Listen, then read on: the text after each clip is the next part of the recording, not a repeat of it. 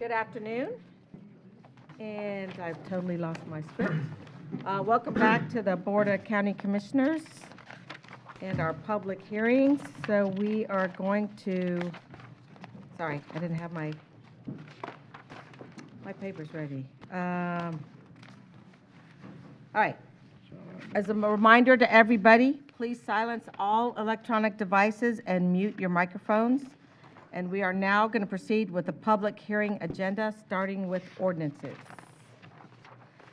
So we have P-103. Staff will read the ordinance title into the record and make their presentation.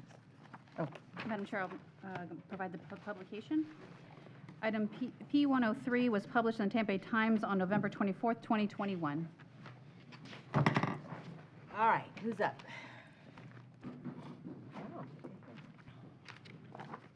Good afternoon, Commissioners. Johanna Rodriguez, Intergovernmental Affairs. This is an ordinance amending Chapter 2, Article 5, Division 3, Section 222 and 223 of the Pasco County Code of Ordinances relating to the Commission on the Status of Women, providing for additional text amendments as necessary for internal consistency, providing for repeal or severability, and an effective date. Commissioners, the Commission on the Status of Women has determined that the established nomination and appointment process at times restricts opportunity for participation on the commission by those qualified and willing to serve. The CSW proposes membership be restructured with the following organizational categories and number of nominees for appointment by the board: minority affinity groups, 2 nominees; nonprofits, 3 nominees; health and wellness, 1 nominee; legal, 1 nominee; law enforcement, 1 nominee; higher education, 1 nominee; early childhood through secondary education, 1 nominee. The CSW believes this modification will expand opportunities for participation on the commission. Membership would stay at 15 individuals, consisting of 10 appointed by the aforementioned organizational categories. Each member of the BCC would continue to appoint 1 representative, and 7 members would constitute a quorum. Staff recommendation is to approve. This is the public hearing on the ordinance. Thank you. Board members, any questions? Nope. Motion to approve? It's a public hearing, so I would entertain any comment from the, is anyone wishing to speak to this? Okay. Madam Chair, there's no one signed up and no one on WebEx. Tina, move for approval. Second. All in favor? Aye. Passes. Thank you very much. Oh, District 1, Commissioner Oakley. let's say here, roll Aye. call. District 2, Commissioner Moore. Aye. District 4, Commissioner Fitzpatrick. Aye. District 5, Commissioner Mariano. Aye. District 3, Chairman Oakley. I'm sorry, Chairman Starkey. Aye. It's a habit. It'll take a while. I wore that dress Okay. a long time. All right, we're on to P-104. Item P-104 was published in the Tampa Bay Times on October 6, 2021. Good afternoon, Madam Chair, Commissioners. Denise Hernandez. Item P-104 is PDD 220008. This is the adoption hearing on this item. This was presented to the Board of County Commissioners on November 9th, 2021. It's an ordinance by the Board of County Commissioners amending the Pasco County Land Development Code, Chapter 200, Decision-Making Bodies and Officials, Section 204, Planning Commission, amending the appointment of members and other sections as necessary for internal consistency, providing for applicability, repealer, for providing for severability, inclusion into Land Development Code, and effective date. So today we're asking that you accept public comment and adopt the ordinance by roll call vote. As you may recall, this is as a request of the Board of County Commissioners on July 6th of 2021, where you requested the appointment method of the PC members be modified so that each individual commissioner appoints 1 planning commission member for a total of 5 appointments, and then 1 at-large member, since there is a total of 6 members from the board, and the 7th member is the school board appointee. Okay, board members, any comments? Would anyone in the public like to comment on this ordinance? Seeing no one, I'll entertain. Tina, so move. Second. All in favor? Aye. Opposed? Roll call. Roll call. Please. Okay, are all these roll call? Yes. Okay, And I thank you. just want to put into the record, there's no one signed up and no one on WebEx for this item. Yeah, you're gonna have to keep reminding me No about the problem. WebEx. All right, District 1, Commissioner Oakley. Aye. District 2, Commissioner Moore. Aye. District 3, Commissioner Fitzpatrick. Aye. District 5, Commissioner Mariano. Aye. District 3, Chairman Starkey. Aye. Okay, P-105. Item P105 was published in the Tampa Bay Times on October 6, 2021. P105 is PDD 220011. This is the set of package amendments, so it's Land Development Code Amendment 52. This is the adoption hearing for this item. This was presented to the Board of County Commissioners on November 9th, 2021. It's an ordinance by the Board of County Commissioners amending the Pasco County Land Development Code, Chapter 500 zoning, Section 511 RMH Mobile Home Park District, Section 515 R2 Low Density Residential District, Section 516 R3 Medium Density Residential District, Section 527 Commercial Light Manufacturing District, Section 528 I1 Light Industrial Park District, Section 529 I2 General Industrial Park District, Section 530 Supplemental Regulations, renaming subsection 530.14 Reserved to Outdoor Illumination Limits, Chapter 900 Development Standards, Section 901 Transportation, subsection 901.4 Substandard Roadway Analysis Mitigation, Appendix A Definition, and other sections as necessary for internal consistency, providing for applicability repealer, for providing for severability, inclusion into the Land Development Code, and an effective date. The proposed ordinances were presented to the horizontal roundtable and interested parties meeting on August 18th, 2021, and on October 20th, 2021. So today we're asking that you accept public comment and adopt by roll call vote. This was actually also found to be consistent with the comprehensive plan by the local planning agency and recommended approval to the Board of County Commissioners. Thank you. I do have one question, and I think this was brought up by a constituent in my district that lived on a lake and had lights shining into their residence, and a number of the residents had that problem. I actually have it living on the water when neighbors of mine have lights on their boat docks, and I can't open my windows many times at night, so I'm glad to see that we're having this come through. I am wondering, Sally, so when this goes through, code will start enforcing, giving notices. Are you ready to give notices for people that they can't have those kind of lights?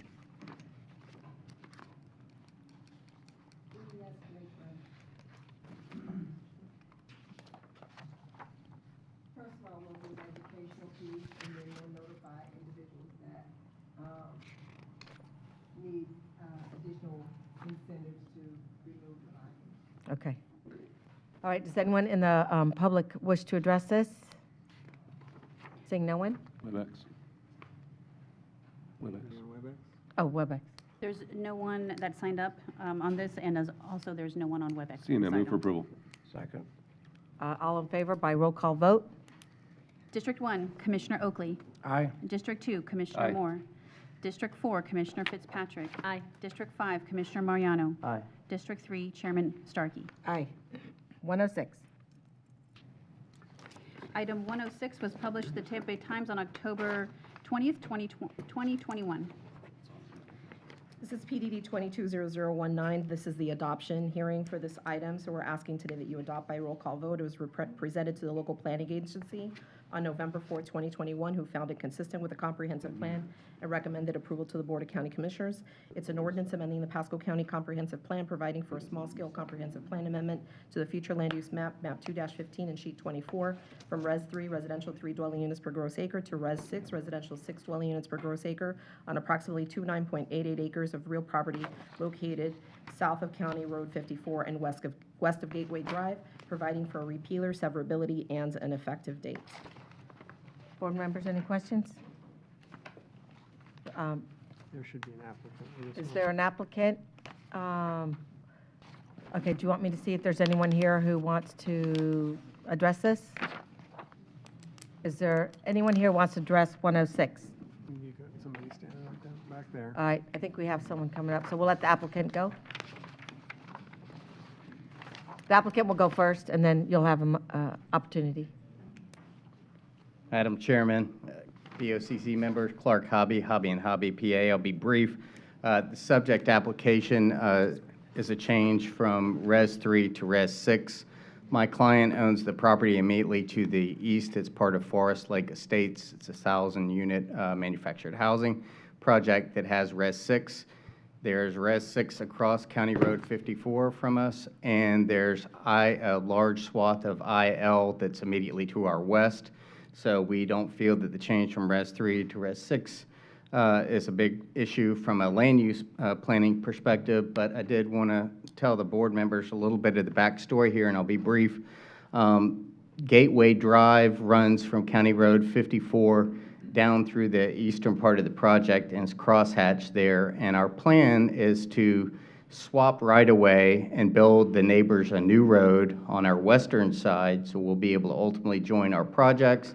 And we've agreed in a private agreement to, in addition to that, at our own cost, to give our neighbors enough money to resurface the entirety of Marks Avenue and Frontier Drive to the south, which approximately is a mile or so in addition. So my client's made a big commitment to help with the betterment of this area. And with that, I'll just reserve the balance of my time and answer any questions that you may have or the neighbors may have. Okay, I am going to ask you a question, Yes, ma'am. and you can guess what it's about. Because I've driven into these neighborhoods, and do they have any landscaping requirements? Palm trees? I mean, That when the first part was built, there weren't a lot of landscaping requirements for manufactured housing. And part of the discussion we had with our neighbors is when you come down Gateway Drive adjacent to the existing phase of Forest Lake Estates, there weren't really any requirements in. And that's part of why we're moving the road over to the west side. We will join the projects, but on the west side, we will have new landscaping that goes along the entirety of the new road, and the new project will have to comply with the new LDC landscape buffer requirements. Previously, this one's old enough, Commissioner Starkey, there was no landscaping requirement in the code at the time, so it's very old. but what about the new development? Do we have landscaping requirements Yes. on the lots? Yes, we will. Yeah. We will. Okay, because I've just been in a lot of them lately, and a lot of them seem to have nothing. Now, And- these are, my client builds really nicer quality manufactured housing projects than were built many years ago. This is not like a legacy mobile home park in Zephyr Hills. That's not what they build at all. Okay, anyone else have any questions? Right, I'd just like to say that the real bonus was when they decided to build a new road for the residents behind them. It keeps from splitting that park up, and it joins it together, so it makes it a lot better for the residents that are on larger tracks right in behind this project. Okay, thank you very much. I think we have someone who wanted to speak.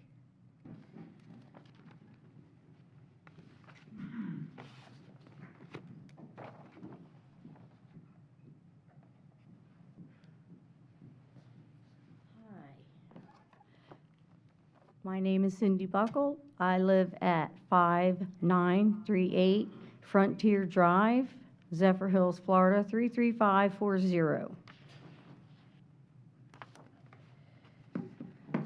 When we bought our home there, I did research and found that the 11,000 acres was very appealing, that I can ride my horse to without having to go out onto 54, which is now very heavily traveled, as is every two-lane road in this county, because the roads have not been looked at as the subdivisions just keep growing and growing and growing. Right now, it takes us a very long time, even before you add the new homes, to get out of Gateway onto 54, because you have construction trucks nonstop heading in both directions, towards Polk, towards Zephyr Hills. The other thing that was interesting is we attended a planning meeting over in Dade City. And on the way home from that planning meeting, we noticed that when we went to turn at the corner of County Road 54 and Chansey, that Chansey was closed. And Chansey was closed because there was a double fatal accident. Okay, a construction crossed the center line, a construction truck hit a RAV4, and there were 2 fatalities. And that's coming home from the Planning Commission after we've already discussed the lack of attention to roads and the constant building of subdivisions.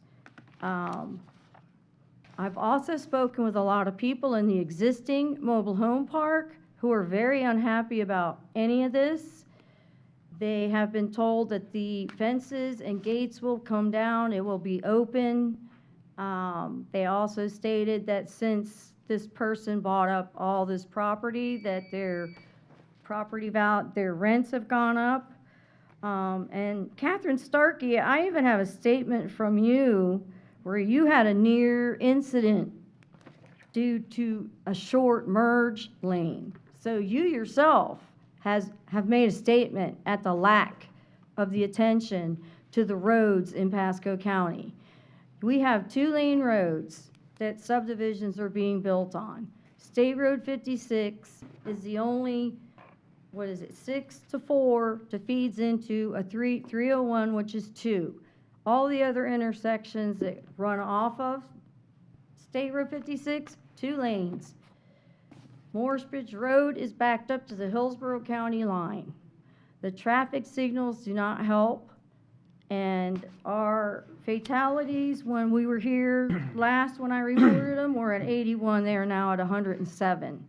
And that doesn't count 2 today. So it doesn't need to be done. We don't need a new road on Frontier Drive. We're not interested in palm trees Thank or you. any new landscape. Thank you. Is there anyone else that wants to speak to this? Madam Chair, Ms. Buckle was the only one who signed up for this item, Okay. and we have no one else on WebEx for this item. Okay. Commissioners, this is Clark Hobby again. For the record, I'll be very brief. We did conduct a transportation needs assessment in conjunction with the application, which is part of the record, and it shows that even with the approval of the change from Res 3 to Res 6, that the level of service for this section of County Road 54 is a B as in boy. So clearly, it's not a failing segment. It won't fail with this project. I'd ask for your support. It's a great project. Thank you. Is State Road 54 slated to be widened over in this area? This is County Road, County way out east of Zephyr Hills. Oh, because on here it says I don't know that SR this segment's 54. going to be widened anytime soon, because when you get east of this project, pretty soon you run into the green swamp. Yeah. So there's not a Okay. lot of development that can occur to the east. Part Oh, of that- 54, part of 54. Your on, graphic says State Road. says Yeah, that's 54, why. It that's- says Oh. State Road. Well, I'm going to have to shoot my engineer. That's why I was wondering. It's County Road 54. But when I pull it up on my map on my bed, I see It's County Road. I see that's the green swamp there. So, Yeah. Part of 54 is being widened closer into Zephyr Hills. That's what I thought. Before it gets to this. Before it so. gets, the widened section will Yeah. occur west of Chansey. All right. Any more comments? Move approval. Roll call vote? District 1, Commissioner Oakley. Aye. District 2, Commissioner Moore. Aye. District 4, Commissioner Fitzpatrick. Aye. District 5, Commissioner Mariano. Aye. District 3, Chairman Starkey. Aye. P 108. 107. 7. I'm sorry, 107. Ooh, I just knocked it. P 107 was published in Tampa Bay Times on November 24th, 2021. PDD 220057, this is an ordinance amending the Pasco County Ordinance Number 1607 as amended, contracting the boundaries of Marata Community Development District pursuant to Chapter 190 Florida statutes, providing for miscellaneous provisions, providing for an effective date. Today, we're asking that you adopt this by roll call vote. Anyone wish to speak on this item? Is there anyone, no one on WebEx? No one signed up, and no one is on WebEx for this item. Is there anyone on WebEx for any of the CDD ordinances? But I'll entertain a motion on this. Move approval. Second. All in favor? Aye. Roll call? Roll call. CDD districts District- are roll call? Yes, they're Okay. ordinances. District 1, Commissioner Oakley. Aye. District 2, Commissioner Moore. Aye. District 4, Commissioner Fitzpatrick. Aye. District 5, Commissioner Mariano. Aye. District 3, Chairman Starkey. Aye. Looks like Madam Chair, looks like through P112 will be roll call, it looks like. Yeah, a lot of CDDs being Yep. established. 108. Item P108 was published in the Tampa Bay Times on November 10th, 2021, November 17th, 2021, November 24th, 2021, and December 1st, 2021. PDD 220108, an ordinance establishing the Cobblestone Community Development District pursuant to Chapter 190 Florida statutes, providing for authority and power of the district, providing for powers and duties of the district, providing for the Board of Supervisors of the district, providing for the district budget, providing for functions of the district, providing for miscellaneous provisions, providing for an effective date. This is also adopted by roll call vote item. Any questions? Anyone want to speak to this? No one online? Roll No call one's vote. on WebEx, and no one has signed up. Move approval. Second. Roll call. District 1, Commissioner Oakley. Aye. District 2, Commissioner Aye. Moore. District 4, Commissioner Fitzpatrick. Aye. District 5, Commissioner Mariano. Aye. District 3, Chairman Starkey. Aye. 109. Item P109 was published in the Tampa Bay Times on November 10th, 2021, November 17th, 2021, November 24th, 2021, and December 1st, 2021. PDD 220109, an ordinance establishing the Two Rivers North Community Development District pursuant to Chapter 190, Florida statutes, providing for authority and power of the district, providing for powers and duties of the district, providing for the Board of Supervisors of the district, providing for the district budget, providing for functions of the district, providing for miscellaneous provisions, providing for an effective date. We're asking that you adopt it by roll call vote. Anyone wish to speak to this item, either here or online? No one is online and no one signed up to Do not speak. move for approval. Second. Roll call? District 1, Commissioner Oakley. Aye. District 2, Commissioner Moore. Aye. District 4, Commissioner Fitzpatrick. Aye. District 5, Commissioner Mariano. Aye. District 3, Chairman Starkey. Aye. 110. Item P110 was published in the Tampa Bay Times on November 10th, 2021, November 17th, 2021, November 24th, 2021, and December 1st, 2021. PDD 22-0110, an ordinance establishing the Two Rivers West Community Development District, pursuant to Chapter 190, Florida statutes, providing for authority and powers of the district, providing for powers and duties of the district, providing for the Board of Supervisors of the district, providing for the district budget, providing for functions of the district, providing for miscellaneous provisions, providing for an effective date. We're asking that you adopt by roll call vote. Anyone wish to speak to this item, either here or online? No one has signed up online and no one has signed up Move in approval. person. Second. Roll call? District 1, Commissioner Oakley. Aye. District 2, Commissioner Moore. Aye. District 4, Commissioner Fitzpatrick. Aye. District 5, Commissioner Mariano. Aye. District 3, Chairman Starkey. Aye. Let's see, 111. Item P111 was published in Tampa Bay Times on October 20th, 2021. I will read P111 into record, but this item is a request to continue. It's supposed to be the adoption meeting for this item. The request is going to be to continue to January 11th, 2022, Board of County Commissioners at 1:30 in Dade City. It's PDD 22-0116, an ordinance amending the Pasco County Comprehensive Plan, providing for text amendments to Chapter 2, Future Land Use Element, and Chapter 7, Transportation Element, related to airport zoning and land use compatibility, and additional text amendments for consistency, providing for repealer severability and an effective date. The issue here is the Department of Economic Opportunity has not provided comments because they have not sent they have not sent it out to other reviewing agencies. So they're telling us that they're going to be sending it out this week. So the request is to continue the item to January 11, 2022 at 1:30 in Dade City. Move to continue. Does it matter which side it's on? This affects the whole It's a- county. Yeah, It's it's an countywide. overall Okay. countywide. So do I need to take any public comment? You do. This was not advertised as a continuance. Would anyone like to speak to the airport zoning and land use compatibility ordinance? Madam Chair, no one has signed up and no one's on WebEx for this item. Okay, Move to continue time certain? Second. is that a roll call? No. Okay, all in favor? Aye. Aye. Opposed? P112. Item P112 was published in the Tampa Bay Times on November 21st, 2021. P112, this is also, we're asking for you to adopt by roll call vote. There was a full presentation done on June 22nd, 2021 at time of transmittal. We have not received any comments or concern from FDEO. We did receive a letter from FDEO stating they had no comments or concerns. PDD 22-0026, an ordinance amending the Pasco County Comprehensive Plan, providing for a large-scale comprehensive plan amendment to the future land use maps 2-15 and sheet 10, changing from Res 1, residential one dwelling unit per gross acre, to PD, plan development on approximately 20.35 acres of real property located at the intersection of Ridge Road and Tanglewood Drive. Again, we're asking that you adopt this by roll call vote. Board members, any questions on this one? We do have people who have signed up. Yeah, Madam All right, Chairman, so this here we is have an the applicant. applicant-driven. Yes, Driven so here amendment. comes the applicant. Just a quick question, Madam Chair. Yeah, I can't pull them together. You cannot pull them together? Yeah, I was gonna say, why aren't we putting these Well, together? I asked him, he No, said I because can't. one's a legislative item and one's quasi-judicial. I tried You- that. You really need to hear them as separate matters.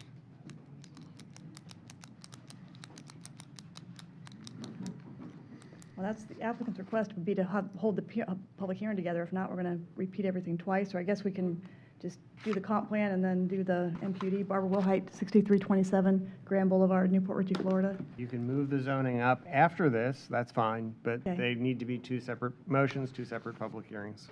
That's fine. Do you want to move this before other folks are on consent, or do you want to move this back to, I say move it back. so we can let the other folks that are doing consent go by? We'll finish the consent. That's up to the board. The other item makes better is sense. I agree, put it with P126. 124 after. Okay.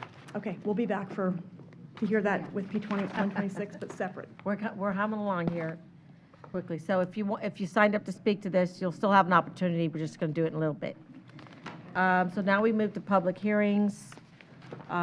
We have 9 public hearing items on the consent agenda.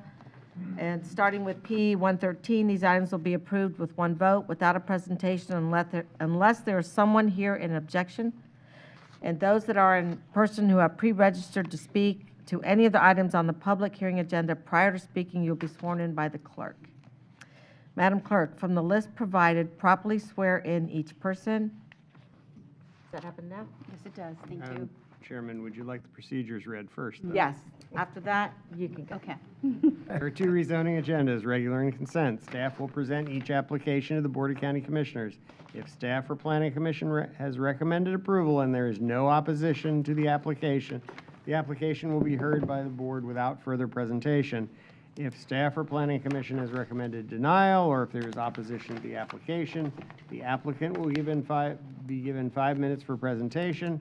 The opposition will be given 3 minutes for each individual or 5 minutes for a group representative, and the applicant will be given 3 minutes for rebuttal.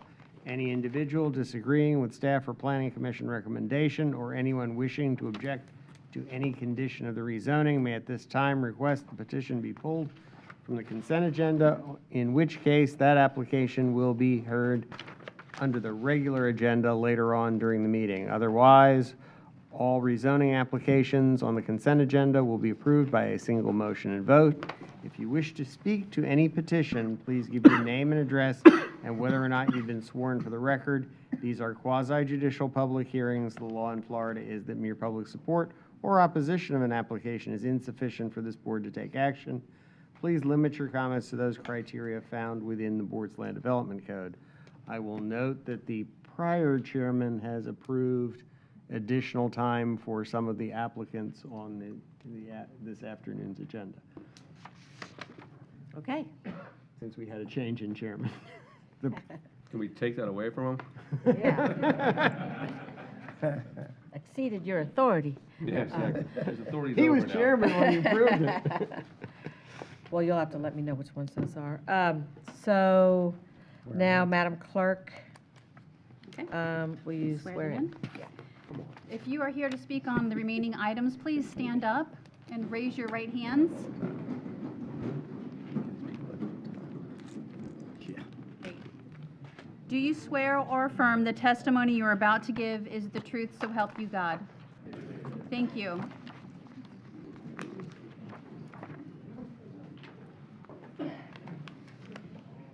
Item P113? Yep, P113, do you have proof? Yes. The item P113 was published in the Tampa Bay Times on June 30th, 2021, September 22, 2021, and November 24th, 2021. Denise Hernandez, Planning and Development, PDD 227546 is a zoning amendment, Weiss Smith Properties LLC. It's for a change in zoning from C2 General Commercial District to I1 Light Industrial Park District. Comes to you with a recommendation of approval from the Planning Commission and the Planning and Development Department. Does anyone wish to speak to this item? No one has signed up for this item and no one on WebEx. We'll leave it on consent. P114. Item P114 was published in the Tampa Bay Times on July 21st, 2021, and October 13th, 2021. PDD 227550, this is a zoning amendment, Acorn 54 LLC, Acorn, MPUD, Master Plan Unit Development District, Winfields to C2 General Commercial District.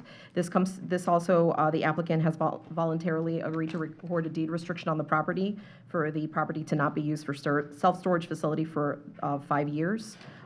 After the agenda was published, we did receive ex parte communications, which have been sent to the clerk's office from Commissioners Fitzpatrick, Moore, Oakley, and Starkey.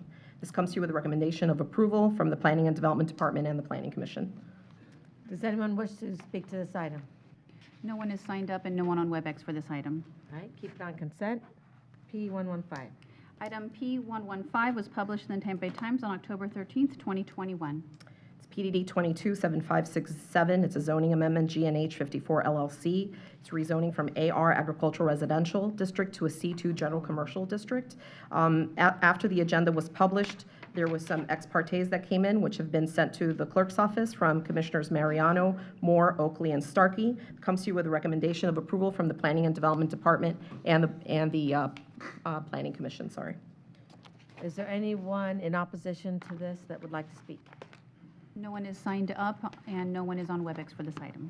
Keep it on consent. 116. Item P116 was published in the Tampa Bay Times on October 13th, 2021. PDD 227570, this is Clark Property MPUD, Master Plan Unit Development, Robert J. Clark Jr. Trust, and others. A rezoning request from AC Agricultural R1, Rural Density Residential, ER2 Estate Residential, and R1MH Rural Density Mobile Home District to an MPUD, Master Plan Unit Development District, to allow for the development of 410 residential detached and attached dwelling units on 322.21 acres. The item comes to you with a recommendation of approval with conditions. There is a modification to condition 28, which removes the term southern. It's your condition of approval 28, which is at page 7 of 14 of your conditions of approval. Should be on it has been provided, the correction has been provided to the clerk's office. Comes to you with a recommendation of approval with conditions from the Planning and Development Department and the Planning Commission. Madam Chair? Yes, Commissioner Mariano. Question, Denise, on that, Yeah. just reading that through. Does this in any way affect the dedication to the Vision Road that's on the southern part of the property? I do have my folks from Transportation here who should be able to answer that question as to whether it affects the Vision Road. This particular condition has nothing to do with the Vision Road because it's actually the north end of the actual development, which is Roach's Run. So I think what you're speaking of is the southern Correct. portion of the development. I just want to make sure there's no conflict there with that word southern to the Vision The Road. southern has nothing to do with the southern Run. part. It has to do with Okay. the northern end. All right, I'm fine. All right, is anyone else who wants to speak in opposition to this? No one has signed up to speak on this item and, I've got a hand raised over there. okay, and just let you know, no one is on WebEx. Okay, so, no, just hang on 1 second. Well, are you rising in opposition to speak to this? Because then I'm going to pull it off the consent agenda. Okay, so we'll pull P117 off the consent. 116. I'm sorry, 116. Okay, okay, then we'll move on to 117. Okay. Item P117 was published in the Tampa Bay Times on November 3rd, 2021. This is PDD 227575. This is a zoning amendment, Angela Land LLC, Culvers, County Line Road. It's for a change in zoning from AR Agricultural Residential and PO1 Professional Office District to AR Agricultural Residential District and C2 General Commercial Districts. There are several voluntarily agreed upon deed restrictions that are provided in your finding of fact number 2, which go through from A through G. Some of them, just to provide quick information on those, it's restricting the uses to 4,400 square feet of fast casual restaurant, 5,000 square feet of retail, no access to Lehman's Drive or Floralton Drive. They're asking to actually buffer the property that in a greater way than what the Land Development Code requires, and to limit the uses to professional office, business services, the retail part of the uses. Again, those are in your finding of fact number 2, items A through G. Comes to you with a recommendation of approval from the Planning and Development Department and the Planning Commission. Madam Chair, I want to pull it just because I do have a couple of questions on the access part. All right, we'll pull 117 along with 116, 118. Item P118 was published in the Tampa Bay Times on November 3rd, 2021. PDD 22CU03, it's a conditional use request, Pasco County Mosquito Control District. It's a conditional use for a helicopter pad in an AC Agricultural District, AR Agricultural Residential District, and C2 General Commercial District. Comes to you with a recommendation of approval with conditions from the Planning and Development Department and the Planning Commission. Is there anyone who would like to speak in opposition to the mosquito control? No one signed up in person, and there's no one on WebEx for this item. All right, seeing no one, will leave it on consent. And we have P119. Item P119 was published in the Tampa Bay Times on October 20th, 2021. On this item, this is the transmittal, so we're just asking you to accept public comment, so there's no action required today. Just authorize transmittal to the Department of Economic Opportunity and other reviewing agencies. PDD 220058, Comprehensive Plan Amendment, CPAL 2104, Chapter 7 Transportation Element, providing for text amendments to Chapter 7 Transportation Element, Table 7-2A Corridor Preservation, repealing Table 7-2B, providing for map amendments to the Highway Vision Plan and Functional Class, MAP 7-36, and the Transportation Corridor Preservation MAP 7-37, and providing for additional text amendments as necessary for internal consistency. I do want to mention that Exhibits B and C have been modified.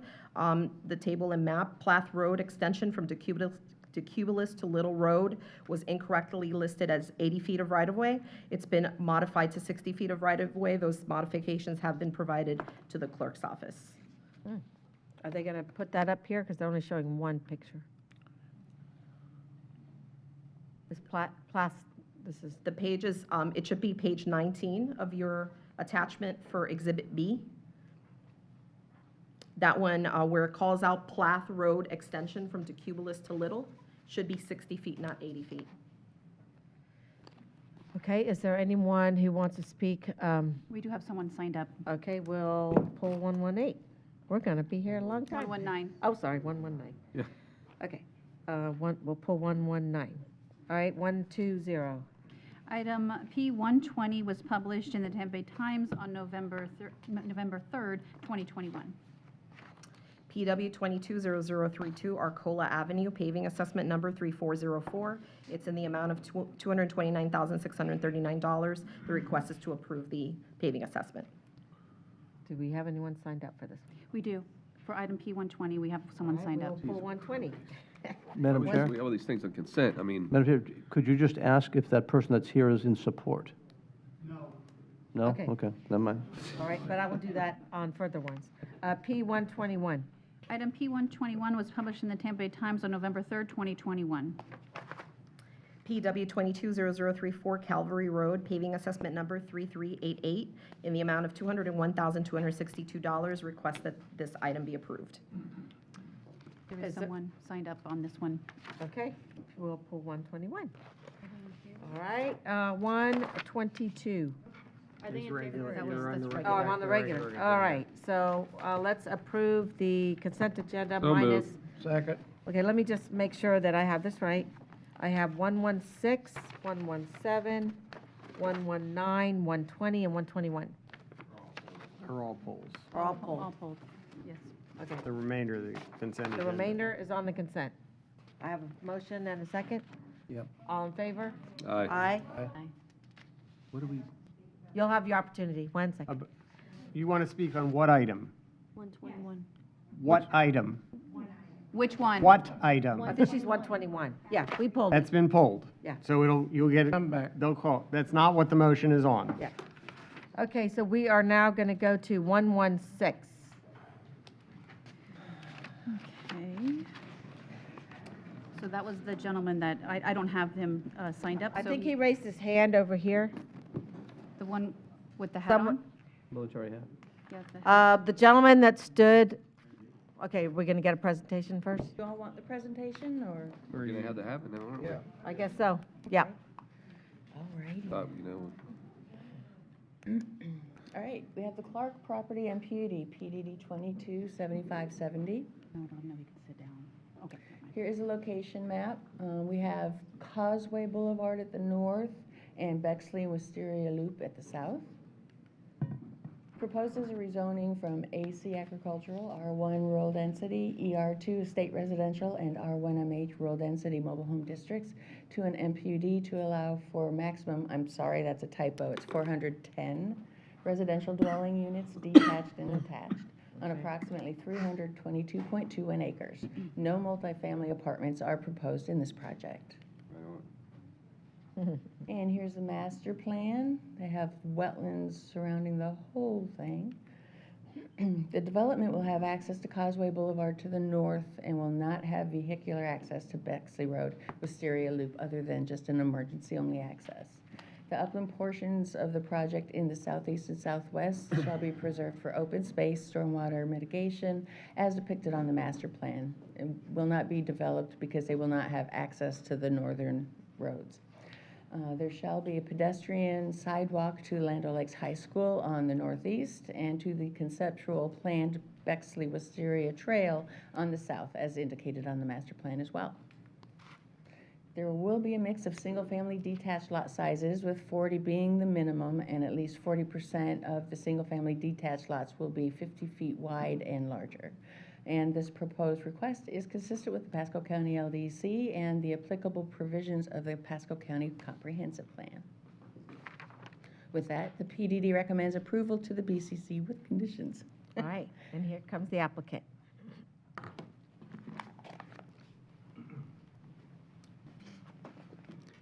Commissioners, again, Clark Hobby, Hobby and Hobby PA, 109 North Brush Street, Tampa, Florida, have been sworn.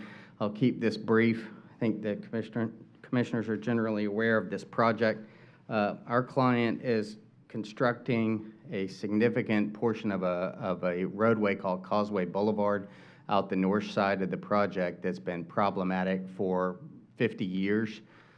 We worked with the county staff for over a year to get the right-of-way in place so that we could take a substandard road, make substandard roadway improvements, build a new segment of it, and build new lanes to connect to Roach's Run. And we did that primarily because this is where the good marketing opportunity was for the project.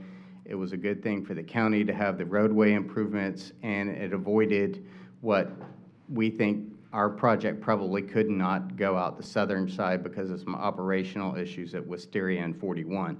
I'm going to reserve the balance of my time just to answer any questions that the neighbor may have. Thank you. Okay, will the gentleman who raised his hand please come up, name and address for the record?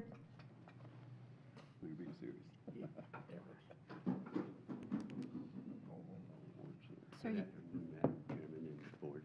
My name is Gary Pete. I live at 6422 Wisteria Loop, which is on the backside of what the proposal is. And so you just have to state whether or not you've been sworn. Yes, I have. Thank you. I live on the backside of where the proposal is.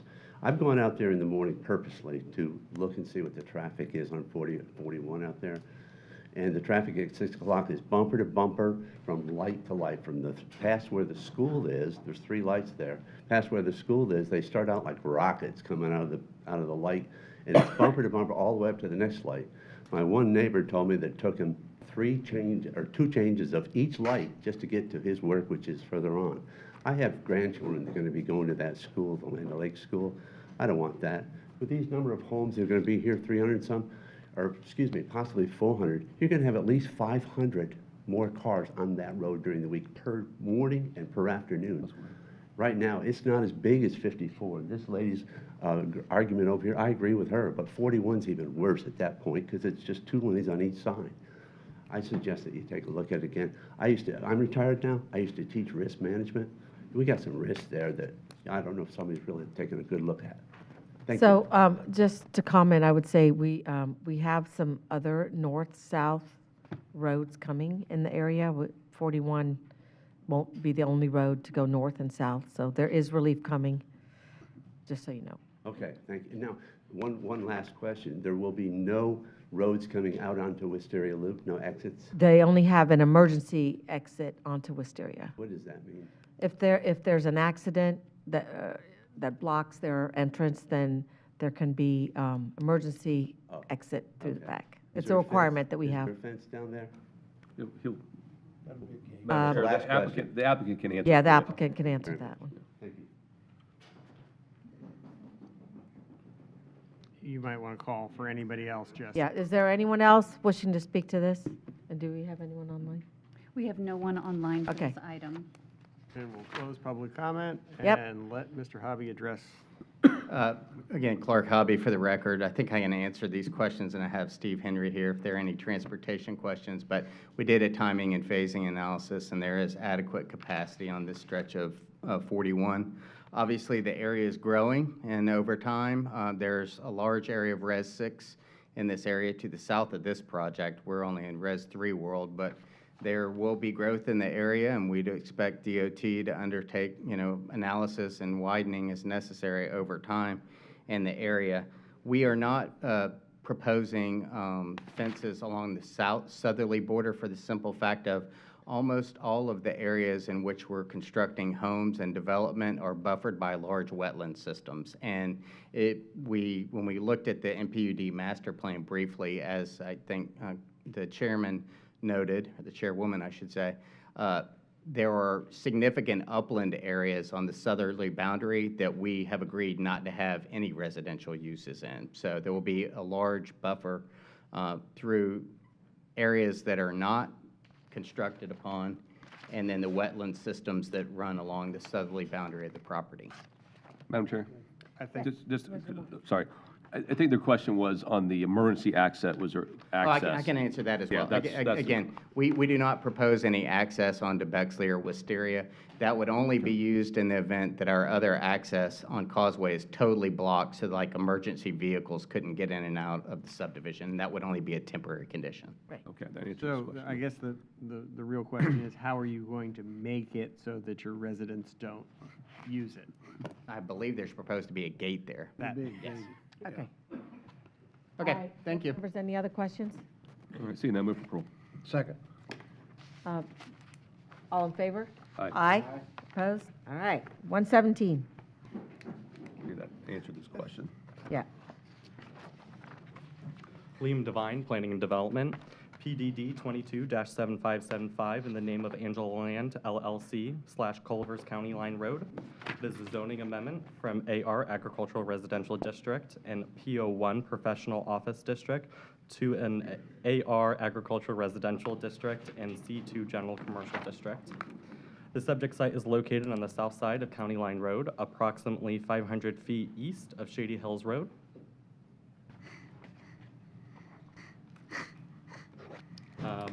There should be an aerial view. And then the surrounding future land use to the north is Res 1, to the east is Res 1 and Com Commercial, to the south is Res 1 Com Commercial, and to the west is ROR. The surrounding zoning to the north is AR, to the east is AR and AR1, to the south is AR, AR1, and to the west is C2. The subject site is currently undeveloped and consists of approximately 7.29 acres. The applicant proposes to develop a portion of the property with 4,400 square feet of fast casual restaurant and 5,000 square feet of retail space in conformance with the C2 General Commercial District standards, while the rest of the property will be AR zoning. The site has a 295-foot wide Florida Power Corporation easement to the west and southwest portion of the property, and a drainage and utility easement along the east and southeast portion. The subject site has a future land use classification of Com Commercial. The applicant will voluntarily record a deed restriction, and access to the property is along County Line Road. And then there should be a conceptual plan, and this is coming with a recommendation for approval. I'm here if you have any questions. Commissioner Mariano. Yes, one question. I know you don't, you set up with no access coming in from those side roads. Correct. But have you thought about it? One of the places coming in is Culver's, right? Yeah, Ice cream place? I believe that would be for the applicant to, Top quality place. I think all the residents in that area probably want to go there. But what concerns me is if they wanted to walk to it, is there a pedestrian access to that? Good question. yeah, so that could be handled at the site plan review. There is a wall, there is no prohibiting it to have pedestrian access. However, there is a utility and stormwater easement that's quite large along that portion to the south. Okay. And about as far as the access, as far as water and sewer, it says looks like you're going to connect to Hernando? I for believe utility? that is the connection. All right, is that official? Because from what I've heard from times down the road, they're not so willing to have us connect because of the demands they have above. We have an interlocal agreement with Hernando County for sewage, so if this is in the right area and it makes sense, that's where it would go. We don't have sewer service in the area. I believe we have water service in this area. Okay.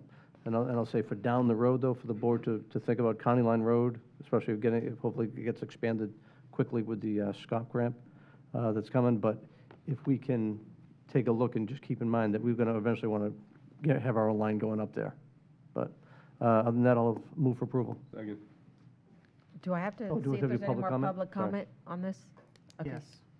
Is there anyone? Okay. We have a motion to approve and a second. All in favor? Aye. Aye. Aye. 119. Item 119, we have Rob Harrell signed up to speak to this item.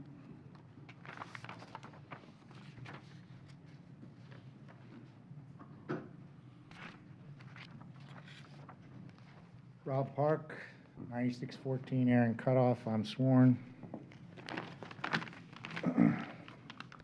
I'm specifically concerned with my small world where I live on Aaron Cutoff, and more broadly, if these are consistencies just where I live, how much of the rest of the proposed changes are flawed? First, Aaron Cutoff is a collector road. In an addendum to the existing Chapter 7 transportation element, there is wording, quote, "Collectors serve as connecting links between local streets and arterials," end quote. The wording goes on, quote, "Collectors do not form continuous network and generally discourage through traffic," end quote. Aaron Cutoff connects arterial roads US 41 and State Road 52. 99.9% of the traffic on Aaron Cutoff is arterial traffic.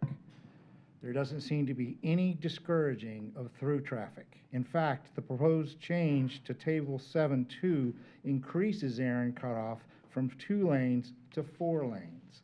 This contradicts what your predecessors put in place and what your predecessors put in writing. In the proposed text amendments to Chapter 7, the second paragraph ends with the words, quote, "meet established community goals and preserving the quality of life," end quote. How does putting a 4-lane road 100 feet from my front door preserve quality of life? I have lived on Aaron Cutoff for 40 years.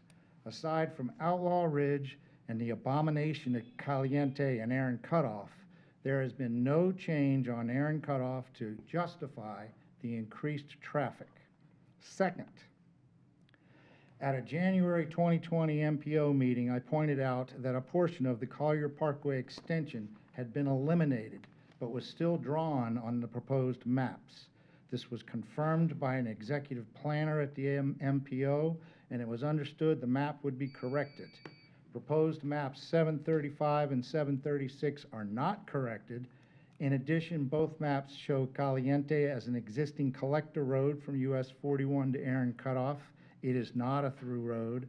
Both maps show future Collier Parkway extension different from the eliminated segment as a 4-lane collector road about a half a mile west of Aaron Cutoff. Why 2 4-lane roads that start and end together? Third, emphasis should not be in slicing up the county with these so-called corridors. Emphasis should be on keeping arterial traffic on arterial roads.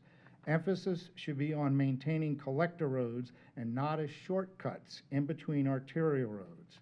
Emphasis should be on maintaining the vision of your predecessors and still add your vibrance. Fourth, I urge this board not to pass these amendments until they are corrected, scrutinized, and verified. Thanks. I'm sorry, you're not allowed to clap here, so please don't do that. Does someone want to answer if Aaron Road, Why don't you ask if there's any more? is there anyone else who public wants to speak to this? Okay. comment? Can Close someone, public comment. well, I'm going to close it for public comment, and could you please talk about Aaron Cutoff? Hello, everyone. This is Amir Jamali with Planning and Development Department. Actually, I want to say and make a clarification. This table is not for actual projects. This table preserves the right-of-way for future possible improvements if we want to widen or expand the roadways. So it is can be an ultimate design for that roadways. So So right now, as of today, the county has no plan to widen the roadways. And if we want to plan any expansion, then we can discuss later. So I just want to make sure, I think this comment is not related to the corridor preservation table, because it's for the ultimate design for when the county is built out. Okay. Any questions? Commissioner Starkey? Yes. Are you planning to build a road there? Or are you just widening it and getting right away for a planning of a visionary road? So the vision is to construct that roadway as 4-lane if we have more developments in that area. If more developments comes into the picture, for sure, we need more capacity improvements to carry the traffic.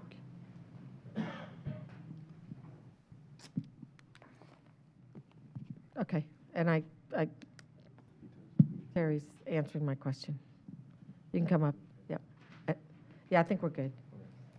Do any more questions? I'll entertain a motion. So moved. Second. All those in favor? Aye. Aye? Aye. Opposed? Aye. Commissioner Fitzpatrick said aye quietly. Okay, 120. Item 120, P120, I have Ralph Brown signed up. All right, we're going to get a presentation first on what we're talking about. Ends the call by the Public Works. This is item number PW22032, Arcola Avenue, PVS number 3404. This is one street that's county maintained, and the estimated cost is just about $230,000. The maximum cost per ERU is $9,033.80. The discounted amount is $50,659.92. The maximum cost per ERU after the discount is $7,025.35. In terms of the number of possible votes, there were 31. We got 6 responses. Wow. 3 were in favor and 3 were against. And in terms of the repayment period, they show a 10-year period and a 3.25% interest rate. This is a location map, US 19 to the west, and what's that? To the east. Omaha? Yes, thank you, Omaha. This is a couple of photos of the road condition, another one, and the staff recommendation is approved. Yeah, okay. Come on up, name and address. And were there 4 people signed up for this? No, for this one, just one. Okay, just one. Is there anyone else that's going to want to speak to this? Because we have a big day. Please line up behind this gentleman. I'm Ralph Brown from 8424 Arcola Avenue, Hudson, Florida. I want to thank the Board of Commissioners for allowing me to speak against this project. So on Arcola Avenue, you have a bunch of small businesses and some residents. And you have 3 major trucking firms, 2 cement companies and the garbage company. They run hundreds, 50 to 100 minimum, hundreds of semis up and down this road. For the last 20 years, we watched them destroy it. It was put to vote a long time ago. The community voted it down. Okay? Now we're being told that we're going to push it through, and we, the small businesses, are going to pay the same share that these 3 major trucking firms. Now, let me put this in your idea. Let's suppose we went to your house, and we moved 3 trucking firms on your block, and they ran 50 to 100 trucks up and down your road and destroyed it. They said, oh, now we need to pave it. We'd like for you to pay for it. Okay? Well, we think if either let it go, just like it is, it works just fine, or either the county pay for it or the trucking firms that are destroying it pay for it, but not make the small business and the residents pay for it. Thank you very much. I strongly urge you to vote no. Next, please.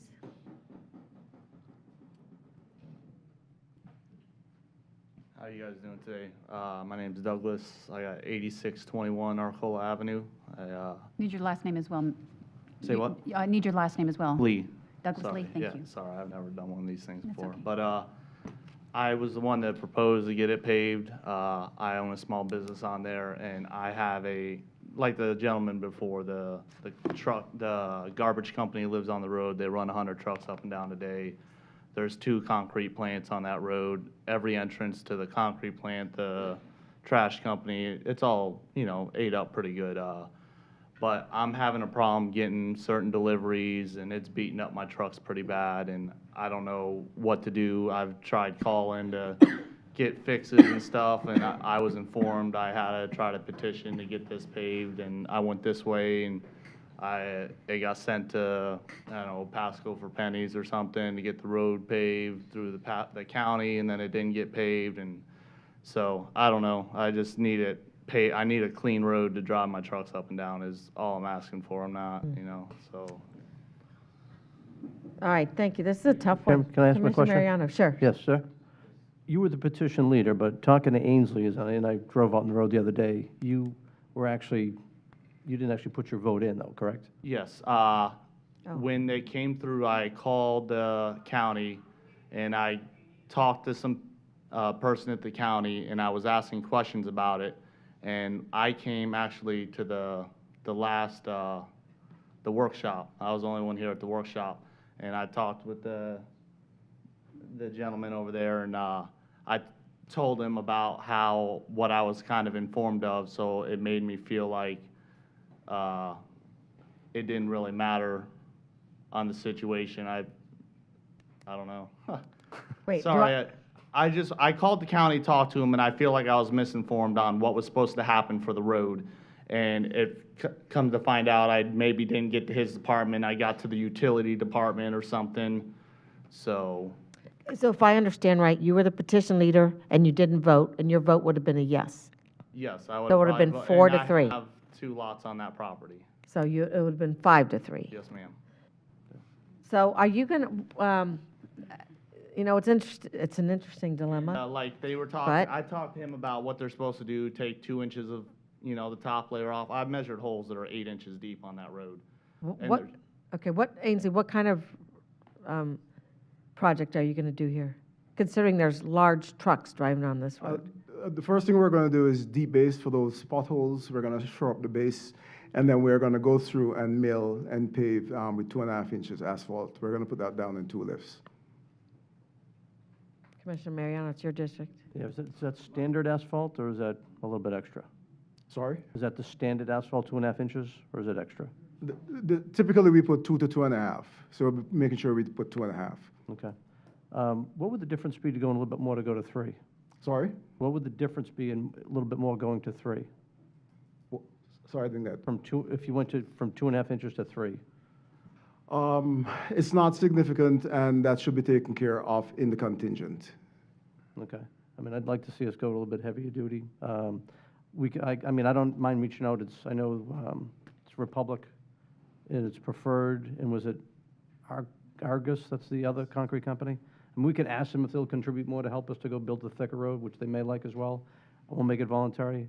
But the way it is right now, I'd like to approve it going to the 3 inches for the base. Madam Chair? Yeah. A question for you. So, the one gentleman mentioned, and you just mentioned that there are a waste hauler. Waste hauler, 2 concrete companies. And how many concrete companies? 2. 2. And then again, how many businesses total on this road and how many residents? 31. Yes. 31? Yeah. 31. And this gentleman has 2, so. I don't have it broken down How by many businesses EDUs? versus residents. How many EDUs? Sorry? ERUs? The businesses are paying. No, I just want to make sure. He said.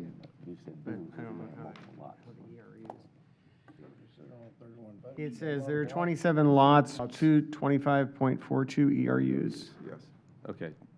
Go ahead, Commissioner Moore, because so does a truck company pay the same amount on that road as a 2,000 Remember square the foot house with one? The assessment is based on the size of the parcel and the zoning. So They have 2 lots, they pay twice. it's not dependent on whether I you're. understand that. But what we're hearing from one person is the majority of the load on this road is coming from possibly 2, if not 3, businesses. You can't talk from the audience. I know you're waving. I apologize. I'm sorry. But if I'm not correct, that's true. I'm Yes. hearing, Yes. I'm seeing some heads nod, right? So that's where my concern is. So we have, and again, love businesses. We appreciate the businesses being there, but if we have three that are the major impactors of this road, They should be paying more. yeah, I don't disagree. I mean, if this guy's just driving a car or a truck to work, a regular truck to work every day, and they're putting 100 loads, and these are high weight loads as well, that if you're on a major highway, you're having to get weight every day, traveling up in the highways, right? Well, they're not on this road, and they're let me finish. They're putting a huge impact on this road. Commissioner So Oakley. that concerns me. Yeah, me too. They shouldn't pay Commissioner the same as these people. And this is about your concern, but the fact of it is, our ordinance doesn't separate businesses from residents as far as paying for a PVAS road, do they? Well, your ordinance creates an equivalent residential unit, but it does not take into account Right. intensity. And- Intensity of the use. That is an oversight. Yeah, it That is. we will need to address. Hopefully, we're going to do something different than PVAS, and we'll address it there. Madam Chair, question for the Commissioner Marion. Would you be willing to continue this for Yeah. today and reach out to those two businesses and see if they Yeah. have a willingness to contribute possibly more to the effect of, everybody's having to pay the same amount but not having the impact on the road? I like that idea. I was going to try to do that anyway, but I think it's probably better if we do it that way, so this way when we vote on it, we vote on it once. All right, cool. Make a motion. And I think they'll go through and they'll probably work with us, because we can even do something if we do a full depth reclamation and give it a solider Right. base and then put 3 inches. They'll know for many years down the road, they don't have to worry. Yeah. And that'll take a little less burden on. Commissioner Fitzpatrick wants to say something, so hang on one second. And I would just, Can I just finish? Oh, yes, sir.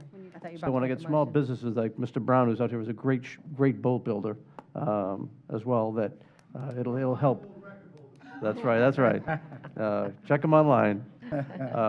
But as a, great businessman like that, we want to help them thrive, so I think that'll help with everything coming out. So I'll be happy to do that, but Okay, I'll Commissioner, defer. quick. I just feel that we should be taking it into consideration, the wear and tear on the roads. And then also, did any of them start their business there and pay impact or mobility fees? Because I would think that should be taken into Wouldn't. consideration. Nah, probably Wouldn't. too This early. road doesn't consider that. No? Oh, Impact fees don't go to that. Yeah. that area? Well, they don't, they're capital capacity improvements, not retrofitting. The mobility fees, Right. I mean. Yes, yeah. All right, so Commissioner Continue back to Mariano, do you have a the- motion? I will move to continue. Second. It's, To the- All in hold on. favor? Oh, yeah. January 25th is your, 2022 is your next Newport Richey meeting, if that's Time. where you want to put it. Move to continue time certain. Second, again? All in favor? Aye. Aye. All right, 121. Where's that one? That's in my district. Is the call of Public Works. This is the public hearing for PW 220034. And this is Calvary Road, PVAS number 3388. This is one street, is county maintained and paved. The total project estimated cost is $301,262. Maximum cost for ERU is $2,596.26. The discounted amount is $36,143.09, and the maximum cost per ERU after discount is $2,197.19. There were possibly 114 votes, 41 responded, and of that number, 23, which is 56%, were in favor of the project. 44% was against the project. Annual amortization is over a 10-year period, and the interest rate is 3.25% interest. This is a location map, and this condition of the road, and staff is recommending approve. Okay, so is this the one where we had 4 people sign up to speak? Do we have people sign up to speak to this Yes, one? we have Margaret Platt. Okay. Platt Rose? I'm going to ask everyone to line up, please. She's the only one that is signed up. Oh, but- she's the only one signed up? Okay. Good afternoon, Commissioners. You can lower that mic down, and we need your name and address, please. You just bend it on the end like that. Yeah. There you go. My name is Margaret Plattibors. I live at 1125 Calvary Road in Holiday. I own 4 parcels, and I have been sworn in. Calvary Road has a lot of issues that don't have anything to do with the road. We do have a road. It may not be the best road in Pasco County, but it is a road. A lot of my neighbors don't have a road at all. Their roads are dirt. I am the applicant to repave Calvary Road. I put in this petition 20 years ago. I was number 98. I thought by this point in time that they would have progressed with my area. It's not a subdivision. It's a very rural area. But unfortunately, that didn't happen. We have natural drainage that's been there for 50 years. The federal government came along, and in my side of the street, they put in a sidewalk in the natural drainage. So instead of the rain going into the ground, it now rolls down the sidewalk. It floods out my property. It floods out the man's property next door. He needs a boat to get into his driveway. The natural drainage goes in a pipe under the road to the other side, which the county owns 1.5 acres of land, which I keep maintained because the county refuses to do that. The natural drainage, Swift Mud, comes out and they says, oh yes, it's draining just fine. It couldn't possibly be draining fine because then the water would not be standing there and the golf carts and the kids would not be mudsliding through all the water if the water was not there. Gulf Winds is directly across the street from my property. Gulf Winds is built up so high that now I feel like when I look out my window, I'm in someone's basement. In the 20 years since I put in this application, they have put in 3 mobile home parks. There are dump trucks going up and down the road, much like the gentleman that spoke before me. It is a very long, narrow road. We are not getting a wider road. There are a lot of commercial vehicles. Everyone in the world has a pickup truck. They have dump trucks, tree trimmers, landscape people. The road is very busy. It's the in and the out to my area. I really would appreciate it if right now we do not need a road. We have no streetlights. I haven't had a trick-or-treater in 40 years. All right. It's absolutely, it's nice that we have, it would be nice to have a road. But I'm sorry. No, you have another minute. It's okay. The 2.5 inches of asphalt, drainage is a big issue. The roads flood out. We are riding along the side of the road because you can't get 2 cars beside each other. And the asphalt and water do not mix. If we do this road right now before we address the other issues, we're just putting a Band-Aid on the problem because the water and the asphalt don't mix. Ainsley has already told me that for 2.5 months, the asphalt stays very soft, that they recommend instead of just stopping and turning into your driveway, that you just do a round turn because of the softness of the asphalt. Well, the kids that are drag racing up and down the road doing donuts, it's going to destroy the road before it even gets started.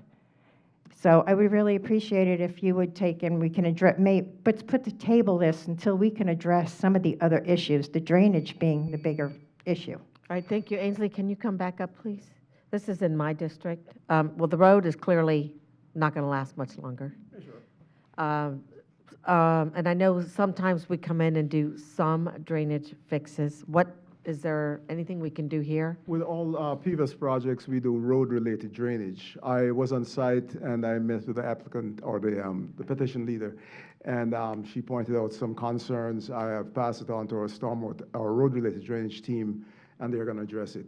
Bear in mind that all of this will be addressed, if it is approved, any road-related drainage will be addressed before we actually do paving. Okay. I've driven down these roads. There are a lot of them in bad shape, not just this one. But I'm sorry, can I make a motion as chair? No. Okay. I would appreciate it if someone would make a motion to approve this. Madam Chairman, just so we are sure, please call for public comment. You had asked the clerk whether there was anybody signed up. But Okay. I don't think we actually called for public comment, if there is any. Well, we had the one lady. Does anyone else want to speak? Yeah. So I'd love to entertain a motion to approve. It was the majority rule. Second. Okay, all in favor? Aye. Thank you, and they will address some of the flooding out there, so. Okay, now we are P122. P122. No, yeah, P122. Item P122 was published in the Tempe Times on October 13th, 2021. Oh, okay. Is the applicant going to speak? Well, Is the county speaking? Who's county- got this one? Yeah, I think there should be a staff we need presentation. a staff presentation. And then I have a question on this one. We can wait till after the applicant for my question. Thank you. All right, Tammy Snyder, Planning and Development Department. Arlington, Dale Mabry, MPUD, PDD 227569. We can't hear you. I know, is that mic Microphones working? aren't working right. They're not loud enough. Is that better? That is There better. you go. Thank you. I'll just lean into it. Here we go with the location map. Proposed is a rezoning request from an MPUD to an MPUD to allow the exchange of a maximum of 238 multifamily residential unit entitlements in addition to the existing 182,745 square feet of commercial retail entitlements, and to change the name from the MPUD from Dale Mabry Town Center MPUD to Arlington Dale Mabry MPUD. And here is a master plan for the northern piece showing the multifamily. And there's a master plan for the entire thing with the existing retail commercial. Currently, the subject parcels are known as a Dale Mabry Town Center MPUD and contain a department store and a bank totaling approximately 182,745 square feet of allocated used commercial retail entitlements. There is a surplus of 162,255 square feet of commercial retail entitlements. The proposed project is outside of the temporary multifamily moratorium, and the request is consistent with the Pasco LDC and the applicable provisions of the Pasco Comprehensive Plan. And with that, the PDD recommends approval with conditions. Okay, I have some questions, but I think I'll hear from the applicant first.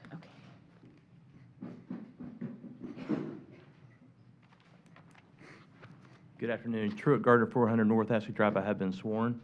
I'll be brief in the interest of your time. Happy to answer your questions. We have staff support. Also, the Planning Commission unanimously found us to be recommended for approval. And to clarify, the existing Target and the bank branch will remain. These are just entitlements on the north side of the property that have never been utilized. In fact, this site is sat vacant for in excess of 15 years, despite its zoning and despite the Target opening in 2008. Recently, the site's become a nuisance. It's used for dumping primarily, and there's also a lot of tractor trailers that are just stored there improperly.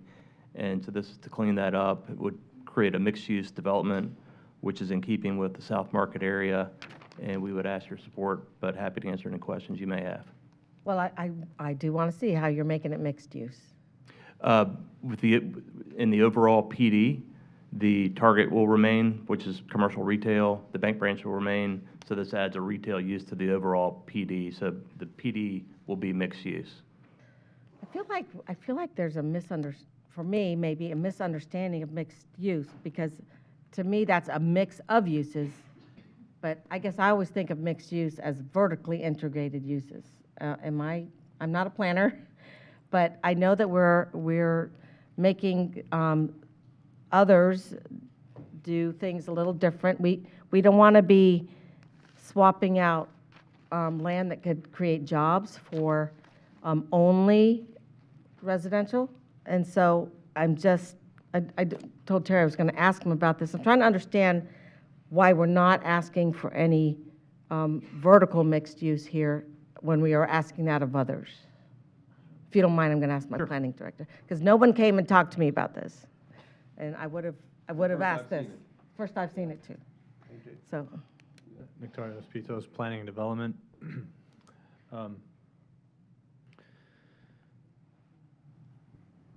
you repeat your question? Well, are they getting away without having anything on the new development that is job creating because nearby there's a Target? Yeah.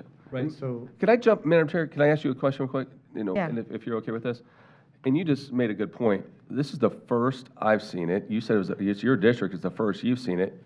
We were not detailed by, I was never detailed by the applicant, I was never detailed by staff. I would make a motion to continue this to give the opportunity to have these questions, so we're not debating this issue up on the dais now, and we have time to actually ingest this and have these conversations with staff, and if the applicant wants to meet with us and, as well. Would you agree with that? Yeah, I would agree. Okay, I'll make a motion to Matt, continue this. A little more discussion first? Yeah, well, I'll please. second the motion, but I want to have a little more discussion. You know, if you're reading it, in lieu of the 162,000 remaining unbuilt commercial retail entitlements. So we're taking commercial retail job-creating That's right, opportunities, and now we're going to go get more residential. right on. Now, I don't know what our staff is looking at or listening to, but I'm hearing clearly in that area, as congested as it is, they don't want to see any more apartments coming in to make it even more traffic burden. They want to see jobs. They want people commuting down to Tampa or elsewhere. They want to work right here. There's commercial property that's there. There could be other things that could create jobs. So I don't think we need any more apartments. Well- Not in, especially not in this particular site. I am willing to entertain it, but I want to be fair to all multifamily that are coming to us that front on a major corridor, and I haven't been able, no one had that discussion with me. So would you mind if we continued it, and you'd come back and talk with the commissioners here so we can make sure you understand the vision that we represent for the people of Pasco County? Sure, again, Stuart Gardner, 400 North Ashley, just as this hasn't been brought to your attention, this is the first we're hearing of this as well. And I thought of this as a mixture of uses as opposed to, as you said, Chairman Starkey, or Chairwoman Starkey, a integrated mixed-use project. This site has struggled, I will say, to fill that retail. But we are more than happy to discuss this. You are correct, we're on Dumb Mabry Highway. And so happy to talk to my client, talk to staff, happy to talk to any of you about this, and happy to take the continuance and flesh this issue out and come back to you. Great. Motion to continue, time uncertain. No. Do I need to want 'em take public re-advertise? We don't comment? have a time certain yet, so they needed, staff's gonna have to work with the applicant and bring it back, so there's no time certain. Okay. Okay, let's do that. And thank you very much. All right, all in favor? Aye. Aye. Opposed? Okay. So, 123. Item 123 was published in the Tampa Bay Times on November 7th, 2021. Yes, Commissioners, this is a resolution to redefine the districts of the 5 county commission districts. The map that is attached and recommended for you is the map that you asked us to bring back to you on this date. So this is a public hearing on the item. The resolution has been updated and provided to each of you at the dais. Move approval? It's public hearing. This is a public hearing, and does anyone want to speak to the new commission maps besides me? Anyone out there? You have 2 that were signed Madam up Chair, on we have WebEx. 2 on WebEx. All right, let's hear the ones on WebEx. Right. We have Christine Bright. Ms. Bright, if you could state your name and address and whether you've been sworn for the record.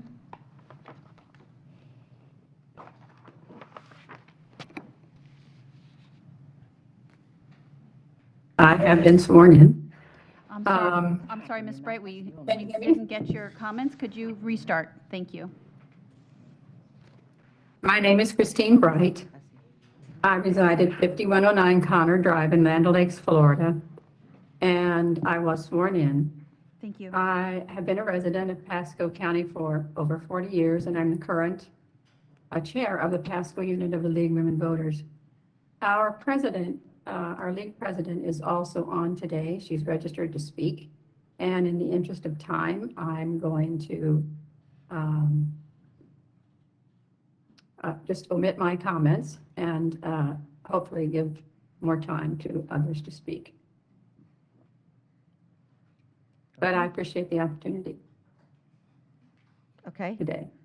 Well, everyone gets 3 minutes, right? Yes. Okay, so we'll move on to the next speaker. Thank you. The next public comment is Deborah Kaufman. Ms. Kaufman, if you could state your name and address for the record and that you've been sworn.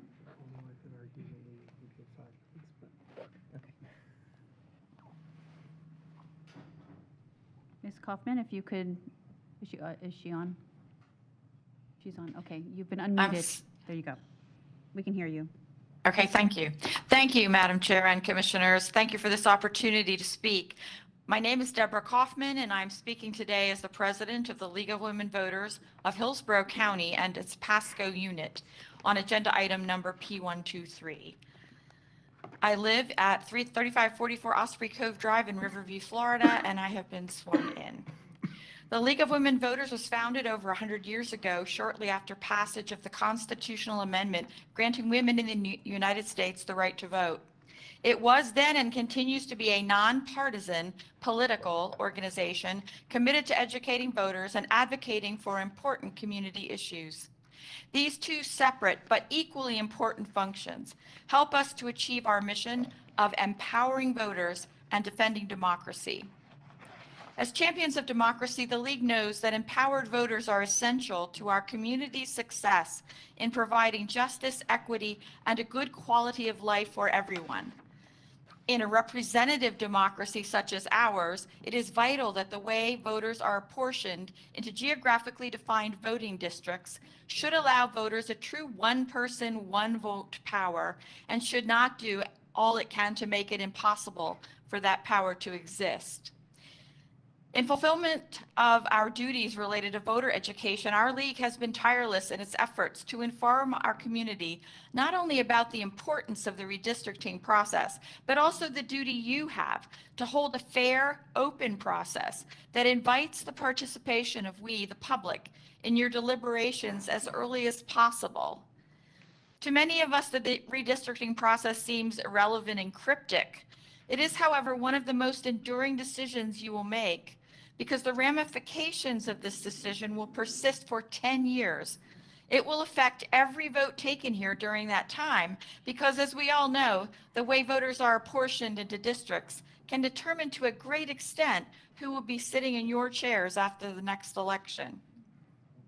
The goals you have set for yourselves in this process are laudatory, and I thank you for them.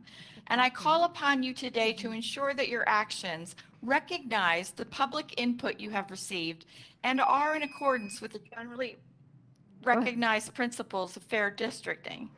That is, districts that are compact, contiguous, equal in population, attentive to natural boundaries, and not favoring a political party or candidate. It is your duty to ensure that every vote for the Board of County Commissioners in Pasco counts equally. Thank you for the opportunity to comment today. Thank you very much. Board members? Madam Chair, and I appreciate the speakers. I just want to make sure the public knows and the people in the audience, I think the majority of voters in Pasco County know that we were elected county-wide. So some of the statements made by possibly some of the speakers do not pertain to Pasco County, whereas some counties like Hillsborough County and or Pinellas and others, actually their districts, only the people in those districts are able to vote for those candidates. The great thing about Pasco County is you get to pick every one of the commissioners, each and every one of you, versus as in some counties. Thank you. So in some counties, you only get to pick the people in your district. So or an at-large. Or an at-large. Yeah. We have everybody's at-large here. Yeah. You just got to live in your district. You get 5 choices. And I did want to Very comment, simple. too, on our new lines. When they made District 3, and I think there were some considerations in that mapping I've heard for where Commissioner Mallory lived, because you can't zone out a sitting commissioner from their district. And so, and Commissioner Hildebrand was retiring. I've done some research into this. And so they came up with this kind of crazy, wacky district, which I would say, in my opinion, does not serve the residents of Wesley Chapel well when you have the holiday commissioner dealing with the Wesley Chapel issues. I think they're better served by the Wesley Chapel commissioner. And when I was going to HOA meetings, I was driving out to, for some of those neighborhoods over there on Bruce B. Downs. Northwood and stuff, yeah. I was going to the Hunter's Green Library near Lake Thonotosassa. So I'd rather you do that. That's good. And I think there was, I know you were always getting calls for District 3, because who would have thought that was, you're the east side commissioner, the southeast side. So I think this serves the citizens much better. I agree. And I'm sorry that it doesn't match perfectly. I don't even know what the school district maps look like. In a perfect world, they would be the same, but, you know, we have different issues than they have. And I don't think it matters to anybody except someone who wants to run, and they have to look up and see who they're going to run against. That's right. And so we did some research in the state.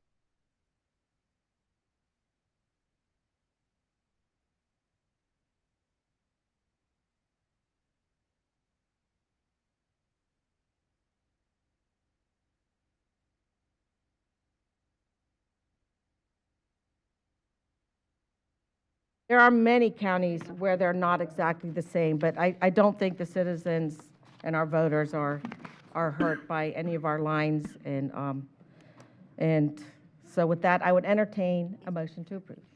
I want just a little comment first Sure. before I do that. And I want to say, I'm very proud of the way the board went through and talked about how we want to go do it.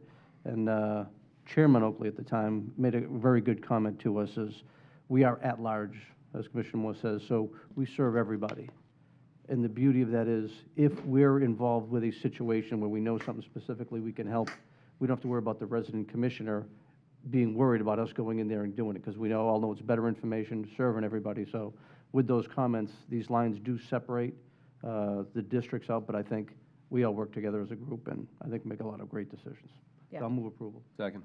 Oh, Before we vote, I would also add to it the fact that we all serve citizens that are in our districts more closely than we do others, but we are also open, our offices are open to everyone in the county, and we represent every citizen in Pasco County, without a doubt.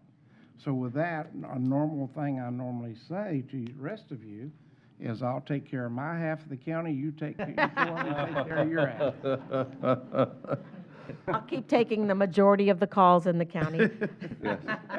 Yes. Well, since you're chair now, we're going to send every one of them to you. So we have a motion. We and a have our second. hands full. Yeah, so I think we have a motion and a second, so all in favor? Aye. Okay. Moving on to P124. Item P124 was published in the Tampa Bay Times on August 25th, 2021. Thank you, Chairman. Thank you, Chair members. Jessica Cole with the Planning and Development Department. There have been some ex partes sent to the clerk's office pertaining to this petition. Item P124 is PDD 227526 in the name of Daryl and Karen Renner for a requested change in zoning from AC Agricultural District and AR1 Agricultural Residential District to MPUD Master Planned Unit Development District to allow for 108 single-family detached units on approximately 50.15 acres. The property is located in south central Pasco County on the south side of Bexley Road, approximately 1 mile west of the intersection of US Highway 41 and Wisteria Loop. The western parcel of the subject site reflects its original AC zoning district, and the eastern parcel was approved for rezoning by the BCC from AC to AR1 on January 12th of 1977. The parcels have a future land use classification of Res 3. The subject site contains a residential dwelling unit and agricultural pursuits. It is in the central market area, yet is outside the urban service, expansion, and rural areas. The Planning Commission heard this item on September 30th, and after discussions regarding required improvements to the Wisteria Loop and the realignment thereof, the Commission approved the motion to continue the item to the November 7th meeting. On November 7th, the Planning Commission heard the item, and after further discussions regarding the necessary improvements for the realignment of Wisteria Loop, the Commission approved the motion to further continue the item to the November 18th Planning Commission meeting. At the November 18th meeting, the Planning Commission approved the conditions of approval that you see in your packet to require the applicant to improve segments of the Wisteria Loop Bexley Road as substandard at the project's entrance to the realignment of Wisteria Loop, to construct the Vision Road of Wisteria Loop, and then further substandard roadway improvements to the east up to US 41, except for the areas that are already approved to be done by others.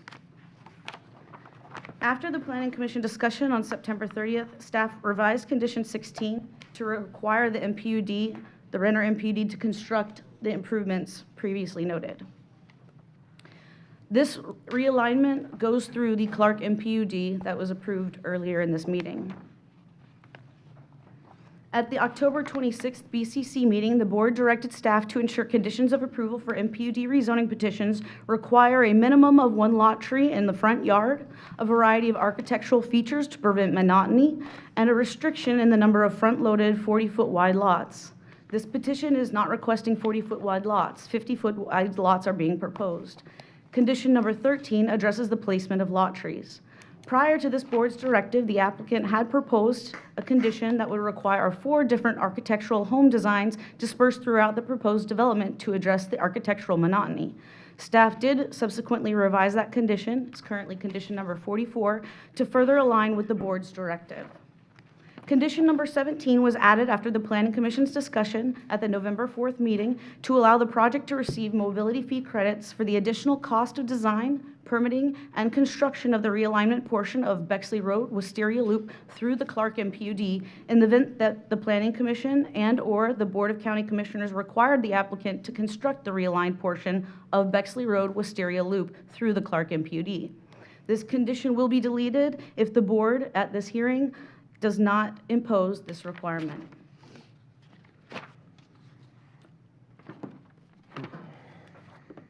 At the November 18th Planning Commission hearing, the commission did vote in favor 5-1 with Chairman recusing himself from the vote. This is a presentation of their proposed master plan. Wrong project. That was Planning Commission. Wrong. Yeah, I think that was Roberto. Is he chairman of? No. That's Mr. Gray. So I think Charles Roberto Saez voted no, and Gray voted, right? No? Gray recused himself, didn't he? No. No, you are correct. They Wrong voted project. 5-1 with Roberto saying no. Yeah, I He just did not, watched yes. it. No, you are absolutely correct. I apologize. it twice. Thank you for Okay. correcting that. Okay. I thought you meant I was on the wrong slide. No. Now I've lost myself. Yeah, that's The chairman Tanglewood. recused himself from a Tanglewood. upcoming Yes. project on the agenda. Correct. Well, I've lost my presentation, so I apologize, folks. However, the proposed petition has been identified as being consistent with the Land Development Code, the applicable provisions of the comprehensive plan, and it does come to you with a staff and Planning Commission recommendation of approval, subject to the conditions of approval in your packet. I need you to go over those conditions of approval. You all right with that? Oh, yeah, go over. Yeah. I want to see the Vision Road too, Yeah, fully I think discussed. we need to dig into this a little more. Would you like the applicant to do their presentation first? Okay. Thank you.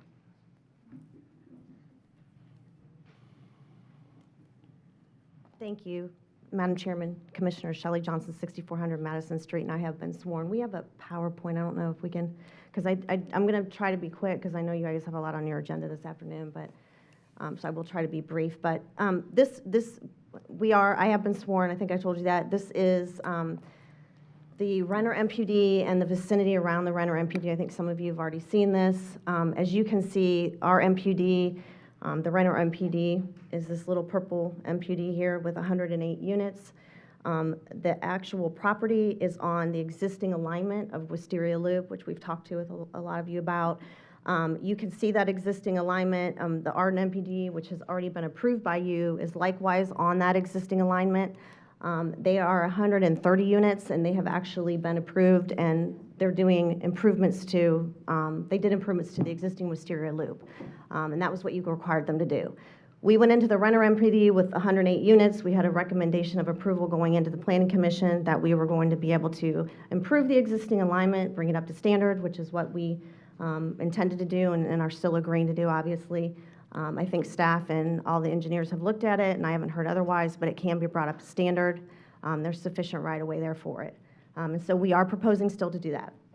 That was when we went into the actual Planning Commission meeting, and that's when things seemed to kind of go sideways.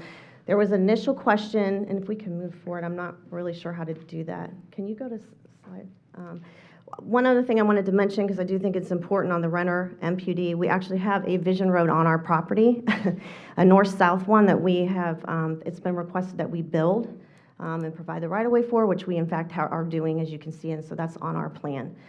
So we have that in addition to our substandard road improvements on the existing Wisteria Loop access alignment.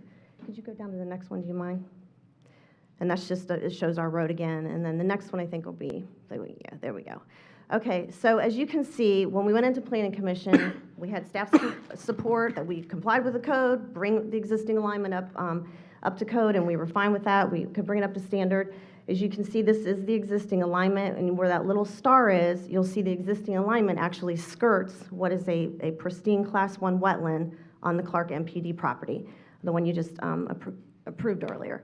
Ultimately, what we were being asked to do at the Planning Commission is to actually build the new alignment, the new Vision Road alignment, on the Clark property versus coming into compliance and complying with the code and building on the existing alignment, which we could do. The existing alignment cost is around $900 and some $1,000, which we were fine with obviously doing. Ultimately, somehow it got sideways at Planning Commission, and the next thing we know, we were being asked to build a $2.8 million road, Vision Road, on this little 108 unit MPD on somebody else's property in order to get access. Our access on this renter property, and I know the renters are here, the homeowners, this is the access that's been used for that property since the beginning. That's the access people use. There's no access south on this for the renter property. Our only access is the existing alignment, which I do think is really important. Nevertheless, the Planning Commission, we talked about, impact fee credits and all kinds of things in terms of, how we could offset costs, but we were dealing with such a large cost for such a small development. It just, from an equitable perspective, we didn't understand why we were being singled out, but nevertheless, it wasn't something that we could make from a cost perspective work. We've actually looked at doing going a little bit farther south on the alignment. You can see the red is the actual Vision Road alignment, the blue is the existing. And you can see that the red goes right through that Class 1 wetland. So outside of cost, we looked at, like I was saying, we looked at an additional route to kind of go a little bit further south. We had talked to staff about that, and staff, we did actually look at it. We're still looking at about $2.1 million. So we went from 2.7 to 2.1 if we had to build the Vision Road alignment. But we still got a gap that we have no way of making up. And again, the traffic impact fees, we did look at that. I mean, the offers that we got from a timing perspective and from a takedown perspective on the schedule of how many we could be taken down at a certain amount of time, it just doesn't work for this little development. That's the issue. It almost is like we're being punished for being small. But we're building within our existing land use. So ultimately, we went to the Planning Commission, we explained all this to them. Outside of all that issue, we have this wetland. It is a Class 1 wetland, and what we are being told, and we shared this with Planning Commission, is that we are looking at permitting through DEP, and at a best case scenario, we're looking at 2 years. I mean, this is 108 units. We were planning on probably, going to site plan, going to plating, and then being under construction maybe in the summer, if at all possible. So to wait 2 or 3 years, or to bond this road for 2 or 3 years in order to get access to our property and to be able to develop is just inequitable. It's just not how developments are treated and have been treated. Because we have access, we have an alignment, we can bring it up to standard. None of the experts have told us otherwise, that we cannot. We've actually added, if you don't mind going back one more to the intersection, we actually, at the Planning Commission, added an intersection improvement because there was questions raised about whether or not that could, be straightened out. And so we did actually add that improvement, and no impact fee credits for that. We don't need to do that in order to bring the road up to standard, according to the experts, but we've added that as an addition to try to meet everybody halfway and get something nice out there for everybody, while this, so this little development can go forward. Subsequent to Planning Commission, we've now offered, and we've provided the proposed condition to staff to also prepay our impact fees. The idea being that we'll prepay our impact fees, that money can go into a fund of the county's choosing, and then ultimately if somebody comes along, and whether it be Bexley North, whether it be another development that comes online that triggers it, there'll be money there so that Vision Road can ultimately be built. But for us, the $1.3 million improvement that we're willing to do to the existing alignment is what we truly believe we're legally required to do. We feel like we're trying to go above and beyond by putting in the intersection improvement, go above and beyond by prepaying the impact fees.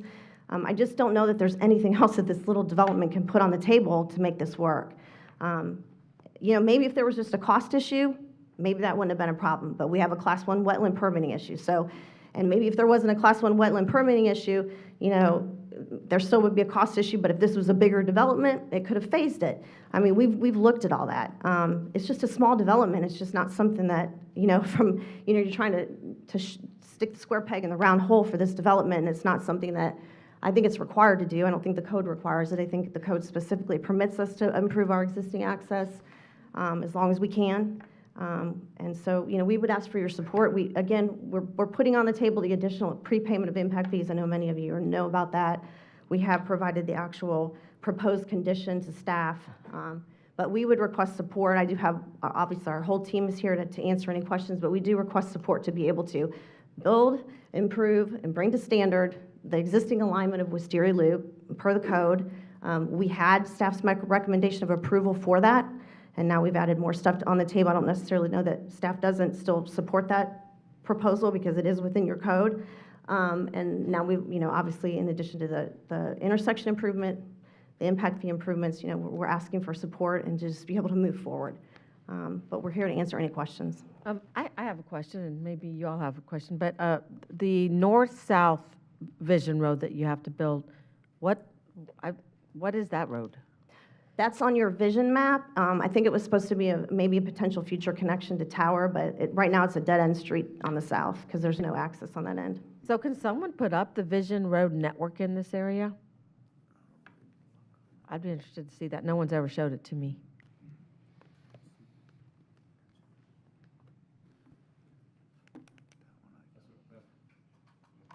That's probably gonna take a couple minutes. Okay. Does anyone else have any Madam Chair, I have some things, but I think I want to hear public comment first before we. Okay, we'll take public comment, and I'm think looking Commissioner forward to Arnold's seeing the trying to get Vision Yeah, Road. maybe I could ask a couple questions that might help. Okay. If we could do maps as well. And I, when I first looked at this, I looked at it and I says, this doesn't quite make sense. Why would forcing the Vision Road construction on these guys to the other property that's going above it? And then if I'm going to spend $2.7 million, is that really the best use of the money? And if I was going to spend the $2.7 million, would I really want to do that other improvement anyway? I think it's tremendous that they want to put up their impact fees up front to go pay what their portion would be. And I think it's going to be incumbent on us to take a look at our CIP to go fix that road one way or the other. And I think it's a pretty good network. You've got the development right above. We approved earlier that if you took those impact fees together, you could have plenty of money to go build the road. But I don't know if we really need to go through that, where that map shows that road going right now. Maybe a little bit to the south might save us a lot of money on the impact fees, or on the You mean not hit the wetland? and maybe, yeah, Move it up a little bit? maybe we can avoid the wetland. And I think we should go study that before we actually even make a decision. But if we know we're going to get their impact fees up front to go make that improvement, I think in a very short period of time, we can make that decision whether we even want to do the other improvement or just do the one shot and do it once and be done. Well, Madam Chair, can I just respond since we talked about it?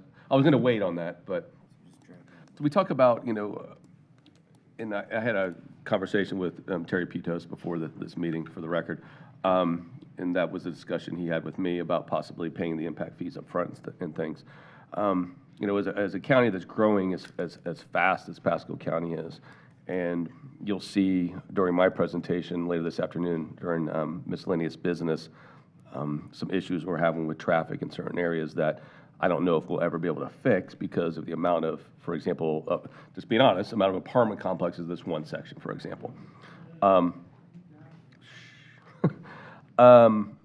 if, to put additional burden on the county, for example, to put it within our CAP, where there's this road or another road, and then we have to go through this whole process, when will it even be built? And that's the question. I look at maybe like for an example, and staff can comment on this, I'll use maybe Union Park, for example. If I'm not correct, there was Vision Roads that went through Union Park. Well, they built that. Union Park built that road, if I'm not correct, right? Well, it's built while the development was going in. Okay, so it's for an example, okay? And there's other ones as well. To constantly put things on the county's back, that's not a job-creating site, is not creating jobs, and of benefit for the entire county, I have issues with. That's me personally. You know, I have issues with us putting something in our CIP that benefits only residential. It's not a job-creating site. So to me, me personally, okay, great, pay the impact fees up front. Now it's on the county's back. When is it going to happen? Well, we have a list of projects, and we always fight over them during MPO in a cordial way of whose project should rank first. Where is that even going to sit on the list?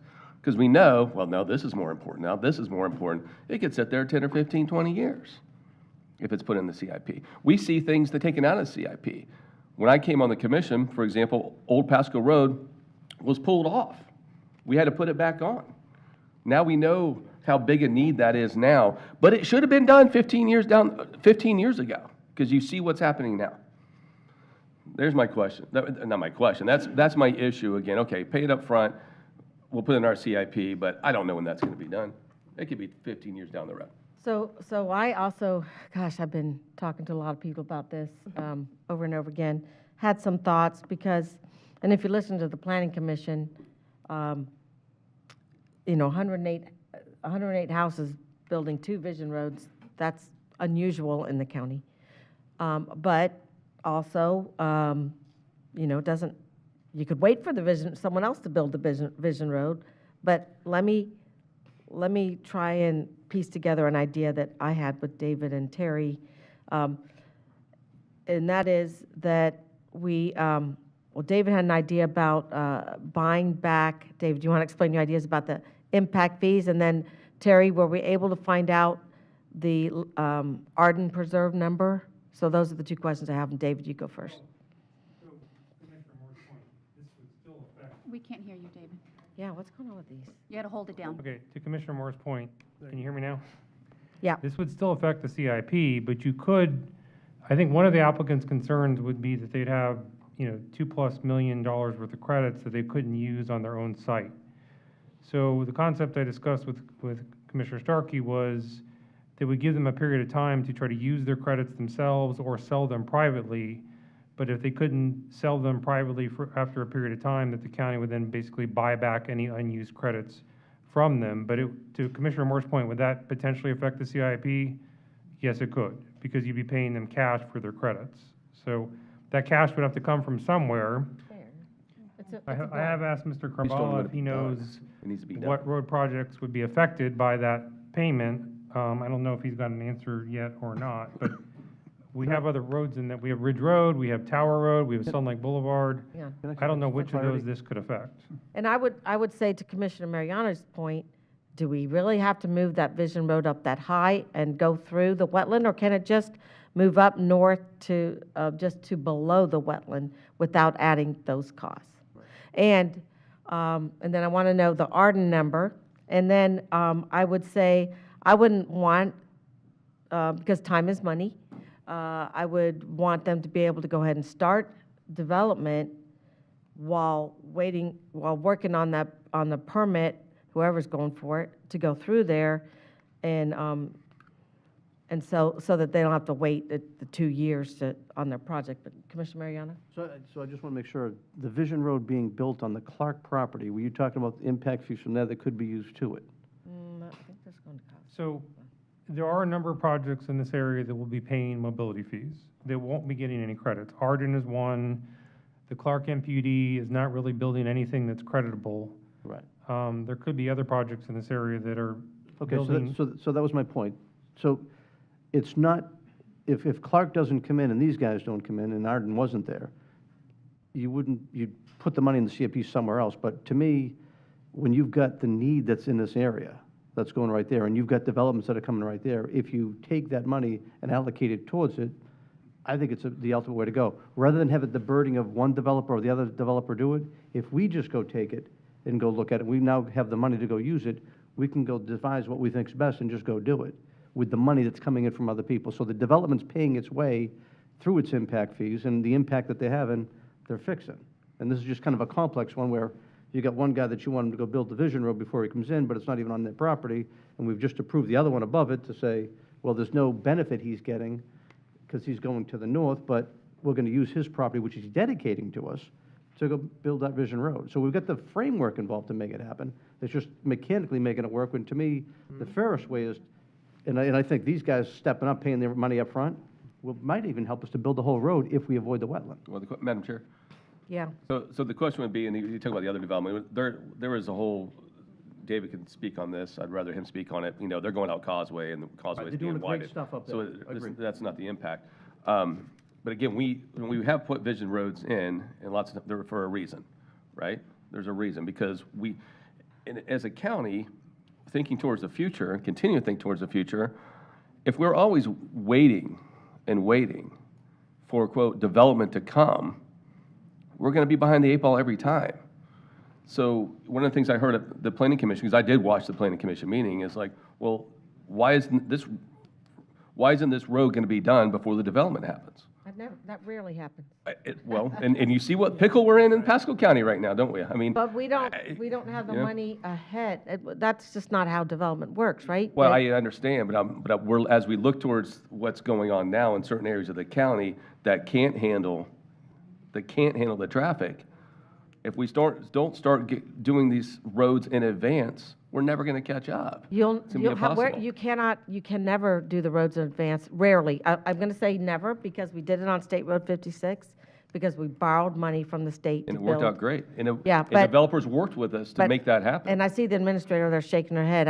I mean, the improvements follow the money. They don't go, the development action, they don't go in front of the development action. You just can't, because Yeah. it's impact fees and mobility fees that we use to pay for the improvements. I've So- seen lots of master plan communities recently, especially, we talk about the 56 deal that we all worked on, and I worked on very hard to make that happen, and it worked. And we looked at some of the master plan communities we have now, where those roads are being built continually with that development going in. It's not a bad thing. It's a good thing. Anyways, I don't want to keep going. I'd rather hear, I know we have to have public comment, so. Is this the Vision Road map? Okay, so what is that? Is that roadway, something in red at the bottom? Is that the piece that they have to build going through? And where does that connect? And where does that connect to? I mean, it's really not a very good map, actually. There we go. I don't know the road plan network in this area. Commissioner Starkey, Mr. Chairman. No, you went too far. Is Commissioner Fitzpatrick. Is there a way to have just a southern entrance into this community? And why do they need to have a north and south Vision Road? That's what I'm when wondering. it's cutting through the middle of 108 homes? I find it very dangerous, and it's a safety concern for kids that live within that community. So can I just address the north-south road real quick?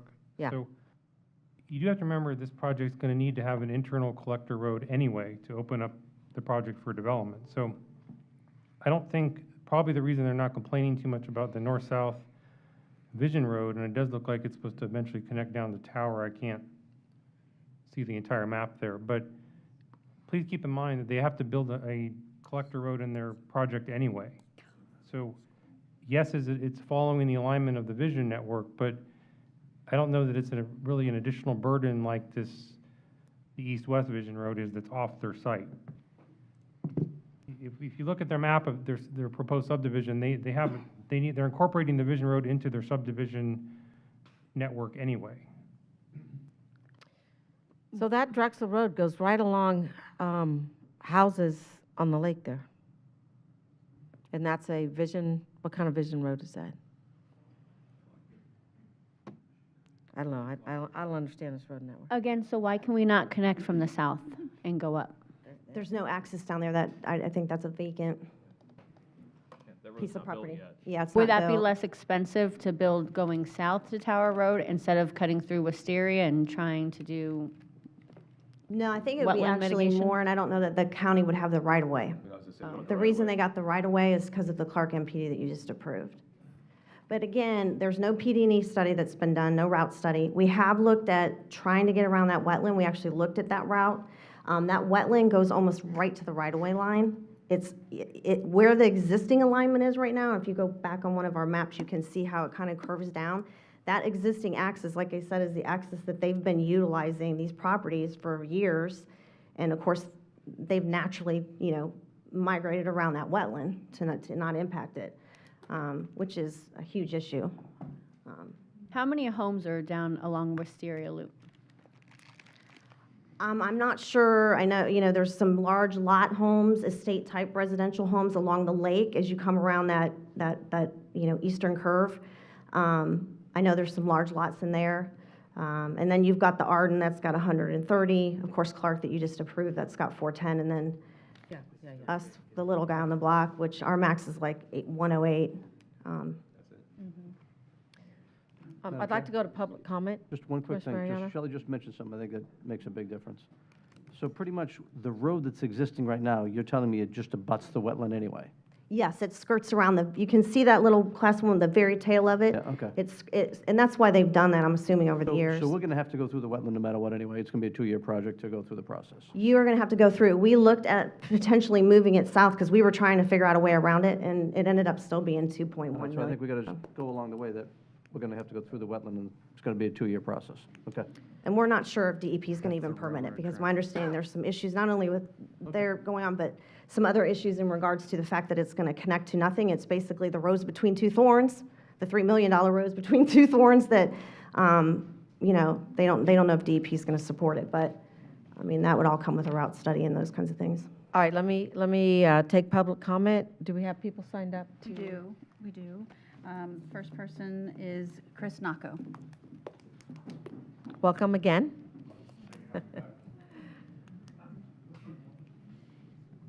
Dan's like he just showed up. Chris Naco, 7842 Lana Lakes Boulevard. I'm here as a private citizen and a resident of Pasco County. So, Mr. Naco, I think you also have to say that you've been sworn. I've been sworn, yes, Thank appreciate you. it. Thank you. So, thank you, Chair. So, a couple things. As I said, I'm here as a private resident. The Planning Commission, after several discussions, several meetings, came up to have the Vision Road, and so I approve that. I approve it for several reasons. And Chair, it's funny, you can always have things that you're ready to say, but as you speak, there's things that I heard that I'm like, I want to hit upon. So you said, wait. Honestly, that's something that needs to be done. I know you keep hearing it's only a 108 housing project. There are people that live in that area that 108 will affect, because that's not just 108 cars. People have numerous cars. So you're talking about flow. But let me go back to this. This goes back to the Angeline project.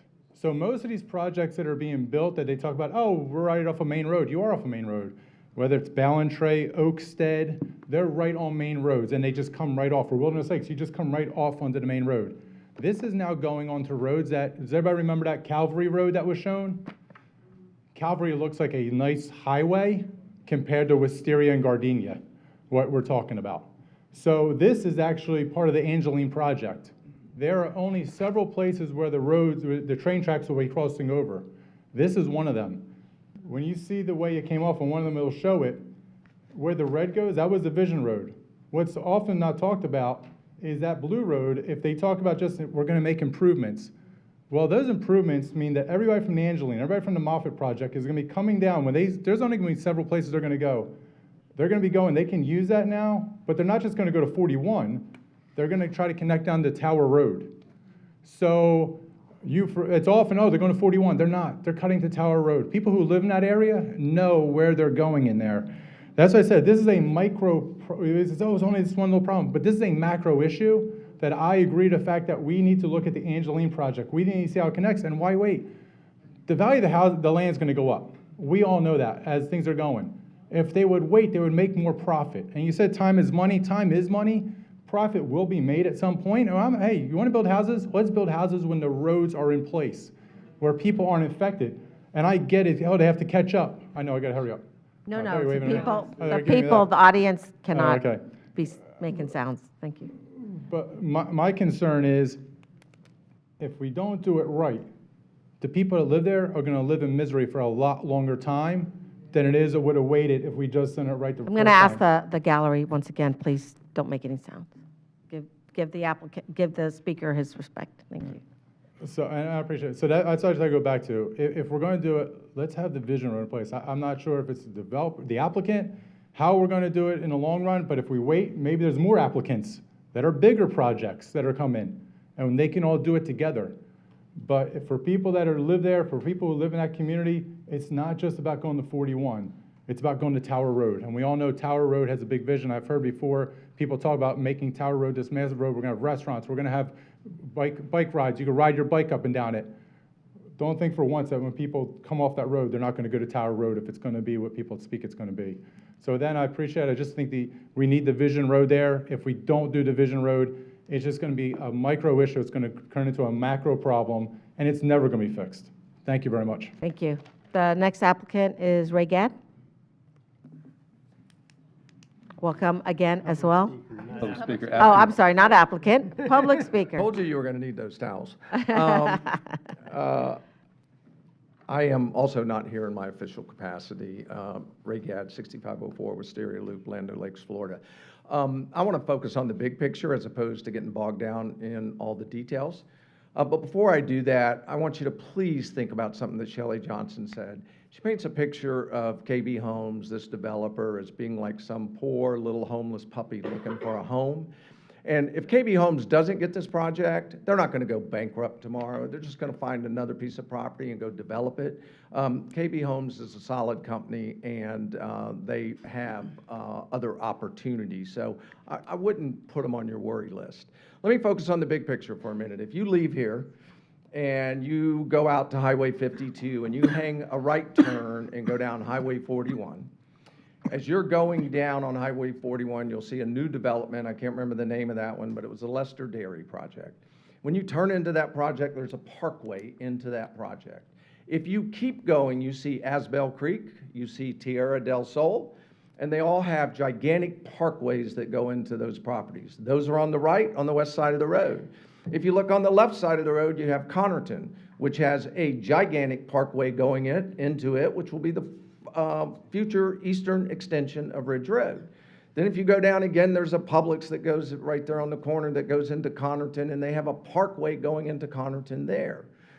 And south of Tierra del Sol, you have Lakeshore Ranch, and it's a gated community with a parkway that goes into that.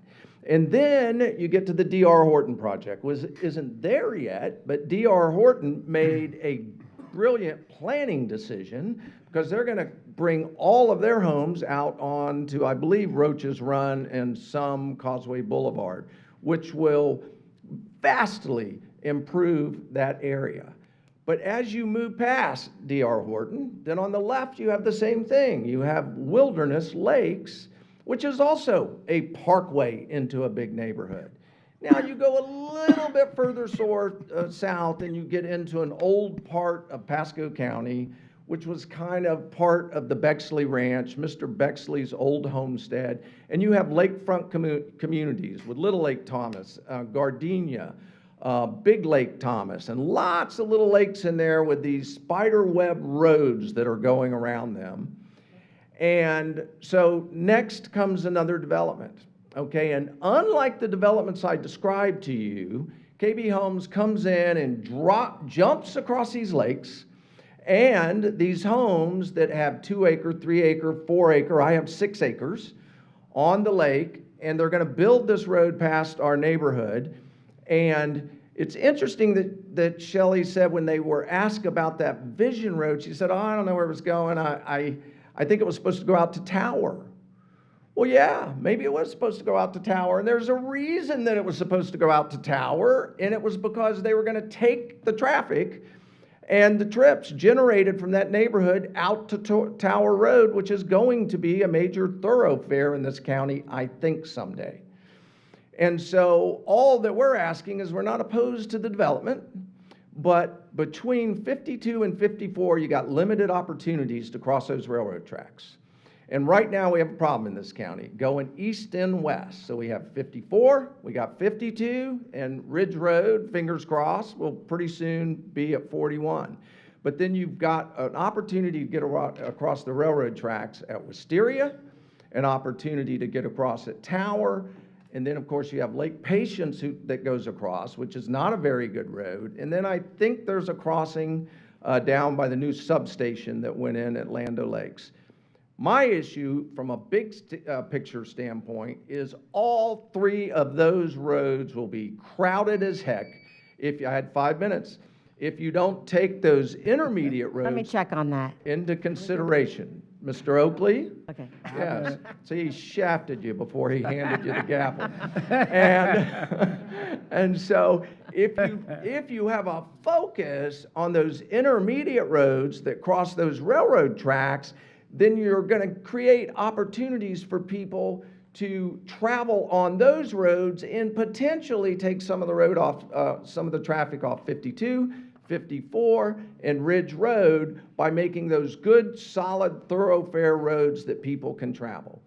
And so I am encouraging you to consider somehow getting this Vision Road built over to 41. And even then, it's not a godsend, because I want you to remember that it's not just Angeline, it's South Bexley, it's North Bexley, it is everything west of the railroad tracks that's going to come over to 41. And on Wisteria, you're going to have a right turn only onto 41, and then you're going to jam up Tower Road. Thank you. Thank you. Is there anyone else that wanted to speak? Yes, we have another person signed up, Jeremy Couch. Is there anyone after Jeremy? I see a hand in the back. Come on up, sit up closer, and then you can go after. Good afternoon. Commissioners, thank you. I have 5 minutes also, and I have Oh been my sworn. God. Jeremy Couch, 6624 Wisteria Loop. You're not getting my Christmas This, jam. and I'll try to keep it concise. Mr. Gadd is a very good orator. He didn't even tell me about that. This is a really cool little area of Land O'Lakes. I've moved my business to this area.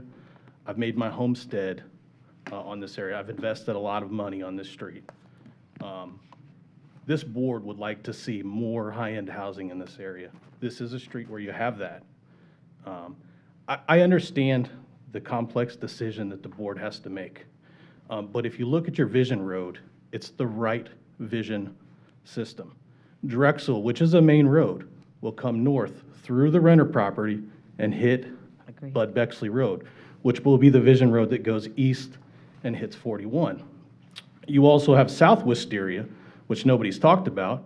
That's the way I go to work and go to and from my property, which is also supposed to be a Vision Road. You have Lake Patience, which is a Vision Road. All of these roads will take the burden off of 54 and 52. I understand that it's a tough decision, but this builder is speculating. They have taken and they've went right in the middle of a little country road, and they want to build a home. Their homes. Their compatibility argument is, well, we're Res 3. We have to cross my 3 acres. Mr. Nako's in the area. Mr. Gadd's 6 acres. The house on the corner is 16 acres. The house right next door is 5 acres. You're crossing all of these to get to 5,000 square foot lots. You're not on a collector. So the way you have to do it is make yourself on a collector, which is build the Vision Road. And I know that's a big expense, but that's part of being a developer, is you spend the money. I'm in support if they build the road. If they do a substandard improvement, there's not going to be any sidewalk. There's not going to be any trail. It's just going to be a little widening down our street. And then we'll have some recession, and then some future kickstart Bexley will come in and say, well, we're going to get it started again, but we just need to use Wisteria, and the Vision Road never gets built.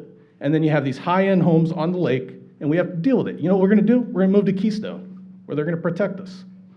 And so I'm in support of the project, and I know it's a hard decision. They just need to build the Vision Road and be done with it.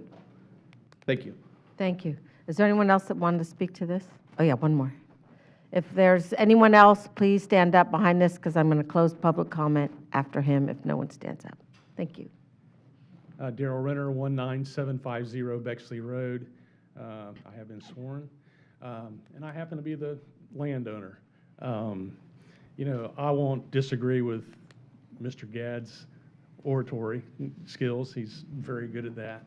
But every project that he described with these major roadways into them are huge, huge, huge projects. You know, Chris described the macro and the micro issues of this project, but this doesn't really even come to a micro issue. It's almost like a mini micro, just like your iPhones that have gotten so small to plug in. And I understand the need for the vision roads, which is one of the reasons that prompted me to even sell my property. The main vision road coming out of Bexley is a major road that's going to take a huge chunk of my property as they widen that and put it through there. The north-south vision road that you saw on the map there bisects my property right down the middle of that piece of property.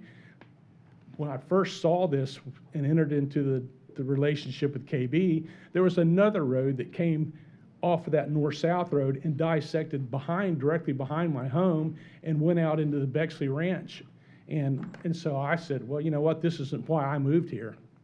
I respect the fact that people want pieces of property, and I wanted a piece of property, and I wanted to be able to do some of the things with a larger piece of property that if all these vision roads come through, I won't be able to do now. I mean, my property will be dissected, and I won't have what I originally bought. So my encouragement to you is to, and again, as they've said, it's a tough job, but the planners originally planned that road to come out and improve that road to come out onto Wisteria, and somehow we've gotten sidetracked into a ton of different options as to how we can make that work. So again, I know you have a hard decision, but again, the reason for my decision is just because my 50 acres that I bought over 20 years ago is not going to be in the future for me what I had intended it to be. So thank you. Thank you. Okay, so it's back to us. Rebuttal from the A rebuttal from the applicant. You want to say anything? Yes, and listening to the comments, I want to reiterate, because I do think it's so important, that the existing alignment, we can bring it up to standard, which is what your code requires us to do. And that is what staff has said we can do. That was their original recommendation. That's what we said we can do. That's what all the other developments do. This movement of this vision road north to another property is an off-site road improvement project for this particular development. We're not loading anything on that road. The substandard on that road, the substandard road specifically says, if you read your code, it specifically says it's to address impacts on substandard roads as a result of new development. The substandard road involved is the existing alignment. This 108 units is going to bring that up to standard, which we are required to do. And we're going to even do beyond that. We're going to do the intersection improvement, and we're also going to put the impact fees out there, prepay, so that when another development, not the county even, comes along, Bexley, there's going to be amendments, there's going to be development pressure coming, there's going to be other developments that are going to trigger it, and there's going to be money there for it. So a route study and stuff can be done, because it's going to be a big problem where it's been moved to. And I don't know if that was something that was considered when it was moved, but we can bring it up to standard. That's what the code requires us to do. We are trying our hardest to meet everybody halfway, which is why we said we'll do the intersection improvement, and that's additional, not take impact fee credits, and then on top of that, the prepayment of the fees. But I understand they're saying this isn't the little guy. The developments that were described to you by by Mr. Gadd are large developments. This is not a large development, and it doesn't exist in a vacuum. I mean, it is what it is. It's a small development, and it is being punished for it. It's being singled out and treated differently. I don't know what other way you can call it on this one. All right, Terry, did you get the number from the Arden MPUD? We're working on that. I'm almost there with the fiscal team. Okay. So they had to improve Wisteria from their western corner there to 41, is that correct? Yes. All right, did it get a trail or anything like that on it? To my understanding, there's not a trail, there's a sidewalk on it. Okay. Oh, man, this is a toughie. Madam Chair? Yeah, okay, let me say something. Because I just want to say, I heard all of you all, and I do believe that this road is an important road to the county. As the sheriff, as Mr. Naco said, it is one of the entrances to Angeline, which is a really important development that's coming, Bexley and to Angeline, to the county, lots of jobs, and I am a believer of a road network, and I've been looking here on the map and looking at that north-south road going through Renner, and there's some property that surrounds Renner on the south and the west. It's owned by LSB Corporation, whoever that is, but I assume that Vision Road will go through that property and be straightened out a little bit instead of winding around. Yeah. Can I make a quick clarification regarding the Vision Road network itself? If we could bring up the Vision Road map, just to be sure about the geographies that we're talking about here. If we zoom out just a little bit more, that should be good. See if I can use the pointer here. So.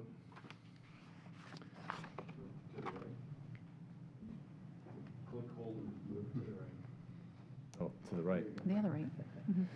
Okay, so where are we at here? This is the general location of where we're talking about today. When we hear the project name Angeline, that project is all the way further north. It's north of Ridge Road? Here. No. Yes, the Angeline project is north of Okay, Ridge the Road. Moffett Yeah. project is south of Ridge Road. Moffett is about right here. Oh, right there. Oh, I always thought it was south of. Actually, is the residential area, that's going to be more. Yeah, connected. okay. Yeah. And then they'll also have Sun Lake. There we are. I just missed it. Then So also Sun Lake will connect from north to south, correct? This red line that you see here, this is the Sun Lake connection. There we go. Okay, so that's an important north-south road. Right. And so Then that- our east-west roads And are. here's the subject area that we're talking about. And this line here that's coming down is the Bexley Wisteria Loop collector road network that's been discussed. So really, there's the Bexley North area. Okay. There you might have some project or some traffic that will go to 41, but I believe most of the Bexley Will North hit. traffic has been already captured and being sent southward. Yeah. So just to clarify in the geographies on how that traffic that is on the west side of the train tracks will be affecting and traveling toward US 41. Madam Chair, since Terry's here. Yeah, go ahead. Terry, so let's go to the Vision Road in question, please. With your little pointer? Yeah, get in there pretty good, nice and tight. Go north and east. And now go east. A little bit more. There we are. Well, like, throw your pointer on it. Like, surround the area. Where's he going? Talking about right here. Okay, there it is. Yeah. Okay. What's that? So what you and I spoke about earlier and what you mentioned as well, Madonna, is that your proposal, or their proposal, I don't know whose proposal was, okay, the applicant's proposal was to pay, once again, their impact fees upfront? Yes, that's what the applicant is proposing. Right. And what's that amount guesstimated? About $1 million, About $1 million. And then the estimated cost of the Vision Road is what? I think some of the projections that I saw were just about 3 million or a little bit more than 3 million. Okay, so 3 million. So again, I'll just go back to the statement I made earlier. Again, great, we collect money up front, but where's the other 2 million going to come from? Again, we put something in the CIP, we're going to have to collect for it. Where's the rest of the funding going to come from? So that's why it'll sit, and we know it'll sit for a long time, and it won't get done. Has anything come in on this I won't say LSD, LSB Corporation yet? Have we seen any activity on the parcel to the left? And would they have responsibility to help put in that Vision Road? We haven't seen Well, yeah, anything but on people- that. No, I'm sorry, you can't, I'd like to know what you're saying, but you can't do that. We haven't quite seen anything on the neighboring properties. No, I wanted to go back to Commissioner Moore's statement. I mean, the current priorities in that central area are Ridge Road extension, Moffett work, and some of the Sun Lake stuff. I mean, we wouldn't be able to even entertain the additional 2 to 3 million until post-2025 to even look at it. Right. Right, so there lies a concern, like it does in other developments, and we don't know when the road's gonna be done. I just don't see how that's an option. Now, somebody, if I, I know that you don't want to build it, but So how much was left in the Arden development? Our fiscal team is looking at that right now. It's a pretty big file that they're trying to dig into right now, so it's taking a little bit of time for them to bring up all the data and information. So what I'm looking for is Arden, generated so much in impact fees, and then they paid for their portion of the road improvement. So I'm looking for the delta that was done on that road and seeing if it can be added to the cost of this road. Madam Chair? Yep. Just keep in mind that through construction of Ridge Road Phase 2, all mobility fees in the central zone effectively are going to Ridge Road Phase 2. That's how we're paying for Ridge Road Phase 2. And so if we So- get the 15 million, what, I from the I asked 14. 14? 14? That would help, but we won't know about that for several months. Well, till June or July, right? June? I don't know when Well, the he signs session's the over budget. Until his. We got to wait till he signs the budget. Correct. Commissioner Starkey. Commissioner Fitzpatrick.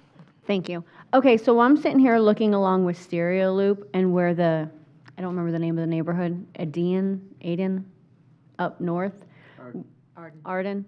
What if you're going down Wisteria Loop and you go and have the road split where Wisteria is and go along the wetlands, around the wetlands, and then connect Wisteria Loop to the other side? And then you can put trees in between that and Wisteria Loop and keep the property separate, and the higher-end homes can still have their privacy, and it won't affect, all the traffic won't affect them. And they're still on the same person's property. You're just moving, instead of going over wetlands, you're going around, but then you're putting trees in between to keep the separation and division. And I don't know how to show it to everybody, so. If you want to pull up the map, I'm on Pasco, PA. Or can you pull up Wisteria? Well, the Vision Road is on there with the wetland, right there. Okay, so right here. Is there a pointer or something I can? Is that wetland? Would you like me to explain it to you and then you can show it? Commissioner, are you referring to this area? So here? yes, if you just split right at that north end around and follow the wetlands all the way around and then connect at the south end, and then you can put trees right on the northeast, right through there, and then they still have their privacy, and you don't have to go over the wetlands, you're still going around, but it's still giving that buffer. Yeah. It's the same exact thing, except They're you're, donating that land to the county. then everyone will be happy. I mean, I don't know if I am prepared to talk about the alignment of a Vision Road at this stage, to say whether that is an Well, appropriate alignment or not. If it's going to cost 2.1 million, and then you have to go through and have wetland mitigations instead of just going right around along the edge of the wetlands. Move the whole road north. Can even throw a wall in there if you want, I guess. I agree, let's move the whole road north onto that property. Madam Chair? Yeah. So, not bad ideas, right?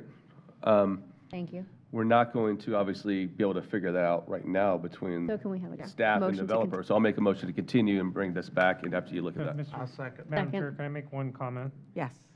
The condition does not set an alignment, to be clear. What it says is that they'd have to build the Vision Road through the Clark MPUD, and all of the land you're talking about appears to be within the Clark me that. MPUD. So Correct.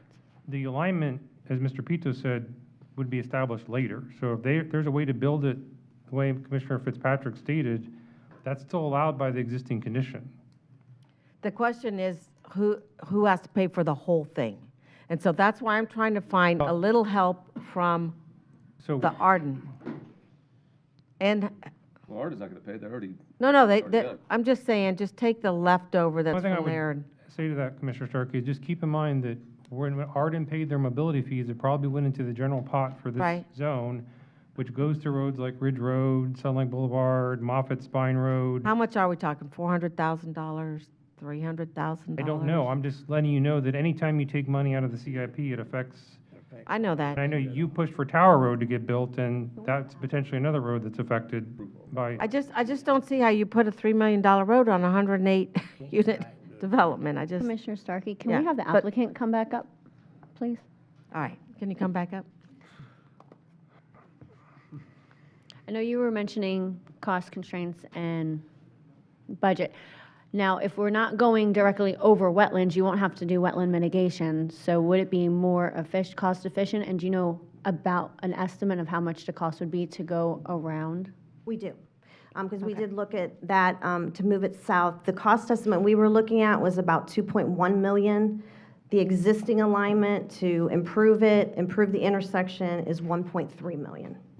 So we still have a gap, because we're still at 2.1 million in cost. Compared to 1.2? Compared to 1.3, right, which is what we actually can bring the existing alignment up to standard in accordance with county codes and traffic regs, as well as that intersection improvement. But That full Can I improvement make is one comment about 1.3. that? So Madam Chair? 800,000? That difference is creditable, though. So the difference between the 1.3 and the 2.1 would be creditable, so they should be able to absorb, $700,000 worth of credits within their own project. Yes. And we have said that if for some reason you don't sell them back within 5 years, we'll buy those credits. I mean, that's something Well, we to be clear, said we if could it's only a do. $700,000 gap, they can use all that in their own project. The applicant said they have about $900,000 worth of fees. You guys want to get this done today? Well, You I wanna think. agree to and that one? Paul might, or Mike, my understanding is, and I could be wrong, is that, and because I think that's an idea, that we can't get around that wetland on that south end. My understanding is that thing goes all the way to the right-of-way, and we're going to be impacting it no matter what. So then it Unless we connects go at with the south. existing alignment, which goes completely south of it. in my- Madam Chair? Yeah, we're just going around and round in No, circles here. exactly, Madam Yeah. Chair, we're playing with the Rubik's Cube right now. We're trying to get all the colors to align. It's not going to happen today. I'll make two motions. You guys choose. I'll make a motion to deny right now, or I can make a motion to continue if you guys want to try to work through this. I would like to continue it. Motion to continue. Second. You can't second your own motion. Yeah. He's- I'll make a motion to continue to see And- if you can somehow figure this Vision Road out. Yeah. And I'll second that. So are you continuing it to a date certain? or We'll leave it up to the staff and applicant to see when they think they can bring this back. Okay, tough one. You think you can bring it back for the January 25th meeting? Yeah, I think we definitely can. Okay, all right. All in favor? Aye. Aye. Okay, that was a punt. We weren't going to get that done here today. All right, no more punning. And I'm going It's hard to take care. Okay, what are we on? Okay, now another fun one, 125, right? Yes. Okay. Okay, if 125 wait, I'll go do pub. All right, do we need a 5-minute break? Yeah. All right, 5-minute break. I was gonna say, I just need to do pub, that's all.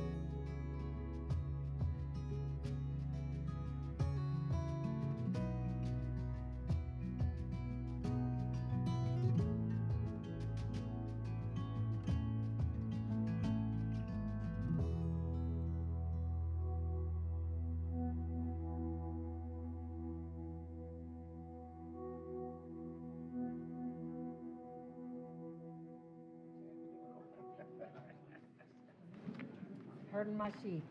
Yeah. You will, man. Can you turn that around, or get, so I can get them? Yeah, absolutely. Then just put them upside down. Okay, we're gonna pull 127 up front right now, so that they can go.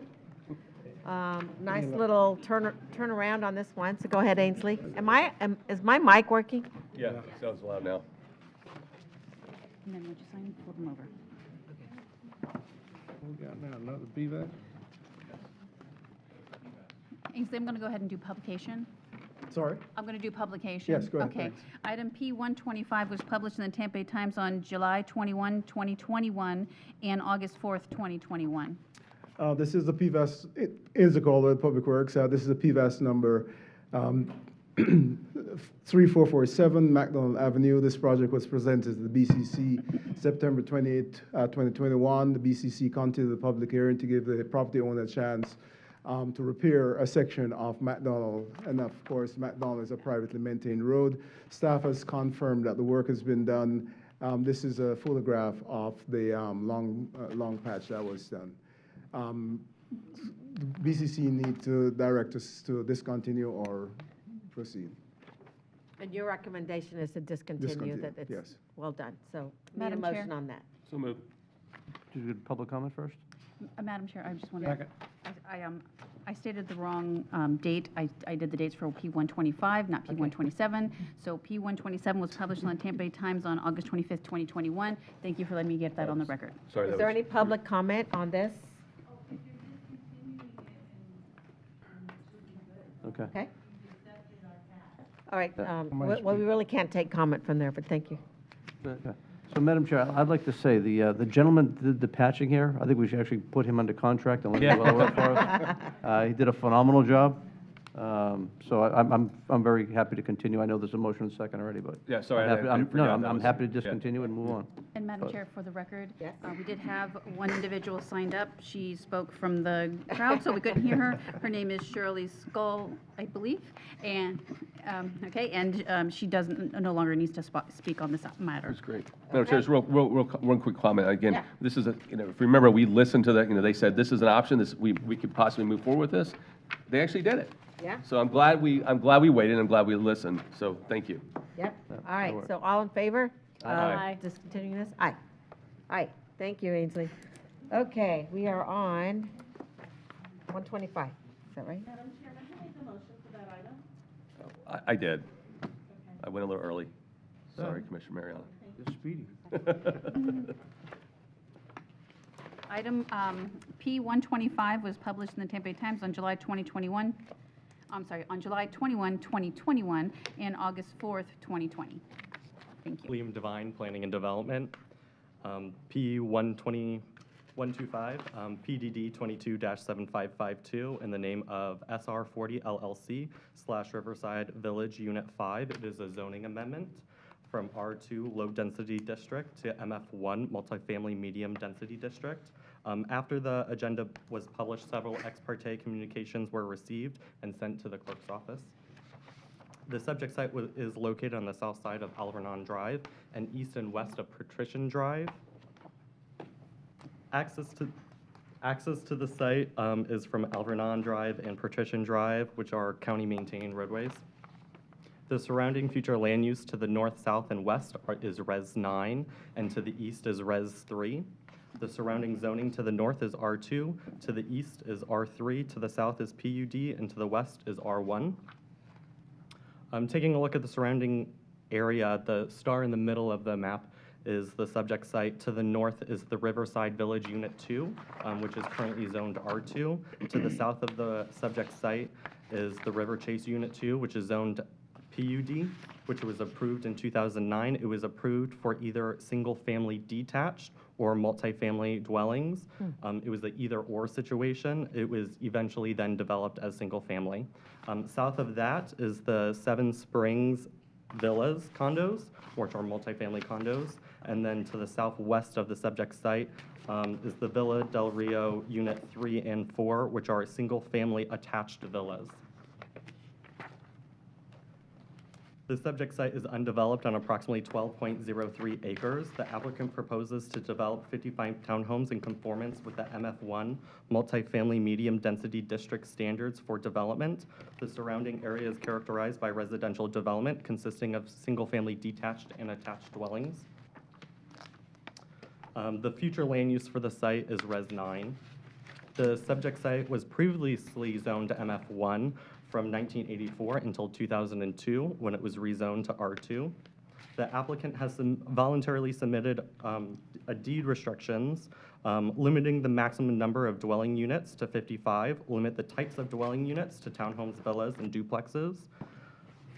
Street trees and front yard trees requirements limit the amount of driveway and curb cuts and develop in compliance with the Unit 5 ERP. Operation and maintenance of the stormwater management facility south of Alvernon Drive, and allow Riverside Village Unit 4 to discharge stormwater into their Alvernon ditch. The second deed restriction would restore the swale known as KK and restore the 2 outfall shelters in Riverside Unit 4 behind the lots of 69 and 70 and 39. And this is coming with a recommendation for approval. Okay, we'll take the applicant now. The applicant's representative now. Good afternoon, going on evening, Barbara Wilhite, 6327 Grand Boulevard, Newport Richey, Florida, for the applicant. I have my client Chris Shear here, as well as Steve Henry from Links and Associates. The purpose of our application is to allow attached product, townhomes or duplexes under the MF1 zoning district, no apartments. So we're just trying to change the product. The max density is 55 units, which is the same max density as the current zoning district. There is, I would note that there's 47 homes on the southern boundary of this property. So 57, 40, 55, 47 are very compatible numbers. Clear precedent, your staff report is very thorough. Clear precedent for MF1. This property was zoned MF1 before. The property to the south was zoned MF1 before. The property to the south is currently zoned PUD, which would allow either single family or townhome MF1 townhomes. They chose to do the single family, 47 units. With that, I'm going to bring up Chris Shear, who has a presentation, wants to go through. We heard at Planning Commission drainage and traffic, so I'm going to go quickly through the zoning and planning because your staff did a great job in their staff report. I don't think there's any zoning and planning issues, but we do want to talk drainage and traffic. And if I presented something to receive and file for the clerk, it's a letter from the engineer about the drainage situation as well as some concept plans. So if we could receive and file that. Motion to receive and file. Second. All in favor? Aye. Madam Chairman, Yep. Barbara, I don't know if you listened this morning. They had public comment about, which you might want to have your traffic engineer address, about whether or not the traffic study that was introduced took into consideration the 55 townhomes and the queuing of the 2 turns onto Little at some point in your presentation, not now, but I wanted to remember to say that. Thank you. No, I wasn't able to watch, but thank Okay. you. Good afternoon, my name is Chris Shear. I live at 235 3rd Avenue North in St. Petersburg, and I have been sworn in. At our Planning Commission meetings, concerns were expressed about stormwater problem, traffic impacts, the lack of sidewalks in the subdivision. The Planning Commission also requested I prepare a preliminary site plan, which I did, and I will be sharing it with you today. I don't know how to go back to the beginning. No, I can't seem to be going.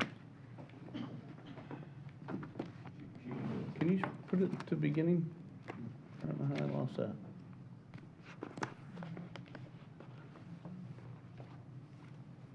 Okay, that's great. So I wanted to go over stormwater management with you first and discuss with you the causes of street flooding and flooding on my property. In 2015, I hired a professional engineer to investigate the causes of flooding on Alvernon Drive as well as my property. That stormwater report was prepared in October of 2015, and on October of 18 of 21, Mr. Gonzalez issued an updated inspection report confirming that the two causes of flooding identified still exist today. I've provided you with a copy of that letter from the engineer. Both the flood study and the letter confirming his findings have been submitted to staff, and Mr. Gonzalez is here to answer any questions should you have any after my presentation. This is how do you make the little light come on? Oh, here we go. This is the Riverside Village Unit 4 subdivision. This is my piece of property here, and this is River Chase 2. Again, I've blown up Riverside Village Unit 4. Because the first cause of flooding on my property and Alvernon Drive is the complete failure of Riverside Village Unit 4 and its drainage system. And that would be this system right here, along here. My property's here. This property is all supposed to drain into a ditch, and the ditch is supposed to take the water out here to the main ditch for the whole subdivision and take it down to the Anclote River, but their system has failed. The failures appear here. This line here represents a ditch called Ditch KK, which was part of the ditch this ditch was built as part of the original permits. That ditch no longer exists. Because that ditch no longer exists, the water from these ponds come streaking across the wetland here. They fill up Alvernon Drive and they flood my property. The second failure of the system is this outfall structure here. This is outfall structure number 3. It's supposed to drain this pond, but this pond and this structure does not work at all. It's completely failed. And instead of the water going under the street into the ditch and out through the subdivision, it instead fills up and goes backwards into this wetland, and then it comes out on Alvernon and floods my property and Alvernon as well. The third failure is this outfall structure number 2. Outfall structure number 2 does not function as it was designed, and the water does not come underneath the street and into the drainage ditch it's supposed to. It just fills up in that pond, and sheet flows across the street when it rains too hard for too many days. And the street is actually supposed to drain into that pond, but it can't get there, the street water. So those are the 3 sources of failure. I've got pictures of it. Oop. I think I have pictures of it. Okay, this area right here.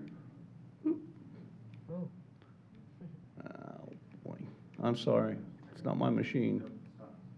Stop.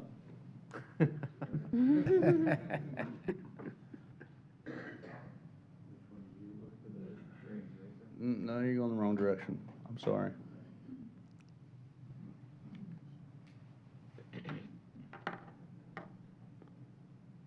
Okay, that is drainage structure number 3. The ditch no longer exists. I had pictures that show the ditch don't exist, but since you can't see it, it really doesn't matter. The ditch does not exist. Do you want them to go back? What's that?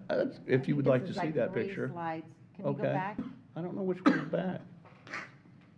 Not There. you, let her control That it. is the picture. There should be a ditch here called KK. Do you want her to control it? Sure. Both of you controlling it, then it gets messed. There should be a ditch here called KK, and it's no longer there. That ditch is, because it's no longer there, the water sheet flows off the back of those houses, goes through the wetland, and floods Alvernon Drive and my property. And then we could go to the next one.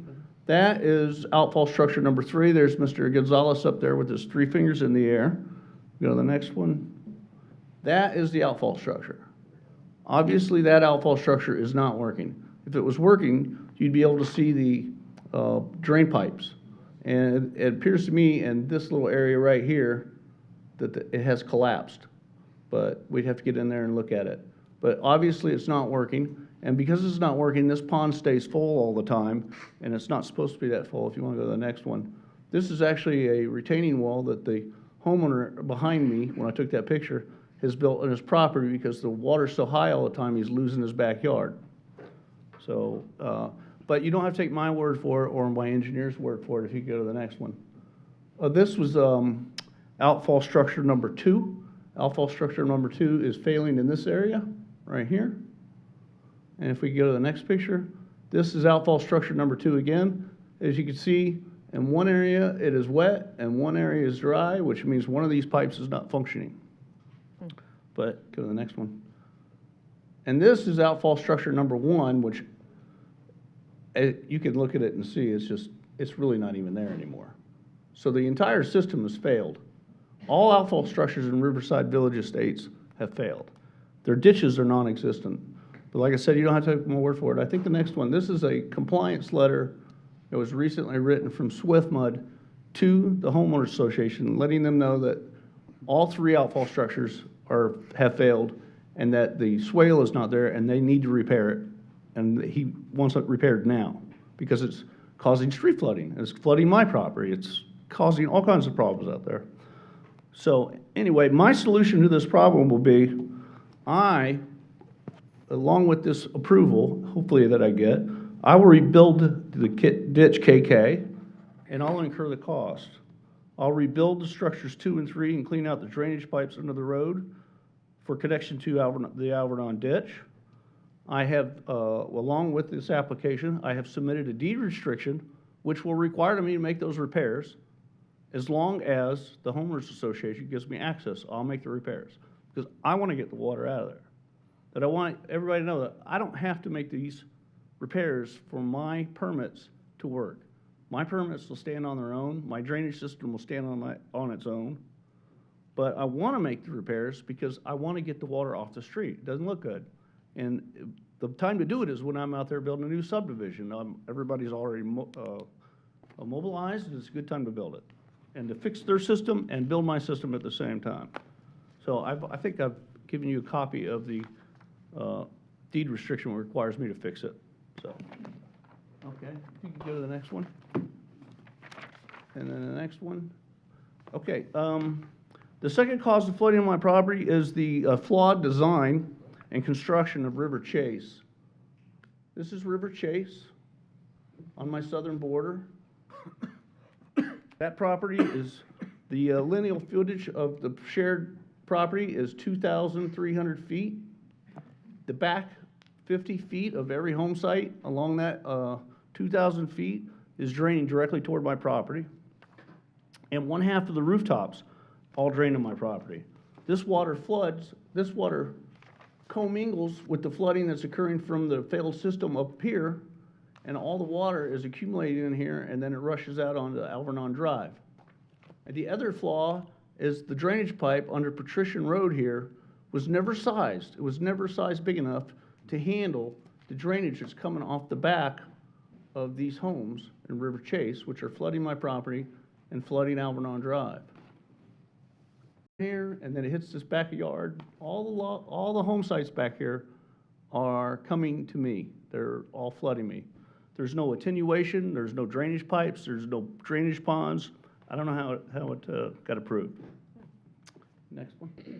This is a gutter on the back of a house, and the roofs all connect to gutters back here, and they all come down to my property, and this is how they're flooding me. If you go to the next one. This is another typical home at River Chase. You can see right here, the property all come, I'm standing on my property line right here. And this is a pool deck, and the pool deck drains onto my property, and all these homes, they got their gutters out here, and then it all drains down here. You can see it's cutting a little creek into the back of my, it comes to my property. There's another typical house, River Chase. You can see pool decks draining out here, over here, and then all the water sheet flows to me. So I'm being flooded from 2 directions.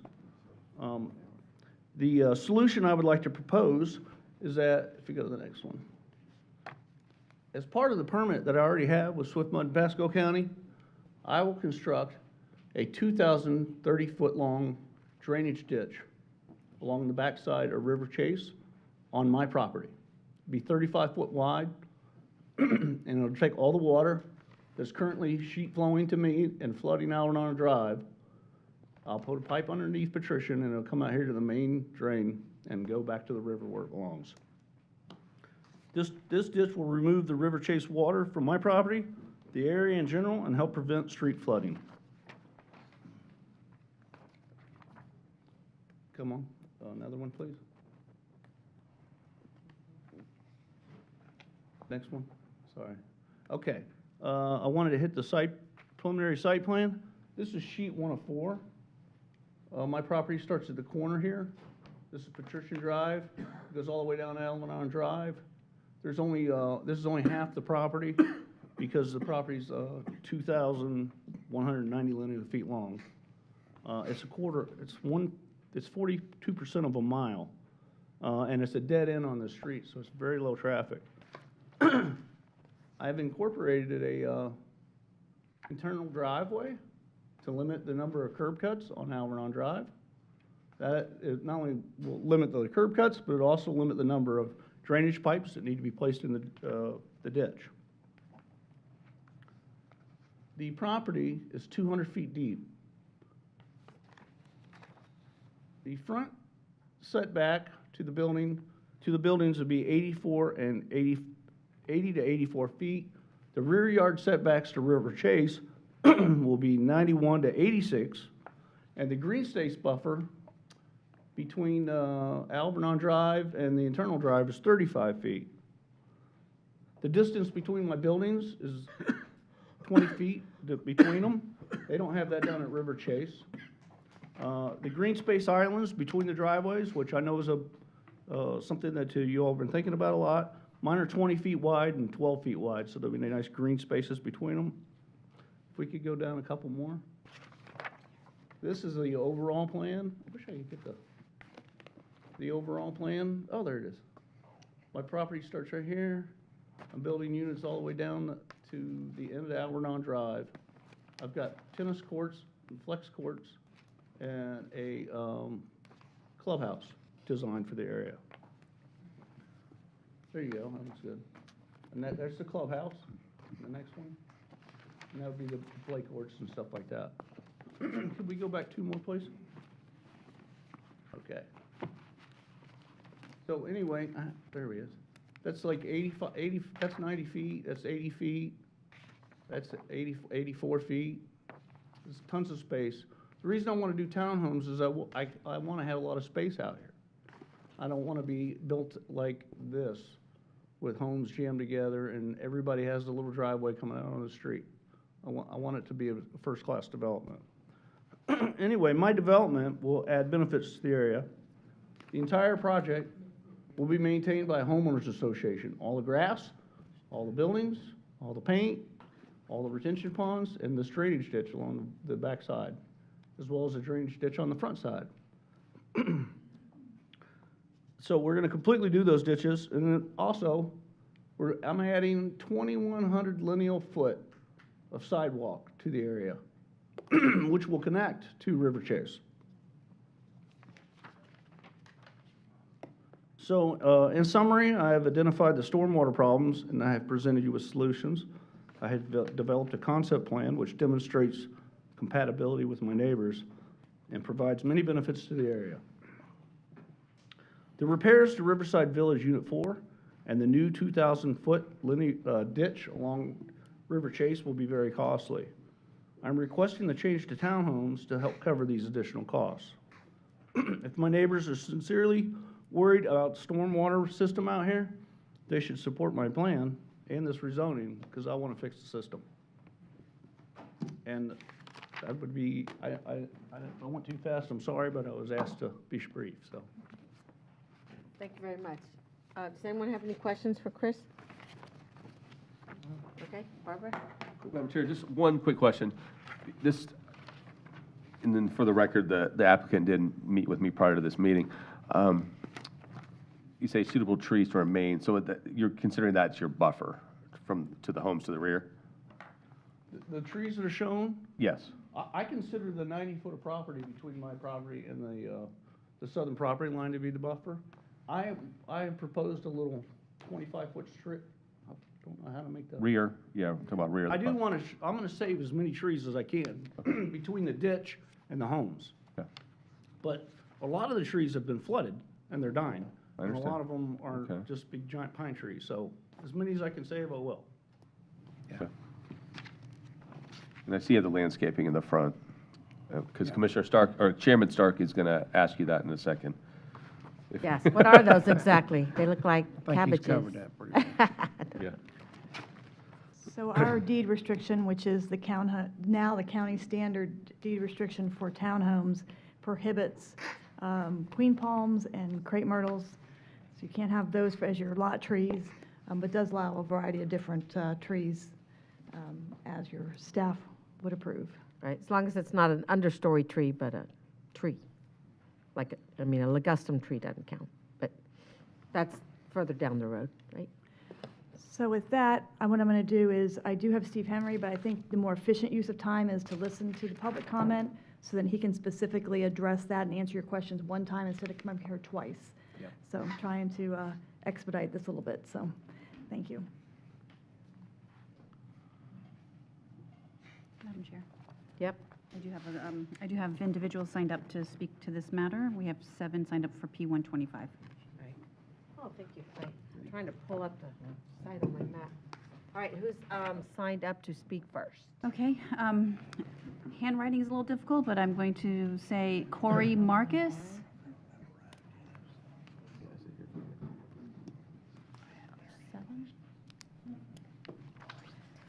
When you come up to the podium, if you could state your name and address and that you've been sworn.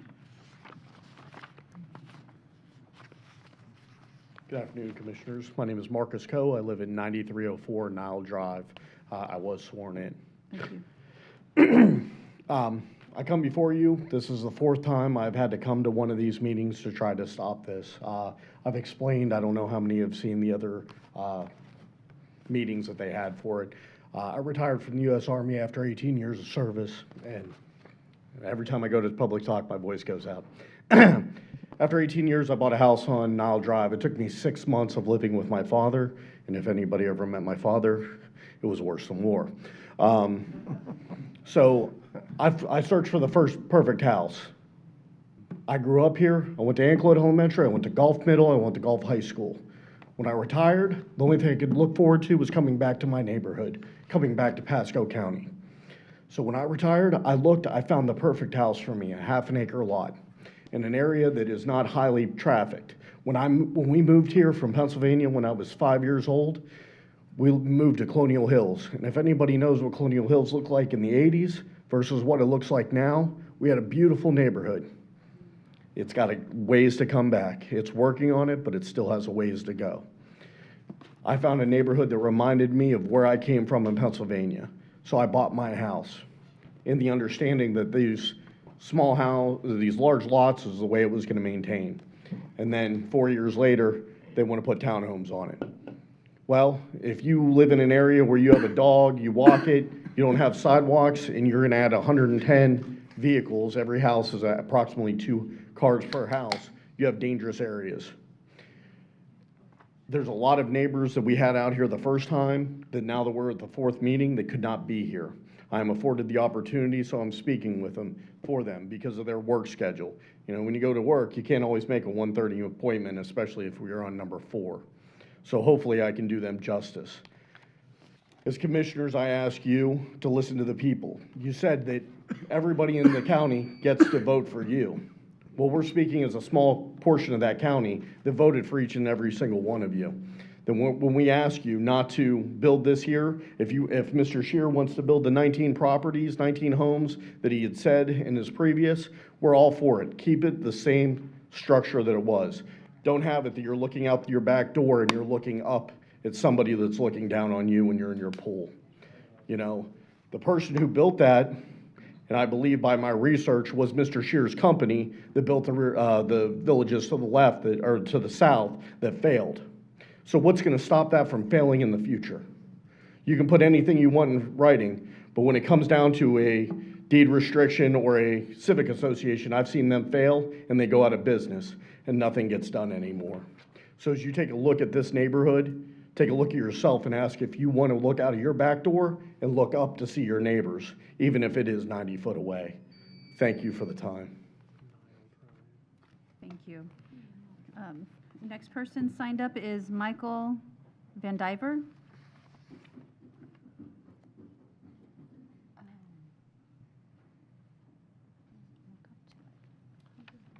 Good afternoon. I'm Michael Van Diver. I live at 9517 Alvernon Drive. I have been sworn in. I have lived there at the entrance of River Chase on Patrician. If you look at the map there, my house is right there at that where the Alvernon Drive is. I've lived there for 21 years. I have seen what's happening out there. The flooding issue, Mr. Scheer, I understand, has had an engineer, but I'm also a civil engineer by education, so I have a little bit of history here. Plus, I've lived there for 21 years, and I have seen the reason that this area floods. Part of it is probably the outfalls and the drainage system with the lakes. The biggest problem is that the main ditch exits into the Anclote River. The Anclote River rises, floods, the ditch backs up, and it has nothing to do with the water coming from the ponds. It's the tides stopping the water from exiting the Anclote River. I've seen it year after year after year. They clean the ditch out, but they don't clean it out often enough. So that's part of the problem. The other is, I have been a developer. I understand he wants to maximize the return on his property. However, this is a single-family neighborhood. We need to keep it a single-family neighborhood. I don't think anyone is going to squawk about him building his 19 houses if that's what he wants to do. But we certainly don't need a multifamily project on this road. Also, I sat out the other day and counted cars coming out of River Chase, turning left onto Alvernon Drive. In 1 hour, there was 75 to 100 cars that came out. If you add another 55 units, you're going to increase that at least 200 cars per day, because everybody's going to make 2 trips. They got 2 cars. The traffic on that road is already dangerous.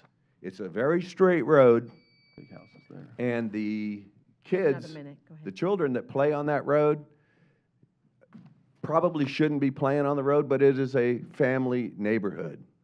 So I would ask this commission to, if you want to approve the 19 homes, please do that.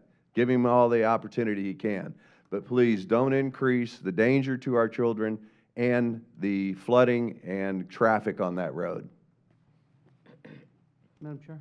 Yeah. Could I just ask Mike a question? As a civil engineer and Yes, sir. Also a golfer, and by the way, Jan Stevenson. She was going to talk as well, if it's okay. I'm just going to support what he's saying. I live nearby. So it's Seven Springs Golf and Country Club. Yes. When you get to the back side of the holes, the northern part, there's a river that runs there, and sometimes that the river gets really That's the Anclote River. So that river there, when that backs right up, that's what you think is causing the flow to go back up as well? It is. As a matter of fact, during Hurricane Sandy, if you remember that, I went over to Seven Springs, and the 15th green was underwater by about 6 feet. You couldn't see the flag. It was the flooding of the Anclote River. So it had nothing to do with water coming from one area to another. Our subdivision. The river backs up. It flooded the entire golf course. Are you speaking of the big storm where the Anclote really jumped its banks? Yes. It wasn't a hurricane. It was a. It was tropical. It was Yeah. no. That was a 500-year flood event. And I was, Right, and that was anytime not- you have yeah. a major flood event, whether it's a 5, 10, 25, 50, or 100-year flood event, that river backs up when the tide comes up, because you can see it. When the tide goes down, the water exits and Alvernon Drive is not flooded any longer. When the tide backs up, the river backs up, the water can't exit the ditch, and Alvernon Drive floods. I live on that road, seen it for 21 years, so I understand there's not a whole lot we can do because Mother Nature's not going to let us keep the Gulf of Mexico down. Did any water get in anyone's house? No, we did not. We have never been flooded. Mine neither. Turned my house into an island, but The water has no water not in the come house. into my home. And that's the nature of development here, is that the roads add storage in an unusual rain event, right? That is correct. Okay. And if you add another 55 residences, you're going to put more rooftops, less percolation, more flooding, adding to the problem. Thank you. All right, thanks. Next? Next person signed up is Miriam Butler.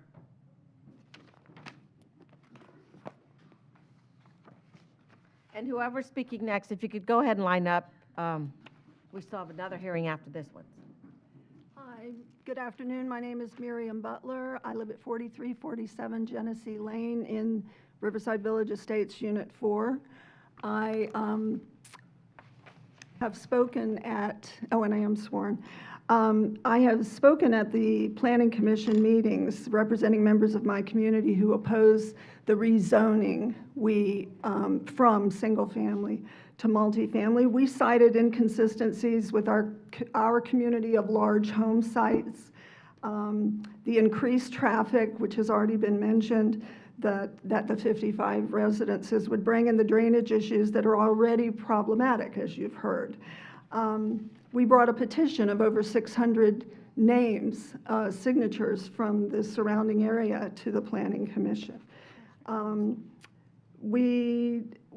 At the last meeting, we had concerns that Mr. Scheer's plans were not even made available ahead of the meeting so that anyone could study them, including the planning commissioners, and yet it was approved.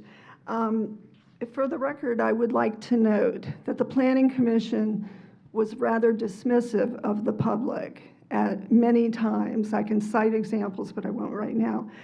At times even mocking. And it seemed that our experience taught us that the developers could find a much more generous reception there than the public, the private citizens. But before I go on, Mr. Scheer has told us, me, the Planning Commission at that last meeting, and several of our residents, that he intends to do everything he said to do. And I'm happy to see that those issues would be delineated in the deed restrictions, because our community is very concerned about preserving the drainage that we require in order to maintain our pond system. Now, our pond system didn't look too good in the things that he showed you, but I want to assure you, we have been in touch with SwiftMud for years. John Pawanda, who wrote that letter to us 2 weeks ago, came out at our invitation again, we've met with him before, on September 13th, walked the property with me and one of my board members, I'm president, and he said, you're in compliance. There is repair that needs to be made, but it is not causing flooding on Mr. Scheer's property. It is, and there are problems with culverts that are clogged that the county needs to help. We can't go under the roads. That's not our responsibility. So, and I agree about the anklet flooding, but not every outfall is in as bad condition as Mr. Scheer indicated. I think it was outfall number 2. That's on my pond. I kept an eye on it during all the recent rain that we had a month ago or whenever it was. It's working fine. It never sheets across Alvernon there. The culvert is half blocked, one of the 2 outlets. So there are so many things I would like to say, but You have another minute, right? Oh, that was 3? That was Okay, it? thank you. That went So, fast. Thank you very At much. any rate, we hope, if, no matter what he builds, that he keeps his Thank you. promises. Thank you. Next. Hello, everyone. My name's Bill Gillis. I live at 9841 Alvernon Drive. I've been sworn. Thank you. If you look at that map up there, and you look at the top right corner, where Mr. Scheer pointed out, I believe that's Swale KK. I had a conversation with SwiftMud just 2 days ago. Let's see, yesterday, as a matter of fact, about that swale, because we were not sure which way the water was supposed to flow in that swale. What was explained to me was that swale from the north flows south, and correct, Mr. Scheer was correct that it flows into a swale behind our homes and into the pond behind our homes, and then out that outfall number 3. However, that ditch, swale KK, on the side of that last house actually is an overflow swale that runs south towards Alvernon Drive, to a culvert that has been crushed for years, and it's a county road culvert. We've been promised for years. We've had several conversations with the county about it. Never got repaired. Same thing with outfall number 4, which we repaired a few years ago because the walls were actually built out of the shores of the ponds, and they've deteriorated to the point where there were no walls. So we went ahead and built walls on that outfall, I think 2017, somewhere along there. We had flow. It was slow. The problem is, and again, I'm going to point out the county, Mr. Scherer was doing the right thing a few years ago when he was trying to maintain the ditch that all this runs into, all our culverts run into. The county stopped him. At the time where he was stopped, all those culverts were flowing fine. If the county hadn't stopped him, the water would not be backing up into the next 2 culverts and flooding our ponds and probably plugging them, because I've lived there since 2009 and we never had this issue until the last 2 years. The ponds drained fine. So the county has some culpability here. I would ask you to look at the fact that what Mr. Scherer is asking is to triple the capacity of what his property has been approved for, almost triple, 55 compared to 19. Individual homes, again, individual homes are compatible to the area, multi-family are not. Now, my last question is the appeal process the same as it was in 2012? County Attorney. Oh. I'm not going to ask her legal questions. Oh, I didn't know. Okay, all right, thank you very much. Next. Thank you. Good afternoon, my name is Renee Whitehead. I live at 9507 Alvernon Drive, and I have been sworn in. So to echo many of the concerns of my neighbors, we have the flooding, we have traffic issues. I won't go into too much detail on it, but I do want to also state the petition that was mentioned. I have the hard copy signatures here. Can I turn those in? Motion to receive and file. And second. All in favor? Aye. Thank you. Aye. I sent an email to every commissioner here today, and in that I gave the change.org part of the petition. That had 560. Can you turn off your phone, please? That had 560 signatures, and what I just turned in was 124 signatures physically signed by neighbors who were very concerned. One of the big things I want to talk about is traffic. You will hear probably later on that Alvernon is a dead-end road and there's not much traffic. A traffic study was done, but it was not done on Alvernon. It was done at St. Lawrence and Little Road. The traffic on Alvernon is crazy. As my neighbor, Mr. Van Diver, said, there are so many cars that come out of Patrician because the River Chase neighborhood is so densely populated. If we add 55 townhomes or any number of townhomes in that number range, we are going to have approximately 110 more cars on our roads. Another concern of mine is if this does go through, or anything goes through, and he is going to build on this property, the machinery that is going to be coming through to build these homes is going to tear up Alvernon. When River Chase was built, it tore up Alvernon, and all the homes on Alvernon were assessed and had to pay to fix those roads. What is going to happen when these roads get tore up again? And it's not just Alvernon, it's St. Lawrence, Roan, Sacramento, Nile. It's all the incoming and outgoing roads. The main ingress and egress, I foresee this being a risky situation. If we ever had to evacuate, I see that it will be a problem with that many people in there. Nobody's mentioned wildlife, but I will mention it. That's a big thing for me. All those trees there are coyote, deer. There's so many animals living in there. The more we rip out, they're going to come into our communities, so there may be nuisance issues. I just feel that the flooding that he's shown is not accurate. The flooding that Mr. Van Diver stated is accurate. It's the Anclote River backing it up. And where it's flooding, he showed a picture of my backyard and the drainage area, and it is still flowing around it, but it's still going into the ditch, going into Anclote. That's not the cause of flooding on Alvernon. And it's not just Alvernon that floods. It's that whole neighborhood and Riverside Village. Thank you so much for your time and consideration. Thank you. Madam Chair? Yeah. Sorry to interrupt. No, you're okay. Just for the sake of the speakers, I want to make sure that we're all on the same page here, because they mentioned about any trucks or any clearing that may happen. Yeah, I have a note here. Yeah, I was going to say, currently, that's zoned to have, it has the entitlements for how many homes, staff? Staff, just want to hear from staff.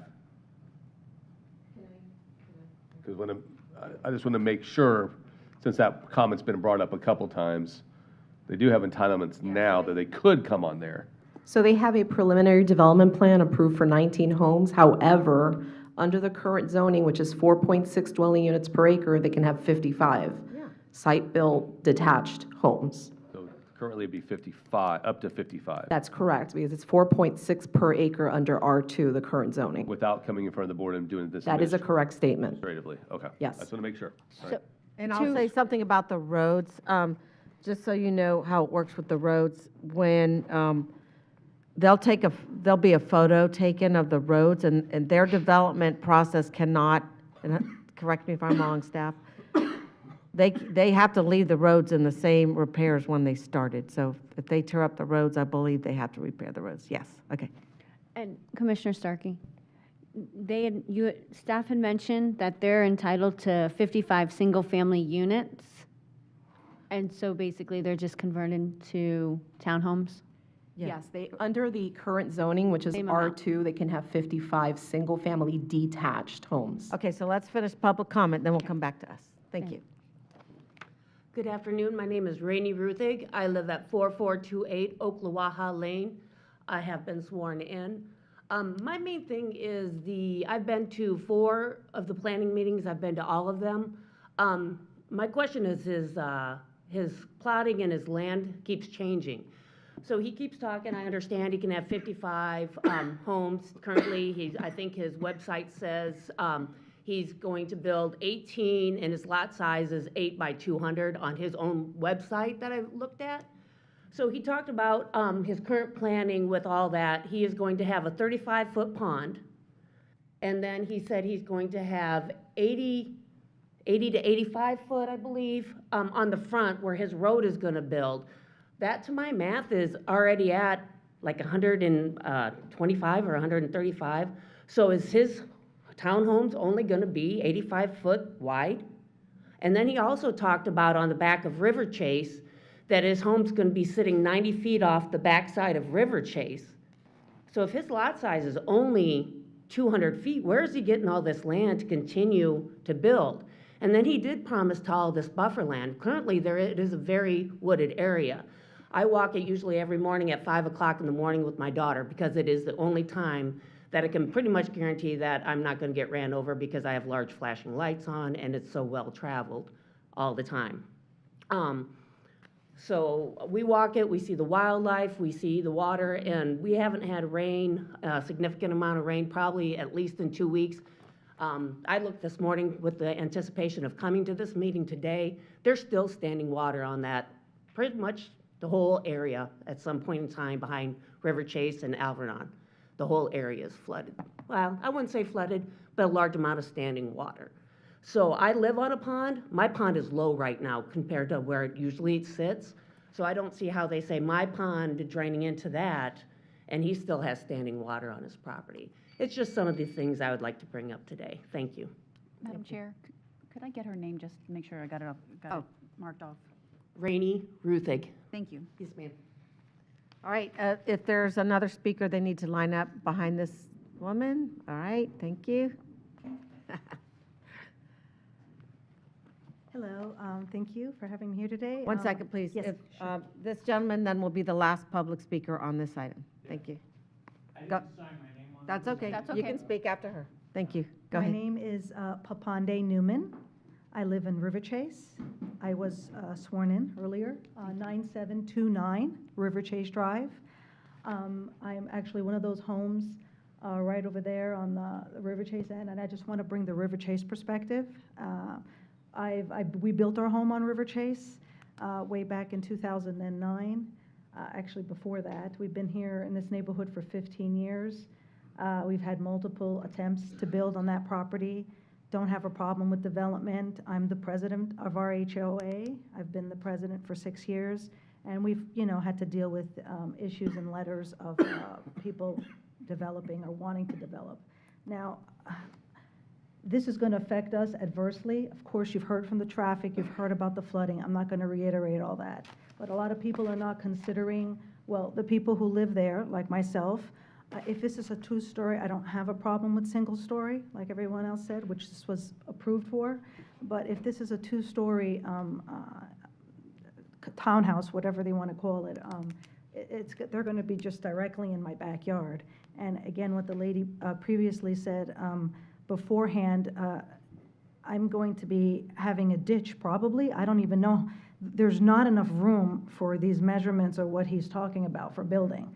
I don't see how you can fit all that in that allotted space and then have trees and then have a ditch and then have my pool, which, by the way, those pictures were my backyard with the drainage. Into his property, yeah? Yeah, it was Okay. my backyard, but that was my pool. Which really doesn't drain, the drainage is just for the pool, it's not for the gutters. But like they said before, the drainage is not coming from our homes. If that's the case, then what he's gonna put up is gonna cause massive flooding, because there's more rooftops, there's just gonna be tons of homes.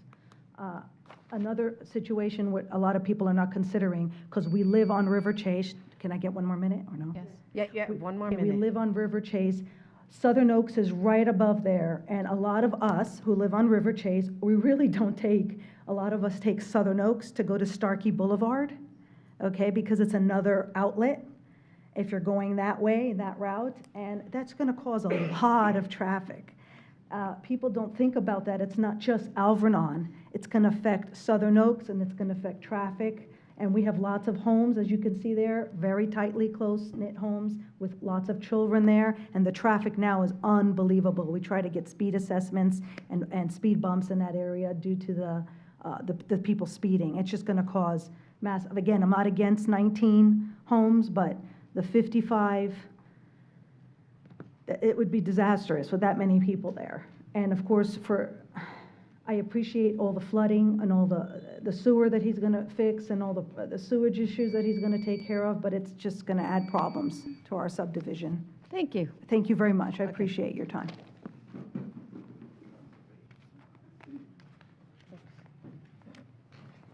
Yes, how you doing? I was sworn in. I didn't sign the paper. I didn't know I was supposed to sign it.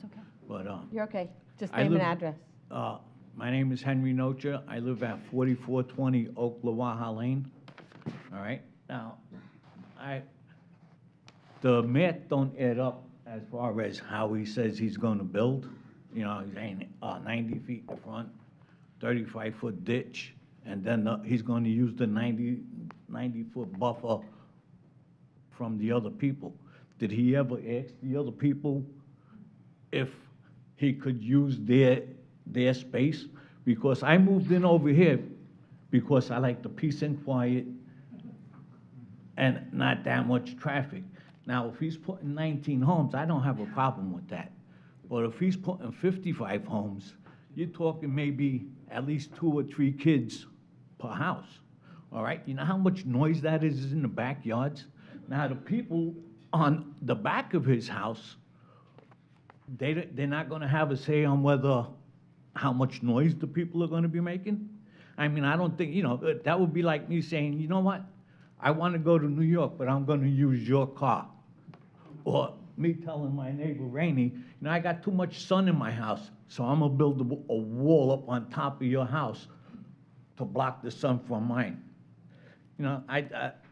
It just don't make no sense to me. What street do you live on? Oklawaha Lane.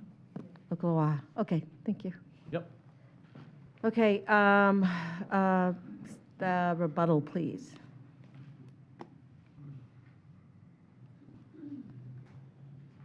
Barbara Wilhite for the applicant. So the property, as your zoning administrator has already said, has a maximum of 55 units. That's where the 55 comes from. It was keeping the same density, not changing the density it's allowed under the zoning now. That's where that number came from. That's where that cap came from. That being said, through this process, my client has looked more and come up with the concept plans, looked at more of what he thinks he'll achieve there, and he would be willing to take that number to 45, which would cut his maximum density that's allowed currently. As far as two-story versus one-story, the homes can be two-story, the townhomes are two-story. I think there's a fundamental misunderstanding about attached versus detached. Attached allows an efficient use of this property, opens up the green space, allows for common amenity. Right now, the zoning district allows pools, with the current zoning district allows pools within 5 feet of the property line. We won't have any pools for every home. We won't have a driveway for every home. We're going to have a central pool. So instead of having a whole bunch of houses lined up on that southern boundary with pools 5 foot from their 5 foot and then their pool, which is 10 foot between pools, we are not having pools. And I'll have Mr. Scheer come up and go over the measurements again, but the measurements are correct. What he says is correct. The land use is Res 9, and the property's been zoned MF1 before. It's a much better use of the property. It allows for more open space. The homes are commonly maintained.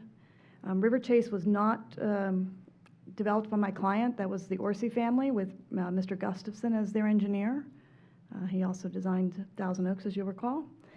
And so by having townhomes, instead of the homeowners in River Chase who pay their homeowners association to chase them around and make sure that their deed restrictions are followed, the homeowners association in this project will pay their homeowners association to maintain the project. So it's automatically maintained as opposed to a single-family detached setup where you pay your homeowners association to chase everybody else around and try to get them to comply. With that, I think the proposed project makes sense. I think the density is correct. I think the number of units is correct. We can drop that to 45. But I would like for Mr. Henry to talk about traffic, and then I know you've heard more about drainage, and we can have our drainage engineer come back up and talk about drainage again if you'd like. Thank you. Good afternoon. Steve Henry, Links & Associates, 5023 West Laurel, Tampa 33607, and I have been sworn. Your land development code requires that you do a timing and phasing analysis when you have 50 p.m. peak hour trips. In fact, this one only has 29, so we're not even required to do a timing and phasing analysis. In addition, the code looks at whether a project has 5% impact on a road is kind of your general idea of the study network. This project has less than 1% of the capacity of Little Road. But be that as it may, just come in here, my client went ahead and commissioned us to go ahead and do the analysis. So we have done the analysis. We've looked at it. We've looked at Little Road. Little Road does operate at acceptable level of service. We've also looked at the intersections at St. Lawrence and both north and south. They operate at acceptable level of service. And one of the questions that came up was, whether the turn lanes at St. Lawrence and Little Road are adequate. We actually did look at the southbound left. That left turn lane is adequate to accommodate the existing traffic, background traffic, and the addition of this project traffic.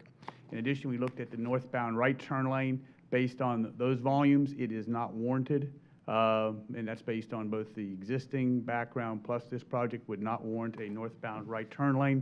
And then finally, we talk about traffic and the impact. As is indicated, the project is currently, or property is currently allowed 55 single-family homes. They would actually generate about 55 p.m. peak hour trips as opposed to townhomes, which is about 29. So this would actually be a reduction over what the current zoning would allow with 55 single-family homes. So that concludes my presentation, unless you've got any questions. Well, I have one question. It's something that I've seen in this neighborhood for a long time. And if we could put the map of the neighborhood up, there's a little, like, spite strip, unconnected place there at the end of Amazon. And you're a traffic guy, but it's always bothered me that for anyone in this community that wants to get out to Starkey Boulevard, they come down and they go through River Chase and up. And I've just been a real proponent of connectivity, and it's just a shame how this area has developed in this disconnected way. I know previous commissions stubbed out all the roads to the north.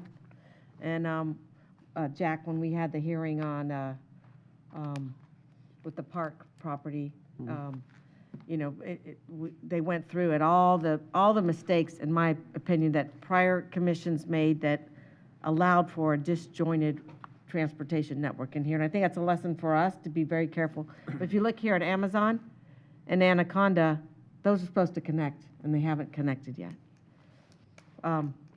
But I don't know, I guess I'm making a comment more than I'm asking you for I your. can answer that. Yeah, So that is off-site, but my client owns that property, and he'd be happy to convey that property to the county, but that is a county decision. Does the county want it, not want it? He's fine either way, but it is off-site from this project, but he does own that strip, so. okay. Well, that would be great, thank you. Barbara, while you're up there, I have a question for you. And I listened to the Planning Commission meeting. So right now, you can build how many houses? Under R2, it's a 55. And so would the concrete pad coverage be more or less than with the townhomes? More. So it's less coverage now than what they could build. Impervious area. Yes. Impervious. That's correct. I just want everyone to really let that soak in. Also, I just went on Google Earth and went down River Chase and Patrician Drive, and I see a lot of two-story houses. And this has come up to us before, but, you know, we don't say, I can't recall a neighborhood where we say, we're restricting you to one-story houses. That I see one-story next to two-story all over the county, and it's very common, so I'm sure you all have noticed that too, so. Madam Chair? Yeah. Go ahead, Those Mike. are some of the things I was just going to bring up, and I appreciate, obviously, everybody being here today. You know, those are the reasons I asked some of these questions. I was not aware, again, they were allowed to have 55 homes. So you're stating now that your client is willing to bring it down to 45? That's correct. Okay, from the 55, which is on the application? That's correct. Okay. We can do that in the deed restriction. We have extraordinary deed restrictions. Never done any deed restrictions like this before for a project. County Attorney's Office helped us with them, but yes, we'll do that to 45. Okay. And as Chairman Starkey mentioned a second ago, homes can be two-story. These are, the townhouses are planned to be 2 stories, not 3 stories, correct? 2? 2 stories. Okay. Okay, so you're not going to get any additional height than somebody could actually build a home on today. Unlike an apartment complex that literally could not have height restrictions to be 3, 4, 5, 6 stories. That's a possibility, correct, Ms. Hernandez? That's correct. Okay, so these are, in your deed restriction, you're willing to say no taller than 2 stories? That's correct. Okay, so we can write that in there. I think that's it for me. I just wanted to make sure that everybody was aware, again, that they could literally go there tomorrow, and then you would have possibly smaller lots and smaller lot sizes, and you could have smaller, skinnier homes in a more, and actually cause you more issues, and actually possibly more traffic, because we're allowed to put more homes there. So, and listen, I appreciate your comments. If they were to say, this was to come to me today, and it was literally only zoned for, 10 homes or 20 homes, my thought pattern would be totally different. But they're actually, almost in essence, downzoning from what they currently can have, not upzoning in reality. Commissioner Starkey. Yes, Commissioner Fitzpatrick, then Commissioner Mariano. Thank you. So I have met with the community regarding other projects, and they had mentioned the flooding. So I did go out there and I drove by, and when I went, I drove by, I saw the concerns of the flooding on that property. It looked, there was standing water. When I went and the applicant had met with me, he brought me the letter from Swift Mud showing that there were structures that had failed. And I do know the community has come as well to mention about the flooding concerns. So him taking the initiative to, I believe it was about $600,000 he would invest to fix the flooding concerns in that area, I think he's willing to work with the community. In essence, and also looking at the project, there's 47 homes butted up to the back of this, in which he could technically put 47 single-family homes butted right next to each other. And again, he is showing the greenery between, and also with Swift Mud, and I know the concerns of flooding, one, he is gonna fix the flooding for Riverside Village 4.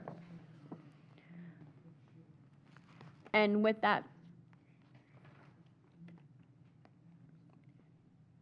so also with Swift Mud, they have to keep the water on their own property. So they do have the retention ponds to continue having the water flow on their property, and it would not become an issue where the water would be draining back onto the roads. So, Okay, this is in my district, so, hold go on. ahead, Commissioner Mariano. Thank you. I got a few concerns. When I listened to the rear buffer, the ditch being cleared out for drainage and all, it sounded to me like the rear buffer wasn't going to be there. But do we have standards we have to have, Denise? The buffer's going to be there, and what is it? It's residential to residential, yeah. When do you buffer residential to residential? So there's not going to be no buffer then? Well, there is a buffer. he agreed to put one in, but he doesn't have to. Yes, they're agreeing on a buffer, Yeah. but the land development code would not typically require a buffer. Okay. All right. Now, when I look at under the finding of fact, I've heard several times where this guy, this developer can come in and build 55 homes, right? We just heard it again, it's dezoning. So help me understand when I'm looking at the finding of fact, item number 9, when it says the Board of County Commissioners, the Planning Development Department have approved the following plans in the subject property. Going down to C, on March 9th, it says preliminary development plan, construction plan, and stormwater management plan in report for 19 single-family detached dwellings and associated infrastructure. Is that just a small portion of it? No, what that is stating is that is what they actually have in-house. The other question is, what can they have under the current zoning? So under the current zoning, which is zoned R2, it's 4.6 dwelling units per acre. If you multiply 12.03 acres by 4.6, they can have 55.33 something units. What they came in for a preliminary development plan in for, which is what is in your finding of fact number 9, is they came in for a preliminary development plan and they got it approved in 2019, which is for 19 single-family units. So they could just, had this zoning not, we would not be sitting here today, for example. They can come in for a preliminary development plan, which is under staff approval, for 55 single-family detached homes, which is what they can have under the current zoning, under R2, which is 4.6 dwelling units per gross acre. Okay. This is a reduction. Lies the problem, yeah, it's a reduction. And ditches are getting cleaned. And and the culverts flooding is fixed. being repaired. All right, Okay, yeah, all right. true. Can I get a motion? It says District 4. I know, but we just changed the maps. Well, But maybe that go into effect yet. I think it goes into effect after the meeting, doesn't it? Yeah, after the meeting. I don't know. What's, Originally considering what I originally was told, and originally going with all of the flooding issues that were addressed, and for the fact that with Swift Mud, he's gonna have to, not only he's gonna fix the flooding issues that are across the street from him, and he has to contain all the water that is on his own property, and for the fact that there's 47 homes butted up to his property, I would do a motion to approve for the 45 homes. do we have a Townhouse. second? And it's not multifamily, it's not apartments, it is a townhome. Do I have a second? 45, 50. Can I second? You can second. I'll second that. Oh, Okay. I thought I heard a second. No, there was no second. I thought I did. Okay, all those in favor signify by saying aye. Aye. Okay, so, Call for it in the other direction, just to, you need to get Any in the habit opposed? of doing that again. Any opposed? oh, any opposed? I heard 5, so I didn't, okay. It's getting late in the day, all right. It's a reduction from 55 to So, 45. all right, and I do want our staff to go out there and look at all those culverts and understand that system. Okay, Mike Carbala? I recall Mike Garrett doing some work out there in one of those ditches, and then I recall what the other engineer said, what I think Mr. Gillis said, that there was some work being done in a ditch, and Swiftfoot stopped him. So, it never got finished. I'll verify the maintenance responsibility and what we Yeah, should be doing out yeah. there. Yes, ma'am. That would be good. And Mr. Mike Carbala, can you just double check the right turn lanes on St. Lawrence and Heritage Lake Boulevard, please? The traffic concerns. You want with- us to review the traffic engineer's findings? Yes, if it needs a right-hand turn, please. Thank you. All right, we're going to move on to You're back. 127? 126? 126. 126? No. No? 112. Oh, 112, okay, we have 112 and 126. Right. So we'll take 112 first, right? You gotta change the comprehensive plan before you can take up the zoning. We have 112, they're both the same project, comp plan, rezoning. Madam Chair, I'm just going to restate the publication, just so it's easy for the record. The publication for item P112 is in the Tampa Bay Times on November 21st, 2021, and the publication, you want to do me do that later, when we bring up 126? Yeah. Okay, we'll do it there. Thank you. 126. Commissioners, Denise Hernandez, Planning and Development. As I was reading 112, I explained to you that there was a full presentation on this item at the time of transmittal. Do you want a full presentation again for this hearing? You will have a full presentation for the rezoning, which is item P126. That's a yes. That's fine. Yeah, I say let's have the abbreviated, and then we'll get into it in the 126. Mr. Zodian will do that. Thank you. But are we going to vote on, Dan, excuse me, I need to ask him a procedural question. We're going to vote on 112 and then go into 126, or we're going to take both presentations? What's the You have to procedure? take them separate motions. You need to take each public hearing item on its own. Okay. So you finish the comprehensive plan, you take public comment, do your presentations, take public comment on 112, make a motion Okay. on 112, and then move on into the zoning. So are you doing the presentation on 112? Okay, thank you. I thought maybe that was it. That was And this is the abbreviated version. Do the presentation if you think it's necessary. Madam Chairman, Commissioners, my name is Ed Zodian. I'm a planner with Long Range Planning. The matter before you is the PDD 22-0026. It's a large-scale comprehensive plan amendment. Can you hear in the back? No. Can you, sir, can you just move your mic up and see if that helps? I'm sorry, is that better? Is that better? Y'all need to turn it up. Okay. I'm sorry, I'll test. Is that better? Yeah. This is Ridge Road. As you've heard, the proposal is to amend the future land use from Res 1, that's residential one dwelling unit per gross acre, to PD, planned development for 10,000 square feet of office and commercial and 230 multifamily units. It's located at the intersection of Ridge Road and Tanglewood Drive. There'll also be a text amendment creating a sub-area policy and a map amendment creating a sub-area map. And as you know, as you're aware, there is a companion rezoning to NPUD.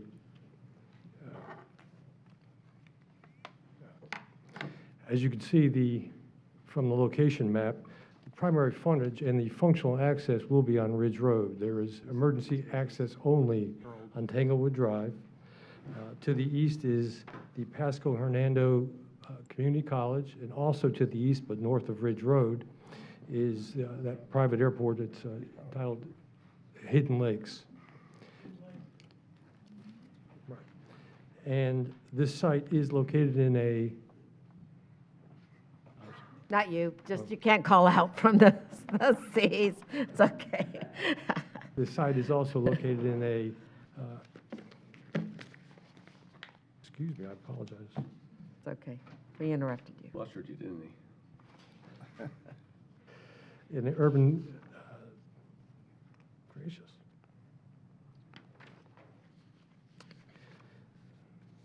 Go back to your beginning and then work backwards like I that. apologize. It's in the urban concentration area. Okay. The following policies are consistent with the proposed comprehensive plan amendment. plan development, which proposes to have non-residential and residential development on one site, and policy flu 8.1.1, which is the West Market area, which shall be included in the urban service area and promote infill redevelopment, compact and mixed use.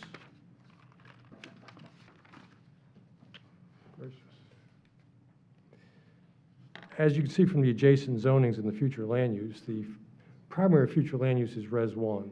Everybody should be aware that this is the original future land use from when the comprehensive plan was effective back in 1991. In 2008, the Urban Land Institute recommended that the county be divvied up into 5 distinct market areas. And in 2010, this board amended the comprehensive plan to establish those market areas, and it also established the urban concentration area for this site. That changes the proposed character of this area. And the board also adopted the urban concentration area in policy flu 9.1.1. Now, the state adopted, I believe, in 2009, or 2008, excuse me, the definition for the urban service area, and that definition is mandated that the area inside the boundary be used for urban development. To focus its growth in that geographically defined area which is planned for urban services, rather than allowing growth to happen where there are few or no planned urban services in the near future. I ask that you take recognition for the fact that this property fronts on Ridge Road, and the county had just spent approximately $149 million extending Ridge Road to the Suncoast Parkway, and Ridge Road is an arterial drive. Coupled with the fact that the utilities will be brought to the site by the developer at no cost to the county or to the residents. The Harbor's West Market Area Plan encourages the mixed use and infill development, which this achieves.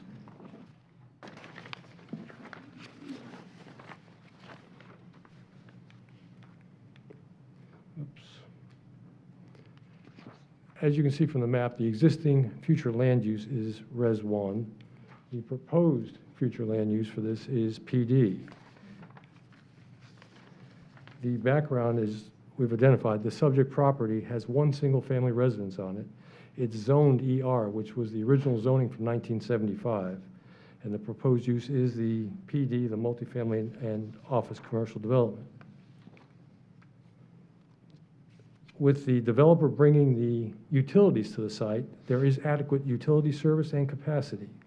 There have been no concerns addressed by police, fire, schools, nor from Parks and Recreation with respect to environmental, and emergency management had no concern with the exclusive emergency access only on Tanglewood Drive.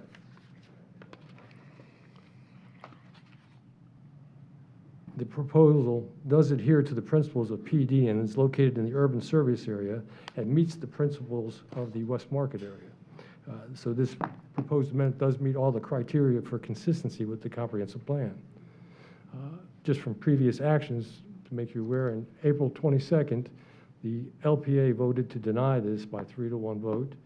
This board, on June 22nd, voted 3-2 to transmit to DEO and other reviewing agencies, and DEO has responded that it had no comment.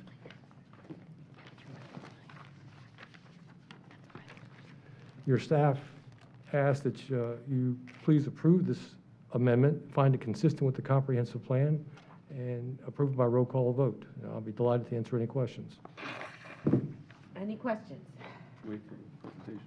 All right, we'll have Barbara's presentation.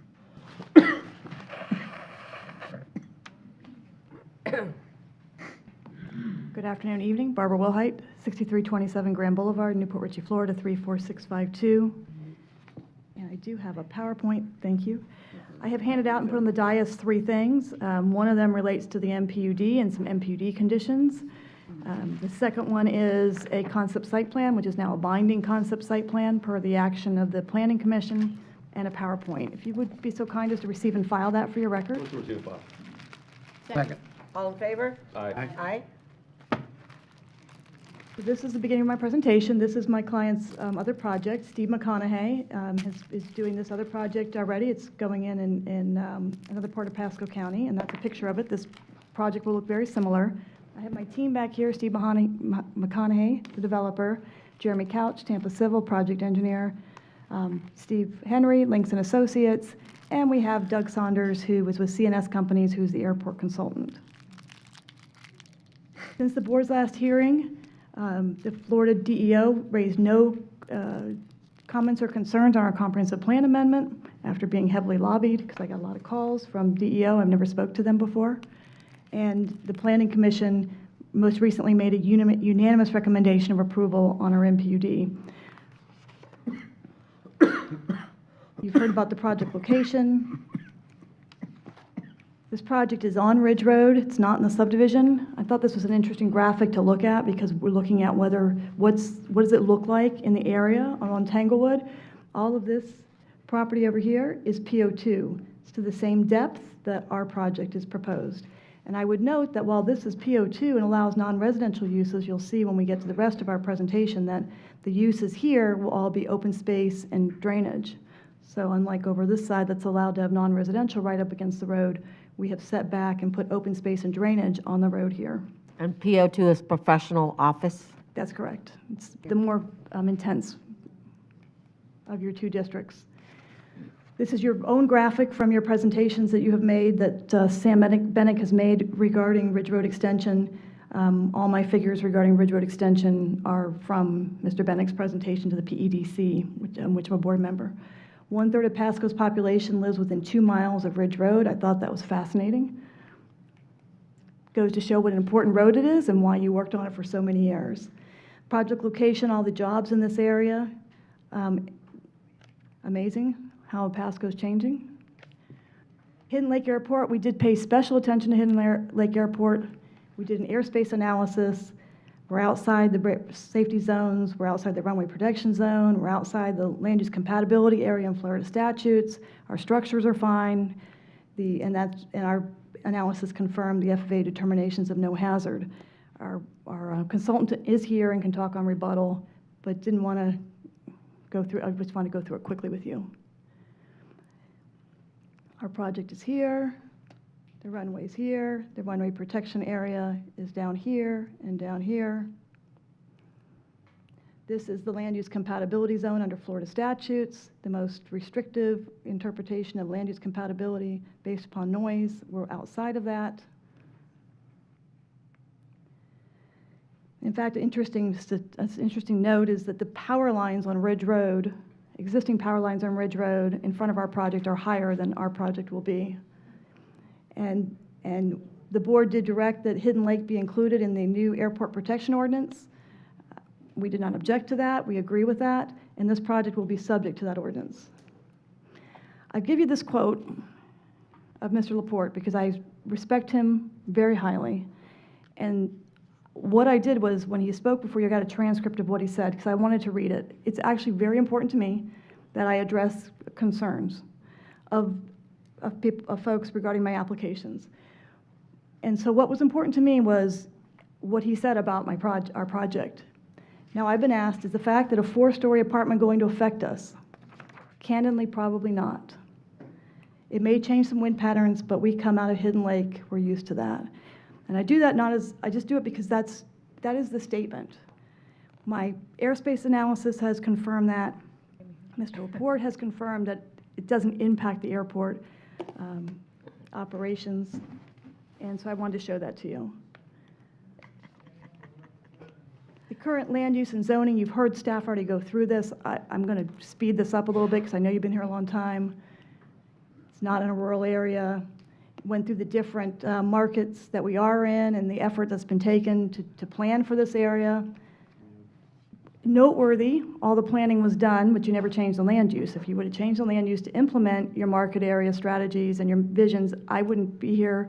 We would have already developed this property because the comp plan would have been changed. This is the West Market Area vision. I really think there's some interesting language in here. The significant inventory of affordable housing neighborhoods shall be enhanced. through infill and redevelopment in a manner which will strengthen their vitality. And then you can look at what the mission is. And I'm going to go through a slide. I'm going to show you exactly how this implements the mission. I got pretty excited actually when I did this because it's just unique to this project. I've never had a project that fits a mission so well. Choice of living is one of the things that of your mission, you want to give a choice of living in the West Market area. There are no Class A apartment projects in this area. Unique location, these are your factors. Arterial highway extending to Suncoast Parkway, Sun Lake, and US 41. Working, Pasco County, VA, Social Security Administration, Paul Aero Power, Moffett, Suncoast 54, Medical Center of Trinity, North Bay Hospital, Bayonet Point Hospital, all within this area. Education, walking distance to Pasco Hernandez State College. Bus service to all of those locations in West Pasco. And I'm sure it'll extend, bus service will continue to extend on Ridge Road extension to Moffett. Leisure time, a lot to be said here. Downtown Newport Richey, Cody River Landing, Port Richey, trails, Starkey Park, Warner Boys State Park, Sunwest Park, Hudson Beach, Green Key Park, yes, I still call it Green Key, Eagle Point Park, Key Vista Nature Park, Anclote Golf Park, and Anclote River Park. You have invested in an incredible amount of infrastructure, and you have an incredible amount of exciting stuff that these residents are going to get to access. The urban concentration area, you discourage urban sprawl, you encourage density. You've heard about that from your staff. This is in the Harbor's West Market area that you adopted the infill and redevelopment plan in 2013. It's in the Central District. The vision is to provide parks and open spaces, connected street networks, and encourage mixed-use infill development, exactly what we're doing. You've heard about your infrastructure that's already in place for transportation, Ridge Road. You're extending it to $100 million investment ultimately. Incredible volume to capacity ratio. I don't see that anywhere with any of my other projects. After this project, in 2045, you'll still be at 0.77. There's many places on State Road 54 that are on the 1.2, 1.3, 1.4. Barbara, can you just go back one slide for a second, please? Uh-oh, now I'm doing the same West thing. Market. Yeah, I'm doing the same thing that my client did before. Okay. Central Just wanted to District, confirm. West Market. Which slide? This is the slide. Thank you. Okay. Okay, thank you. Uh-huh. As you've heard, the project is on Ridge Road. We have no project access to Tanglewood. We did make that an emergency access. Our traffic engineer, Steve Henry, is available, but I summarized his findings. 97% of the traffic will use Ridge Road. 3% of the traffic may travel on Tanglewood Drive. Utilities, we've heard that also there are projects required to connect into the county's water and wastewater system at its sole expense, and Tanglewood Drive will not be allowed to be used for any of those water or wastewater extensions or connections. And I actually have a condition to add when we talk about the MPUD to make that very clear. This is the graphic that shows how the extension, the current sewer, the water is at near our doorstep. The current sewer connection is at Cubulus and Ridge Road. And this just shows how we're going to bring that to the site. It's about a 2-mile extension, $1 million. It's not inexpensive, but my client is committed to doing that. No, do not talk from Drainage. the galley.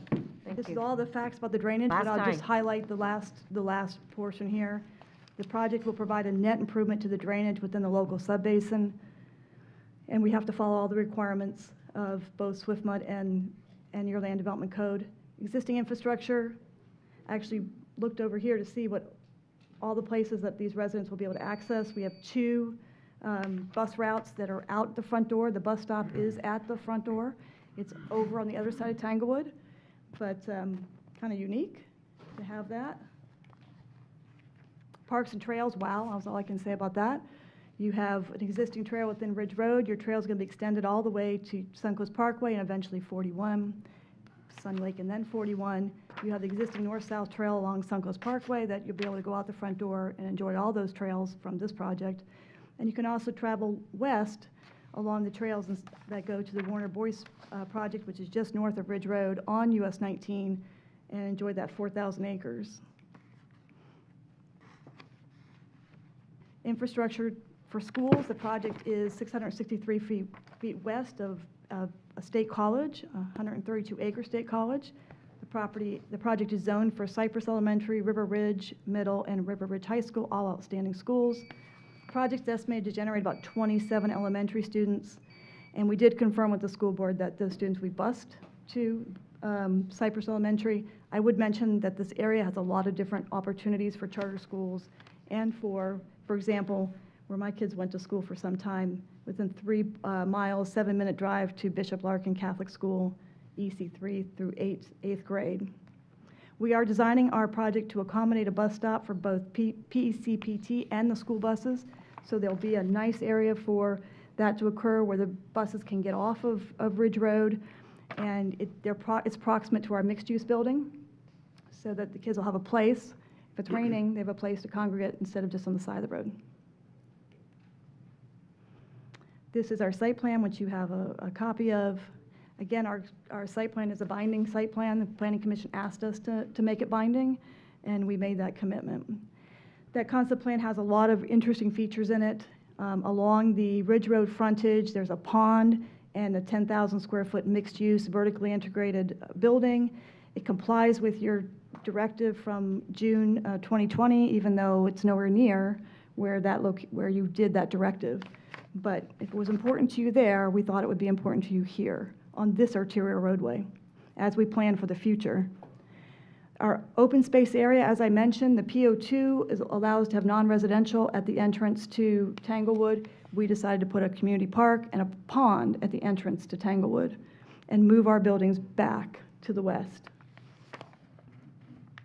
We clustered the apartments to the center of the project. We made an internal corridor design, so there's not an open breezeways.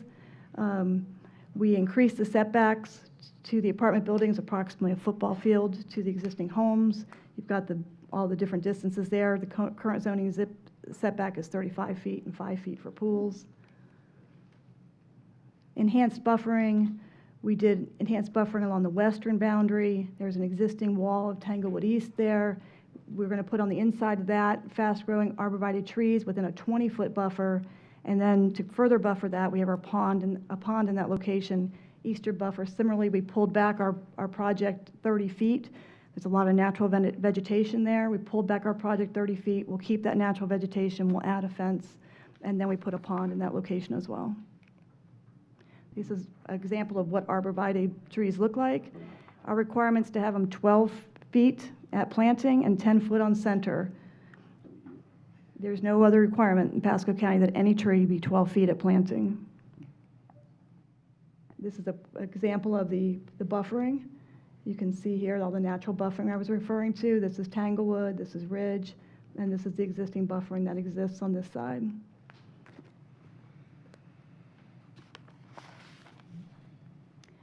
Economic impact analysis, I usually don't do these, but I found it was so interesting when I did it. Usually I do it and I don't show it because it just, it's greenfield development, it's not that interesting.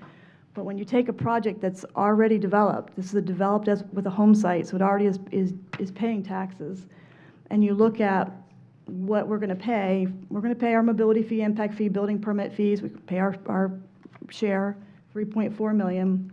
Ad valorem, this project and the $50 million investment by my client will generate $815,000 per year, $3,426 per unit. Right now, the property is generating $8,290 for the county. And on average, the properties around it are paying about $2,500 per year because of Save Our Homes and homestead exemptions and the like, which this project will not get the benefit of. In 10 years, my client's $50 million investment will generate $8.1 million for the county versus the current $82,900 that's this property on your arterial roadway or $200 million roadway is generating. Those are just all the backup of how that was calculated. The other thing is the net economic impact of having these folks come and live at this location. There's an income requirement. It's a Class A apartment unit. We have a minimum income. Affordable housing has a maximum income. We have a minimum income. This one's 3 times the monthly rent, about $60,000 to $65,000 per year household income, very similar to the median household income of the Tanglewood area, which is $59,000 per year. Our new residents' combined income on this 20 acres, which, by the way, is a pretty large site for multifamily. My clients are trying to do it on 11, 12, 13. This one's 21 acres. That's why we're able to do so much more in this location. And the combined income is 13.8 million per year, and this will make a difference. This is why you do infill. You bring people with new income to an area, and they use the existing businesses. The businesses are attracted to the area as they see the existing businesses profiting and doing well, and it just creates a whole new cycle, and you see shopping centers that are revitalized instead of continue to blight. Thank you. I'm going to leave my rest of my team kind of sitting there so they don't have to come up twice. Go ahead and move to, public comment if you would like, if that's acceptable, and then we can bring forward more conversation on rebuttal. Thank you. Okay, do we have people signed up to speak? So I'm just confirming this is item P112. That's right. This is the hearing on the comprehensive plan amendment, not on the MPUD. Okay, so yes, we have individuals signed up for item P112, and I will give the first person up is John Voda.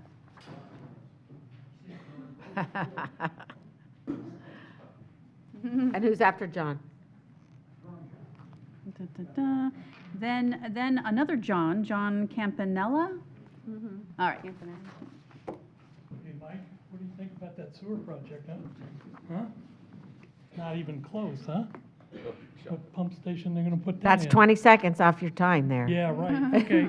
Oh, but, Name and address for the record, please. 5 minute, okay. Hey, there's an editorial in the Name and Times. address for the record, John, please. Oh, that's right, I don't have my. And that you've been sworn. Yes, I've been sworn. My name is John Voda. I live in 8641 Skymaster. Perfect. In Hidden Lake Airport Community. Okay. Not lakes. Okay. There's an editorial in the Times that gave you guys a lot of great praise. They said the Pasco Commission gets it right on apartment building moratorium.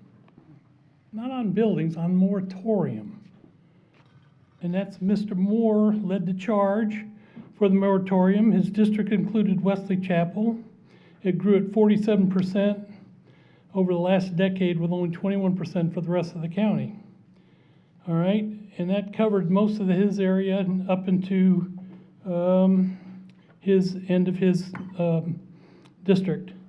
Arguments are compelling.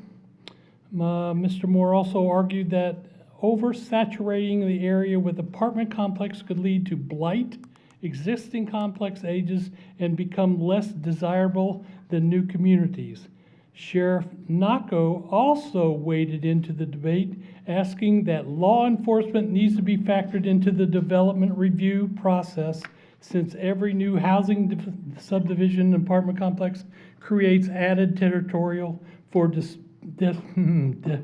deputies to patrol, which makes sense since they get half price on their apartment complex.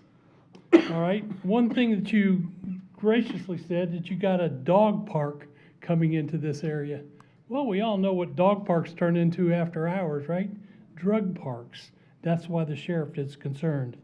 It wasn't long ago that much of Pasco was still dotted with orange groves and cattle ranches, as Mr. Oakley represents. And but it's okay if he puts in something else in our neck of the woods, where it's basically doing our making managing the growth of the next 2 decades, the next 20 years. How many of you people are going to be up here in 20 years from now? Probably none of you. But we're going to have to live with your decisions on this thing. And now you want to put up a 4-story, 4-unit apartment right next to the airport in the middle of a rural area. And may I say that that airport design is for an instrument type airport, not a VFR type airport. That really ticks me off because, oh no, it's got plenty of room. It doesn't. We're flying right over these things, and it is an important part. All right, the other thing is that 54 and the toll road is closer to this Moffett unit than this unit on Ridge Road. All right? So if you're saying, well, it's for the Moffett Center and all this kind of stuff, it just doesn't make sense, folks. It doesn't you. make sense. Thank you, So John. please just knock this off. Okay, who's next? The next gentleman standing up. Okay, And and then- who's after this gentleman? And then after this gentleman that's stepping up, Shannon W. And then followed by Sunny Farah. So if you could go ahead and line up, that would be great. Are those people still here? Okay, keep calling names. They're going to line up. Yeah. Okay, thank you. Name and address, please.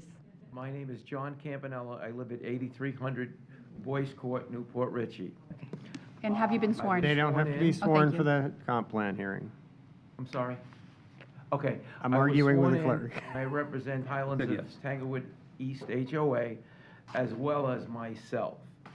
I'm opposed to the rezoning for fear of development that the subject property will cause the sinkholes in Highlands of Tanglewood East to reopen and cause more property damage and personal injury and/or death.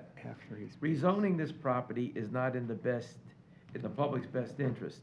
7 houses in Highlands of Tanglewood East subdivision adjacent to the subject property have had sinkhole damage and repair.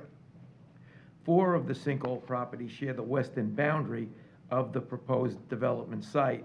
Look at the Pasco County appraiser's map under subsidence and sinkholes to see for yourself. Sinkholes are one of the most visible karst terrain features. This is a karst region. Just look at all of the recorded sinkhole activity on the north and south sides of Ridge Road from Little Road to Moon Lake. Sinkhole activity on the boundary of the subject property is a warning sign that the developer and county should carefully consider. This is a hazard in terms of human injury, property damage, and is the threat to public safety and well-being. The subject property is compromised of Adamsville and Tavares soils. According to the U.S. Department of Agriculture soil series, Adamsville soil has a low pH, is moderately acidic, and rapidly permeable. Tavares soil has a very low pH. It is strongly acidic. It is also rapidly permeable. Water passing through these soils become acidic, and it percolates to the underlying limestone, where it dissolves the limestone structure and weakening it, forming cavities and allowing superficial sediments to collapse. The subject property has 2 existing plug sinkholes in the areas, and the subsidence as evidenced by multiple tilted trees and depressions in the land, especially near the west property line. According to the Florida Geological Survey, publication number 29, construction activities such as excavating, dewatering foundations, heavy equipment traffic, altering natural drainage can trigger sinkhole collapse. Activities like mass grading scrapes away from protected layers of soil, parking lots, paved roads, divert rainwater to infiltration points, and weight the 4-story apartment buildings and man-made impoundments such as retention bases used to store runoff and create significant increase in bearing on supporting limestone, triggering the collapse and overburden the cavity. The development of this subject property will cause sinkholes in Highlands of Tanglewood East to reopen and more property damage and possibly injury or death. Rezoning the property will not preserve and enhance Thank you very much. public safety. Thank you. Okay. Nope, May that's I- it. I'm sorry. Oh, do you want us to turn it in? Motion to accept and file. I wanted to ask this to be, and I have a diagram to show Yep. what I'm talking about. Move to approve, move to receive and file? So you've made a motion. Oh, yeah, I'm sorry. All in favor? Aye. Aye. I can give it to somebody? Yep, you can give it to her right there. Thank you. Thank you very much. Let me remind the public, this is not the rezoning hearing, that is 126. This is the comprehensive plan hearing. And okay, we've got enough. Go ahead. Hi, Eva Spezak, 9975 Sweet Bay Court. And I'm going to start off with the traffic, because it is really a sore subject, and that 3% usage, I think, is absurd. Going to Google Maps, let's look at reality. 9640 Ridge Road, Google Maps says you turn right for all of these following. Target, Sprouts, Michaels, Walmart, TJ Maxx, Clearwater, St. Pete Airport. Ordinance 1, Sims Park, downtown Newport Richey. Aldi's, Big Storm, Starkey Park, Starkey Market. Morton Plaid, North Bay Hospital. Medical Center of Trinity Hospital. And plenty more. Even the Salvador Dali Museum said to go down Tanglewood. Okay, parking. Looking at the plan that they have at the planning meeting on the 18th of last month, the developer's presentation, item number 38. On-site parking will be 1.9 spaces per multifamily apartment unit. Are they asking for a variance for this? I thought it was 2.25 spaces. We are not a busing community. We do not have we have public transportation, but for an apartment complex like that, it's not going to be utilized the bus system. So parking is going to be a big issue. It doesn't fit in that location if they have to squeeze the area and squeeze for parking. It's not going to fit. I have a question about where the dumpster would be located. Nowhere in the plan does it show where the dumpster is. Dumpster Okay, station. you cannot have a phone ringing. It's not fair to the lady speaking. Please turn off your phone. Thank you. Go ahead. Okay, for the dumpster station there's code designed for refuse disposal station. Shall be designed maximum screening, and it should be located away from residential areas. My question is the emergency entrance going to be used for the disposal? Is that going to be where the dumpsters are going to be? So is it really not an emergency use area? I have a picture from sister property of the developer. In the back, and there are mattresses outside, and I'm wondering if that's going to be on Tanglewood Drive. Next issue. I have taxes, multifamily, and the economic impact. We already have a lot going on Ridge Road. You have 23 acres just sold at 1132 Town Center Drive, 2 miles from this property. Zoned commercial, multifamily, office, retail. You have 11319 Moon Lake Road, 34 plus acres, just sold. Going to be multifamily housing. It's 5 miles from this property. You have 502 Little Road, 30 acres, multifamily, sold on Hunter's Ridge, to 5 miles from this property. So there are already projects, 3, that are going on right now and approved. Why does this one have to change? There's one other property right on the corner of, where am I looking at? At Lowe's. 50 acres are for sale. Multi-purpose, commercial, retail. Why change Thank you very zoning much. for this property? Thank you very much. Okay, name and address, please. And,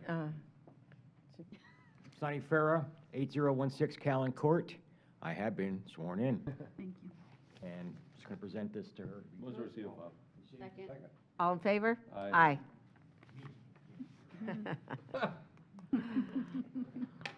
Okay.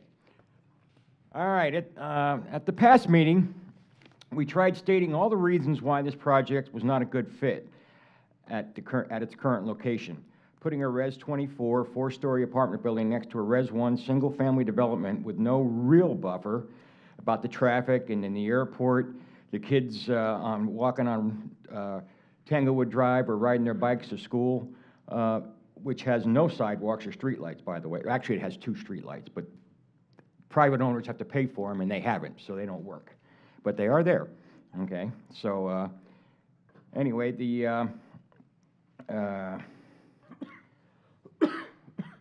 oh yeah, and we also submitted over 1,000 signed petitions.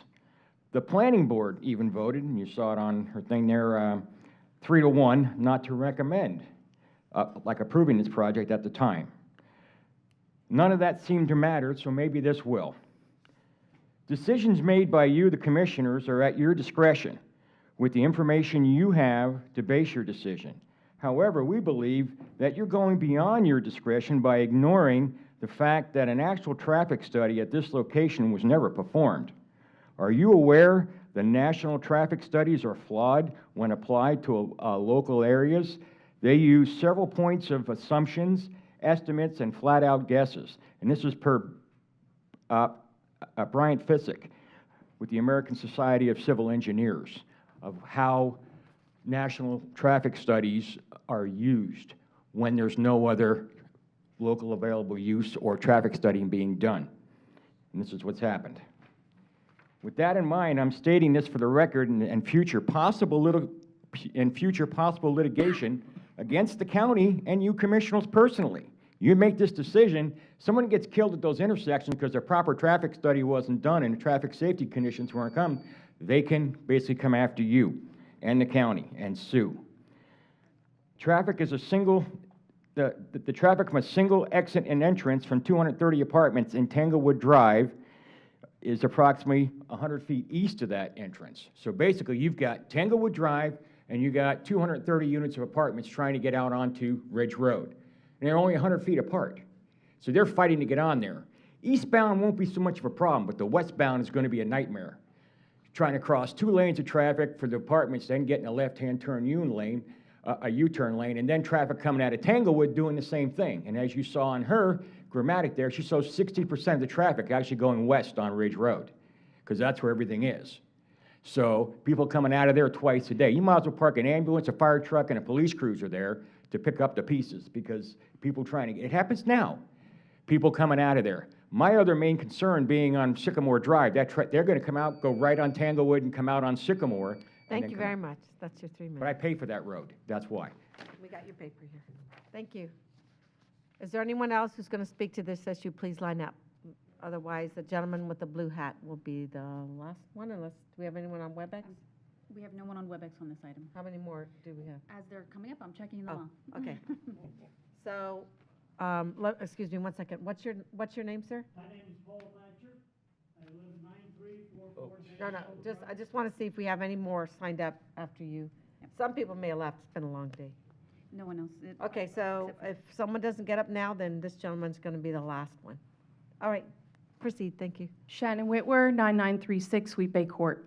It's very obvious that you do not need our permission to move forward with this project. I'm so sorry. You have to say Yes, that I'm you've been sworn in. Thank you. But it is your job to protect the people and have our interest, not those of the developer. You should have our back, and you don't. One who isolates himself from the truth should never work in government. Here are some truths that are being ignored. The comprehensive plan states there should be a transition in that area. You don't go from Res 1 to Res 24 without a transition. Right now, what you're putting there is a travesty. With the way things have gone, one would think that the comprehensive plan was written in pencil. If it can be changed to suit the needs of one person and affect hundreds, then there is no comprehensive plan.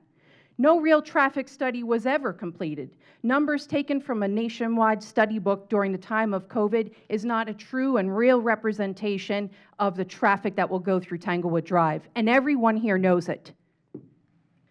The school, when Pasco County School Board website says that Cypress Elementary is closed, that it does not mean that there is plenty of room in that school. Twisting the truth now to fit the future years from now, that's not the truth. That's called a wish. Ignoring the high density in a low density area and dismissing the fact that the sheriff has stated he cannot keep up with that type of density, that's a problem. The people who live here are being put at risk without thought or care from their representatives. One of our biggest problems of all are the planes at Hidden Lake. They turn right on top of that complex when they come in for a landing. I'm here to represent we the people. We who elected you do not feel represented.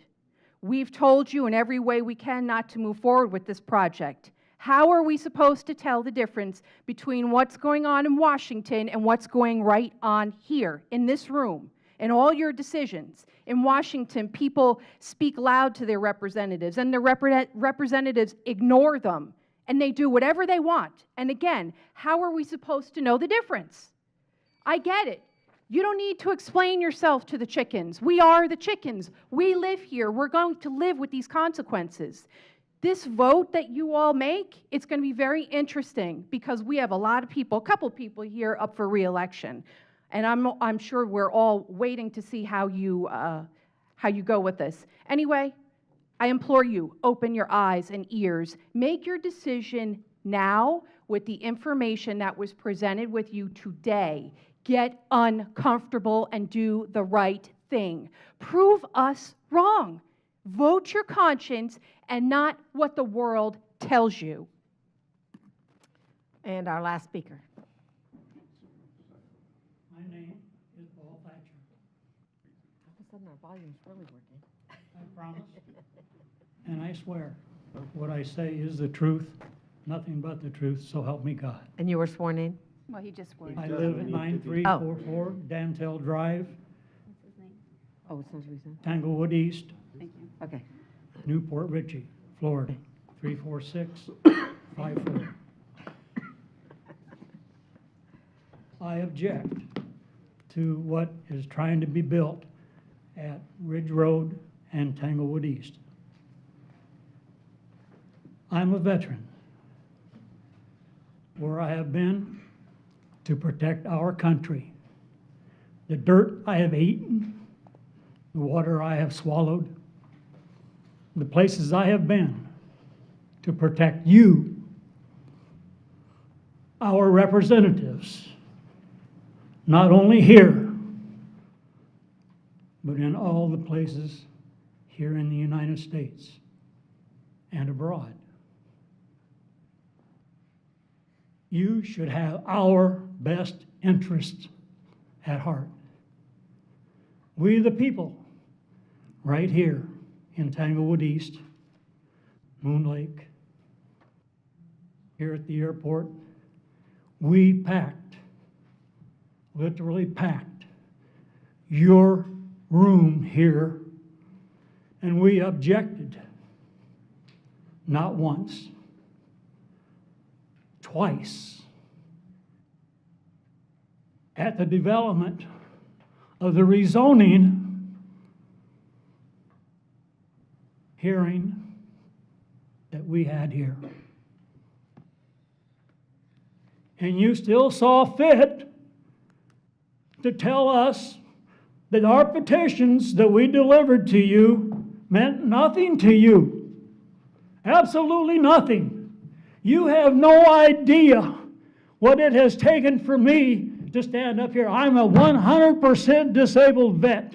I have had 3 brain surgeries. Yeah, I got a hole in my head, lady. I've got more metal in me. Yes, I've got more metal in me. I can't pass through airports. If they arrest me, they keep asking me, what's that metal you got in me? I walk on metal, titanium. Folks, how about using a little bit of common sense? If you think a 4-story apartment building in a neighborhood complex is common sense to you, I think you all need to go look and talk to God, because I don't think He would want one in His house. No, no, and no. Thank you very much. All right, the applicant and rebuttal and all those things.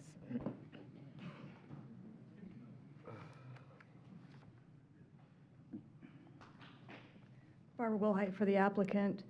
As far as Mr.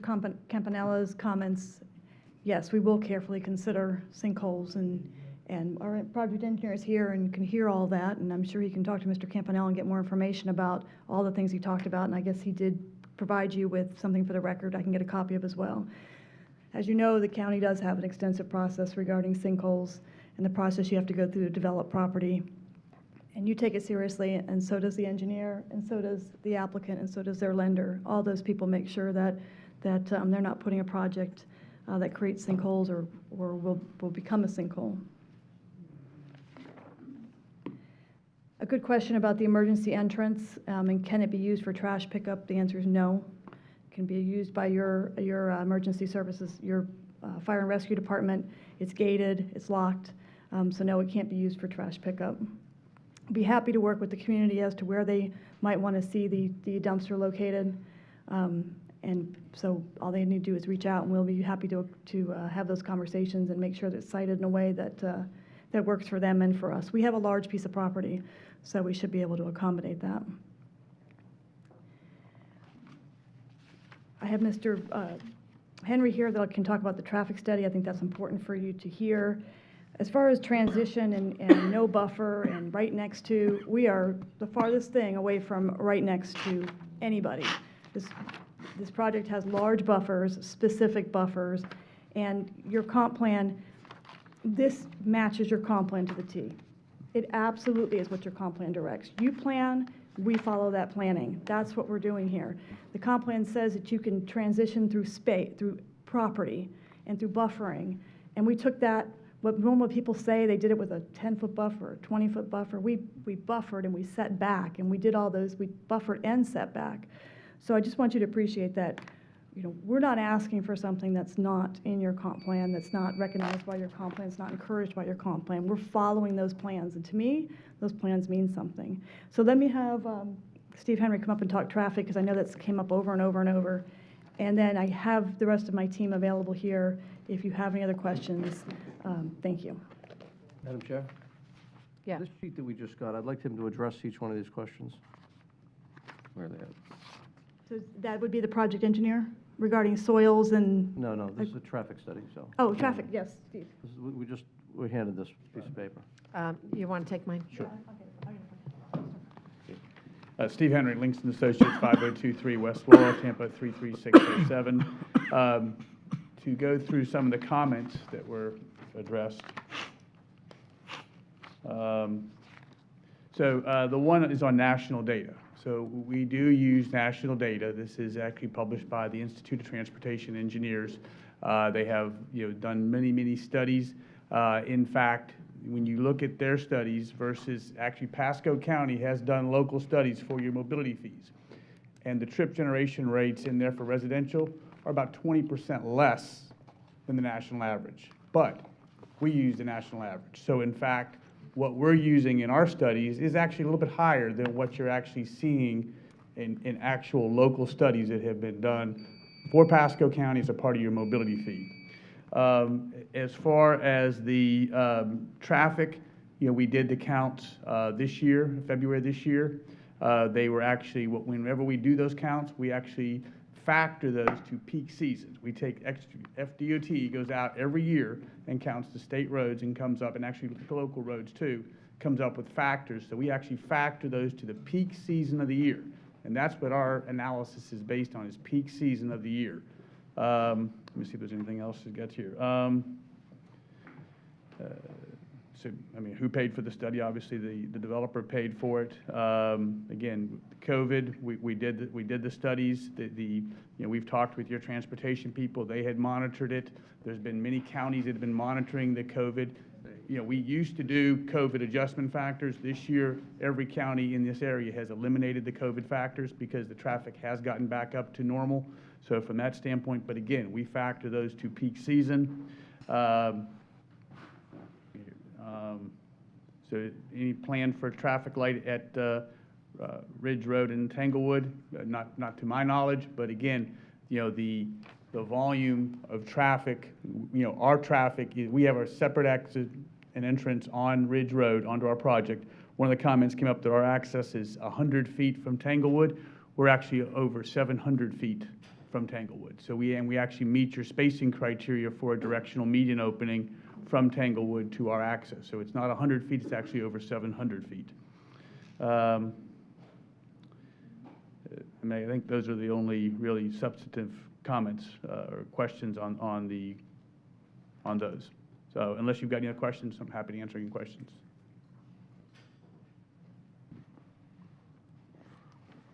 Thank you.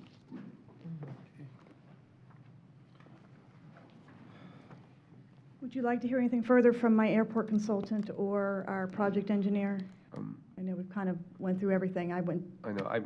Madam Chair, Mhm. sorry, I know it's been a long day. We have a lot left after this probably too, but I would like to hear from the airport consultant, because obviously there's people here from the airport, and that was mentioned today just like it was last meeting, so. Okay. That's one of my. We'll hear from the airport. That's one of my concerns, as it was last meeting, so I would like to hear. Do you have his PowerPoint? Thank you. These guys are great, by the way. Thank you.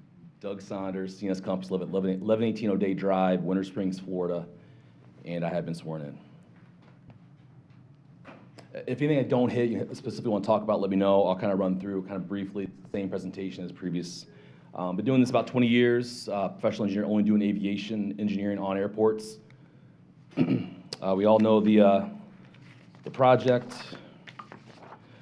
Flight procedures. So the one question was regarding visual versus not instrument. We're not doing an instrument approach. These are all visual approaches, so we are all following the visual. We're not doing a instrument approach for this type of airport. It's all standard left-hand traffic pattern. Someone mentioned the base leg. They are going to turn over top of the, what's the top button? Thank you. So the base leg is when they turn downwind. It's visual, so it's pilot's choice. They can turn whenever they want. So you see the white. I showed the worst case white, also green and blue. They can really turn over whenever they want to. Again, they're going to be sitting rather high up. They're going to be sitting about 400 to 500 feet above grade. The building's going to be about 95 feet. Again, the power lines along Ridge Road are higher than that, so they'll be closer to the power lines than anything else. When they take off, they'll actually be, it's left-hand traffic pattern. So when they take off, they're actually going to be taking off, they're taking off southwest. They should be, if they're following their own protocols, they'll be taking off over the college, not over our project. So when they take off, they'll be, if they're following their procedures, their protocols, they should be doing a left-hand traffic pattern for takeoffs. Public zoning regulations. Barbara talked about this. We've talked many times about this. This is actually being redone by your county right now. There was I don't see Terry, but you guys are going through a review. This is for public airports. It's not even for private airports. But even if it was a regulation that we did follow, we'd still be fine. We're still outside this area. And then once you do this other study that's coming up, I guarantee the contours will be within the property line. It'll be within Bridge Road when those contours are developed.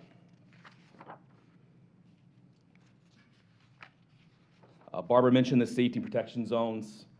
Again, there's no protection zones, safety areas, object-free areas, anything over our site.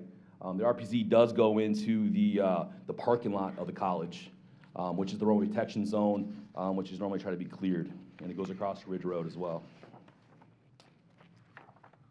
Airspace analysis for tall structures. So, obviously I'm here for standards. I want to follow the protocol, make sure everything is correct.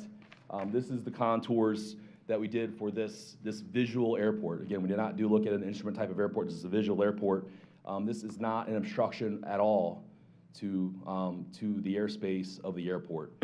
This project will not. And actually, like you said earlier, the power lines are higher than the apartment complex, and there is no obstruction line required for this project because again, the airspace, it's a 3D. You can go back one slide. I'm going to ask you a question about the power lines for a second. But if you want to go through that first. It might help out just because it's kind of complicated to think like a lot of these are 2D surfaces on the ground. A lot of them are 3D surfaces in the air. This is a 3D vertical surface. So really as you're going up in the air, that's what I'm talking about, the contours above grade where we're not penetrating that surface vertically in the air for this project. Chairman? Yeah, if you go to the next picture. So I believe I was on the LPA when I was on the school board, which was the local planning agency. And I remember something coming in here, and or Withlacoochee was doing something with their power lines. And anyway, they were made to lower some of their new transmission lines that were coming in somewhere along here. And they have red balls on them, if I remember. So are you familiar with where they are on this route? I know I did take a few photos from the college kind of. I am. I'm very familiar. Yeah, so they're not as wide as this thing here. So they were they only had to come down in it'd be interesting to see I could probably look at it. Yeah, I mean honestly we could get a survey pretty easily of the top of the power poles and show that. But I will say apologize, go ahead. with those power lines, what they did is in front of the runway, instead of the 3 lines being vertical, they turned them horizontal, and they did add the orange balls on them, and then it twists up right around the bend, and again, the power lines are higher than those apartments when you go around that bend. Yeah. So where it was important to be lower, with Lakuchi, had to lower those transmission lines. Where it didn't matter, they're back up high. So the power lines at the end of the runway, they're higher than the, No, they went down at the end of the runway in a certain width. I'm talking about these. At the apartment location, Oh. they're back to the 3 high. Yeah, they're back to the high. There are 3 high vertical. Yeah, they're higher than the apartments. Yes, well, That's they what have I'm to saying. come over They're those higher than before the they come apartment. to the apartment. Yeah, and then they get down lower. That's what I was getting at. Over there. Yep. I- And I guess the last thing is the FAA we did submit Tampa Civil submitted a FAA determination. So it's really to the FAA, and I think the question was, did they even review this airport? 'Cause it's a private airport. And I would say we concur with the FAA's recommendation that there is no hazard to air navigation. So we 100% agree with the FAA, Federal Administration Association's study. So 100% agree. Any other questions for the airport side? Thank you very much. I would just say, I have 2 relatives, well, I'm just talking in general. It is airport related. I do have 2, my son-in-law is Lieutenant Colonel Diaz, and my brother-in-law is Lieutenant Colonel Patterson, U.S. Air Force. One also now flies for American, and I showed him all the stuff that y'all had. My son-in-law, both of them Air Force Academy grads, has been a flight instructor on 3 different kind of flights, is now commander of a squadron, and they said there's no issue there.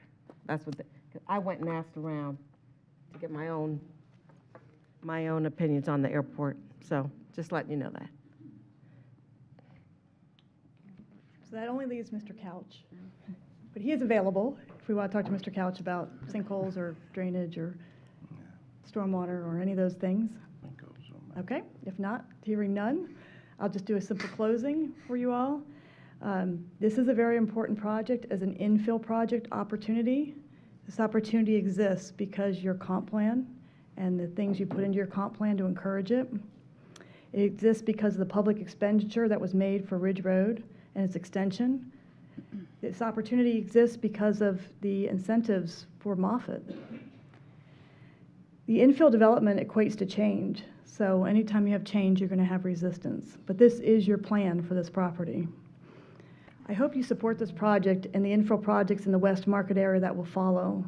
That will finally follow the plans you made in 2008, 10, and 13.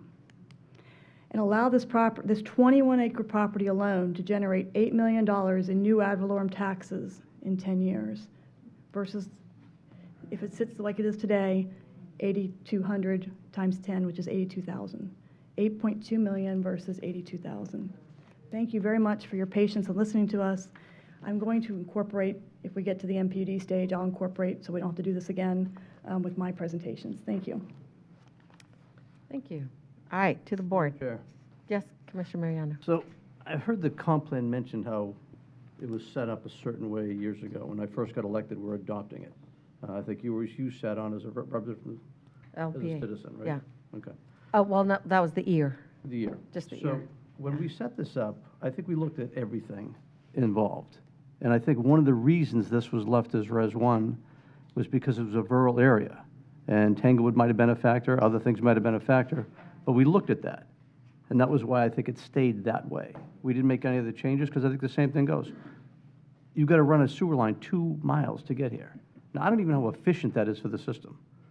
To run it from one spot and you got to run it 2 miles to go where it's got to Cannot go? talk from back there. It's just very distracting. Thank you. This is the last time, and the bailiffs are going to take out the next person that talks. So, Thank you. so all I've learned about land use in my years in the commission is that growth is supposed to radiate out. And if you look at right in this one area, it's Res 1 all around it. And then it spreads out a little bit as you go further. Now, I can appreciate Ridge Road coming in here. It's a very important road for us. And, you know, I think we've all fought that from day one, how important that road was. But when you look at the character of the neighborhood and look at Tanglewood Drive, even the transportation folks will tell you, it gets jammed up. And the best thing to do is not to go down that road during that time of day. That's the solution. So that road is like inoperable, and it's dangerous. There's no sidewalks there. You got kids, there's one family, from what I'm told, that actually walks to school. Everyone else takes the car. Now, I will say they have a nice plan to go put kids in front, up and go through, that might entice them to the bus, but the families may still drive them in, I don't know. Either way, it's going to be a heavy traffic thing. When I look at, we've got Res 1, Res 3, Res 6, Res 9, Res 12, Res 24, that's a long way to go from Res 1 to this MPUD. And it sounds better as an MPUD that does Res 24, because it would just stick out like if it was a zoning type of thing, you'd say that's like spot zoning. The intensity that this has from where it is not compatible for everything that's around it. You can talk about the road coming in, you can talk about all the growth coming in from down the road. Let it go closer to where Moffat's going to be. Let it go back toward the other side of Ridge Road, where there's much better infill. And we've seen burnt-out buildings over on Little Road in Richey Park that are just sitting there for years. Well, maybe this traffic is going to help get through. Let's go work on the infill. There's a big issue. What we're going to do is, if this gets approved, this is going to transform the neighborhood in, I think, a very negative way, that people put a lot of money into, their lives have been there, and it just doesn't seem to fit. And again, Mike Carbella. Mike was gone. I was going to address you right off the bat. Mike, we didn't put a line in when we were redoing this road, right? All the way through. That is correct. Any reason we didn't? The utility typically does not speculate on where to put utility customers. The cost of lines is typically borne by the developers. We've been pretty consistent across the county on that. None of them were here. Okay, but if the road was going to go in, wouldn't it have been cheaper to do it as the road was going to get built and put it part into a plan? To make a point, on 56, they four-laned it, no water, no sewer. We don't do that, the developers do that. It's not done. Yeah, typically, I mean, would it be less expensive? The answer is yes, but there is a cost wish- to maintain that There's a cost to infrastructure, be and able if it to is do it. unused, then it can be more expensive to maintain or not function the way it's intended. It's Okay, push-pull. all right, so that was going to be my next point. So as far as looking at the cost, these guys get hooked up, they're going to come in. Who else along that line are we going to get to hook up? We would have to see the development patterns. I mean, I assume that most of the residences are on septic systems or the like. So, I mean, that's a costly venture. So it would be other, probably commercial or other types of developments that would crop up along the way, I would assume. So it's whatever you'd find up and down on Ridge Road, because The it's not going down The 10. owner's bringing that line out, right? Yeah, they're going to run it Yeah, on that's Ridge my Road. though. understanding, sir. Yeah, he's paying for the line. Right, but then when you're going to run the maintenance of it, when you got to go pump sewage from one spot to another spot, it gets expensive to keep on moving it up and down, no? But there is a- Relatively speaking. Yeah, there is a cost associated with that, but our rates account for that. All right, so again, I just look at going from Res 1 around there, going to Res 24, it's not compatible. Anyone else? I would like to address a few, the concerns that citizens have brought up. One, of course, the developer was investing in around $800,000 to put in the sewer lines. When we talk about traffic, and it's very important because that traffic has been there for over 10 years. For the number of students that go to Tanglewood, there's 670 students. There's 512 bus riders, and out of those 512 bus riders, 12 of them live within Tanglewood, and then 500 live outside Tanglewood. Of course, there's only one walker, and then as for car riders, there's 150 car riders. After speaking to the Pasco County School District, I had mentioned, what about courtesy buses? And they said they have already deemed it unsafe for students to walk in Tanglewood to school, and therefore, every student that lives inside Tanglewood is eligible to have bus transportation. So I think, regardless of anything, that needs to be addressed, and students need to be picked up by the bus. Again, with those statistics, there's a Traffic Safety Commission monthly from the school board, and they can also apply for the Safe Routes to School, which is a federal grant that will put in sidewalks at no cost to residents. Also, I know someone mentioned the lighting. There is a work order in for the lights at Tanglewood and Ridge Road, and also for Tanglewood and Sweet Bay through Withlacoochee. Next was the airport. So a lot of the airport concerns, because it was my concern initially. And when the airport and Hidden Lake had brought it to my attention, I initiated, and we are now implementing the Airport Protection Plan. The Airport Protection Plan protects public use airports, and I insisted on Hidden Lake being included in that public use, being included in the Airport Protection Plan. Pasco County is paying $15,000 to $16,000 for their sound study, and we're also including Hidden Lakes in the airport to have a voice and a representative on the airport commission. And again, they already mentioned the airport lines are higher than the multifamilies. And I think the rest are for later. Also, it was mentioned in, I think, staff's presentation or someone's presentation that law enforcement did not have a concern with this project. So law enforcement is involved with deciding if it's going to cause an impact, a negative impact on the county. And also, they had mentioned $800,000 in ad valorem taxes. Law enforcement does get 50% of the growth of the ad valorem taxes to meet the needs of our citizens. All right. Thank you. Thank you. Commissioner Oakley? Yeah. Everyone knows I'm for this project. I feel it fits in the pattern here very well. I think it's a good project. I think it's well designed, and it's basically within itself, it's 300 foot back from any other property near it. Travel patterns will work, but I honestly believe it'll be a project that once it's built, everybody will be proud of it in the area, and I don't believe they will notice that it's there, in a sense, because it will be a very upscale project. And with that, I move for approval. Second. Thank you. And I'm going to say, you know, we talk a lot about multifamily up here, and someone brought up the moratorium that's in Commissioner Moore's district, and yeah, there are a lot of apartment complexes over there. And, you know, I'm starting to see a lot of them pop up on 54, and it is something that we need to look at.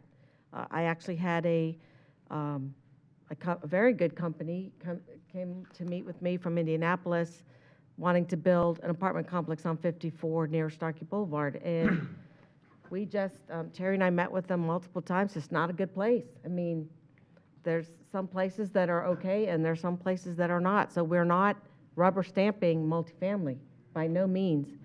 But in my mind, this is not in Tanglewood, this is on Ridge Road. And just like the community college is not in Tanglewood, it's on Ridge Road, and Paul AeroPower.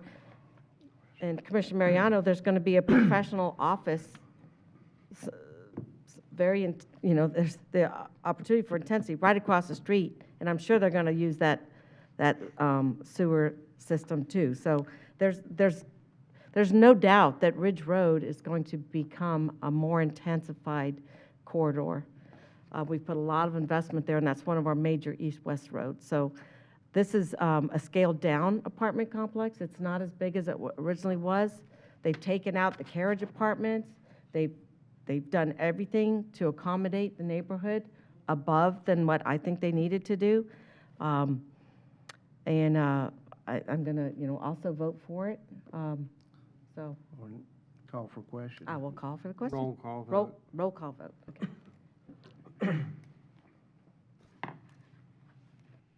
Go ahead, roll call. I'm just making sure that, who was the motioner? Commissioner Oakley and Commissioner Fitzpatrick Seconded, thank you. District 2, Commissioner Oakley. How about District 1? Oh, my gosh. We haven't had a meeting go this late now. Are you okay?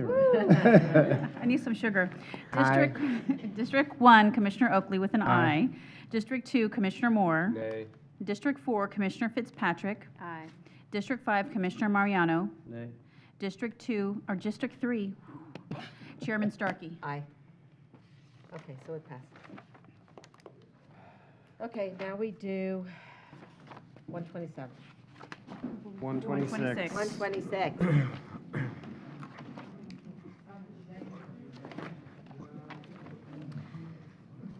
So this is, oh, I did want to say, Jack, we didn't change any land uses when we did the ER. Am I saying that right? Yeah, we didn't do any changes. My understanding is in 2006 update, none of the future land use maps got changed, but Yeah. it's worth. Hey, Commissioner Starkey? Yeah. Can I just say something real quick, if you don't mind? And we always appreciate, no matter how we voted different on this one, okay? But that's okay. But at the same time, and Madam Chair, I don't want you to have to say it because some people are referencing, but just please, it's a tough job for everybody up here. Just, when you come up, don't disparage the commissioners and say, and try to threaten with votes and things like that, because I can tell you, it doesn't help. Okay, it just doesn't. So, please, just out of courtesy, we may disagree, that's okay.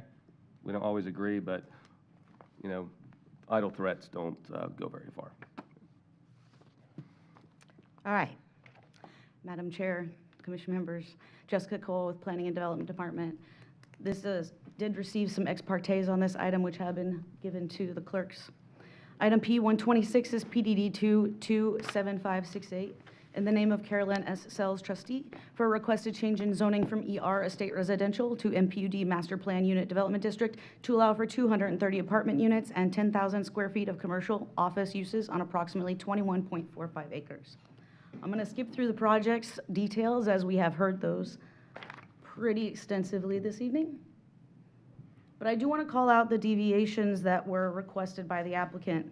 Land Development Code 4022C8 allows for the board to consider variations from the Land Development Code if the proposed variations meet or exceed the intent of the code. The applicant is seeking the following variations. From Section 805, restrictions on post-development wetlands, upland buffers within residential lots, and non-residential parcels. This provision requires post-development wetlands to be platted as tracts along with their upland buffers. In Res 1 and lower of our future land use classifications, we do allow for projects to conserve the wetlands as easements rather than platted tracts. And per staff analysis, with the project being a sole user, this intent of preserving the wetlands and their upland buffers can still be met with the easements and other instruments rather than platting as tracts. The second deviation is from 901.6D11, street design and dedication requirements, that requires all projects connect to adjacent properties to continue existing street patterns. Per staff analysis, providing the interconnection to the adjacent properties west of the subject site is not possible due to the platted subdivision. An interconnection to the south would require impacting a Category 2 wetland. Therefore, the applicant is proposing to provide vehicular connection to Ridge Road and an emergency access only to Tanglewood. The next deviation being sought is 905.2C1G, the use of existing non-invasive plant materials to accommodate the applicant's buffers, landscape buffers. Our current code requires the applicant submit an alternative standard application to utilize these. Staff's analysis identifies that the use of non-invasive existing vegetation is encouraged to protect healthy and viable vegetation while also assisting in erosion. The landscape buffer requirements, in conjunction with the existing vegetation, can be verified at the time of construction plan review and approval. Therefore, the applicant is proposing to meet the landscaping requirements set forth in the conditions of approval and to use the existing non-invasive vegetation to meet those requirements where feasible. I would also like to call out that the agenda memo did neglect to note a further deviation from the Land Development Code that is being sought. It is found in condition 38 of the MPD conditions of approval. It is to allow for parking spaces to be calculated at 1.9 cumulatively for the development, rather than the 2.25 that it would require according to our Land Development Code, and then the subsequent uses of the non-residential uses per use in our parking tables. Staff's analysis did note that this project is within a quarter mile of a bus stop, which will allow for the automatic reduction without this approval. But our multifamily projects do encourage a reduction in parking so that we can use our pedestrian and non-vehicular access points to get to these non-residential uses rather than people having to use their vehicles and park. It is to encourage the non-vehicular use of the non-residential uses for the site as a whole. The applicant, as you heard, also just sought a comprehensive plan amendment for PD. This MPUD rezoning petition does not become effective until the corresponding plan development future land use classification becomes effective. The Planning Commission did hear this MPUD petition on November 28th, and with Chairman Gray recusing himself, did unanimously vote for approval. The proposed request is in compliance with the Land Development Code and the applicable provisions of the comprehensive plan. This is a presentation of the master plan proposed. And also at the November 18th Planning Commission, the commission did ask if the applicant would be willing to substantially comply with the conceptual plan that was presented. So it was incorporated in the MPUD conditions of approval and presented in the packet and presented here. This item comes to you with staff and Planning Commission recommendation of approval. Madam Chair? Yes. I didn't have the opportunity to put in the publication. May I do that now? Yes. Item P126 was published in the Tampa Bay Times on November 3rd, 2021. Thank you. Thank you. Okay. Barbara Wilhite, 6327 Grand Boulevard, Newport Richey, Florida, for the applicant. Mr. Steinschner, would And it be you've been appropriate? sworn in. You've said it Yes, before. I've been sworn, Thank yes. you. Would it be appropriate if I could just have the same records that were before, that we had received and filed over here, and then just have the same testimony received as well? You can ask for your presentation that was made in the comprehensive plan case to be added to this presentation rather than doing it again. Did they receive and file or agree to that, or? Motion to receive and file? Is there a motion? Yes. Second? Move to, wait. Move to receive and file her previous presentation. No, they made the motion. I say, all in favor? Aye.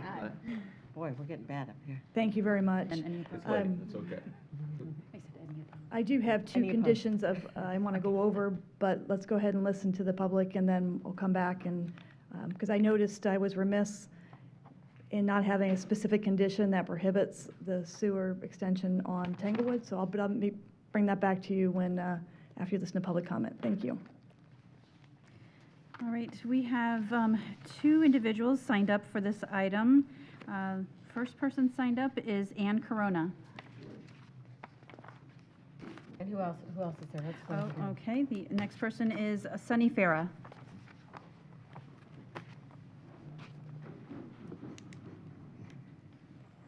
We've moved from afternoon to evening, so good evening, Commissioners. My name is Ann Corona, 7615 Tanglewood Drive, Newport Richey. I have been sworn. I find myself in the same position for the fourth time, unfortunately.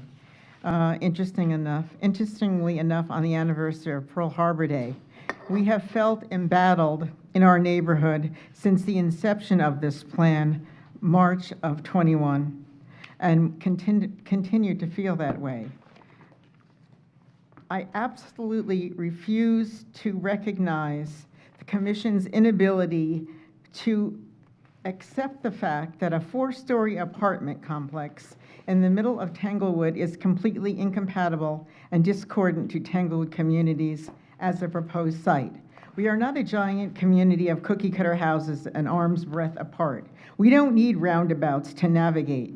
We have one small, the main road is 11 feet wide. It's very dangerous. It's very windy, with other roads that are similar in size and construction. We're a rural subdivision with residents who enjoy a quiet, secluded existence in a neighborhood where we can spot a stranger in an instant, where people choose to live because they appreciate the serenity of nature and the beauty of wildlife. We're deeply offended and disgusted at the mere thought of this architecturally bereft, dense housing of unknown voyagers who have no roots in our community. This alien blip on our radar has totally disrupted our lives. Since I recall the commission's statement that they prefer numbers and statistics over opinions and human emotions, allow me to give you a few. My husband and I have lived at our current 4,200 square foot, 5-bedroom home on 3.5 acres for over 35 years.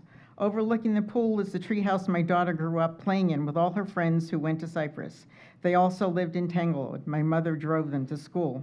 My family dentist, my attorney, and my doctor across the street. We have all lived here for over 40 years.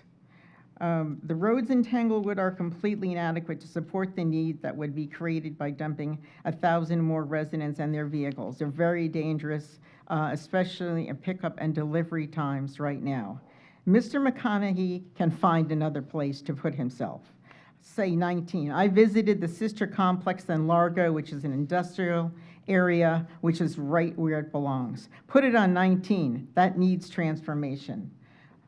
The most interesting number is that there's 2,000 influential voters that are going to be voting next election. This location is simply ill-advised, presents a danger to the community and school, and is greed, not need-driven. Please, take the moral, ethical high ground here. Make the appropriate decision for the constituents of District 4 rather than forsaking their interests, with a wink and a nod for the almighty dollar.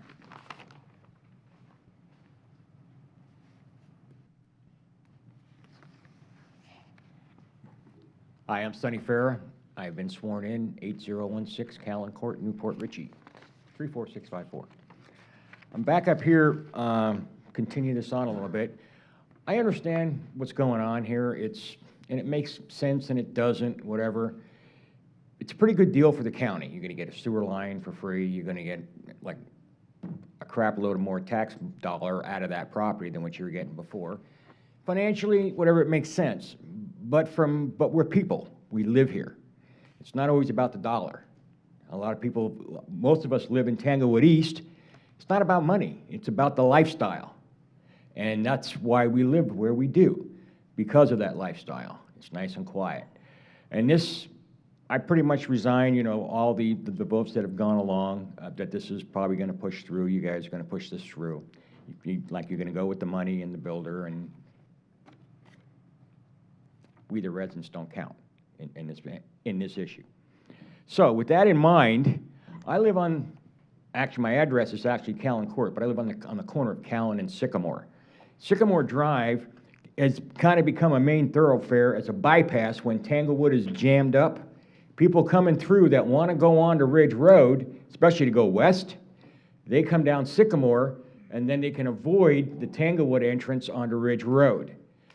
When this apartment complex goes in, people coming in and going to the apartment complex, they're definitely coming down Sycamore. They're not going to go to the end of Ridge or Tanglewood, make a left, and then try to make another left to go into their apartments. They're going to come Sycamore, make a right on Ridge, and then make a right-hand turn right into their complex. Makes perfect sense. I mean, that's what I would do.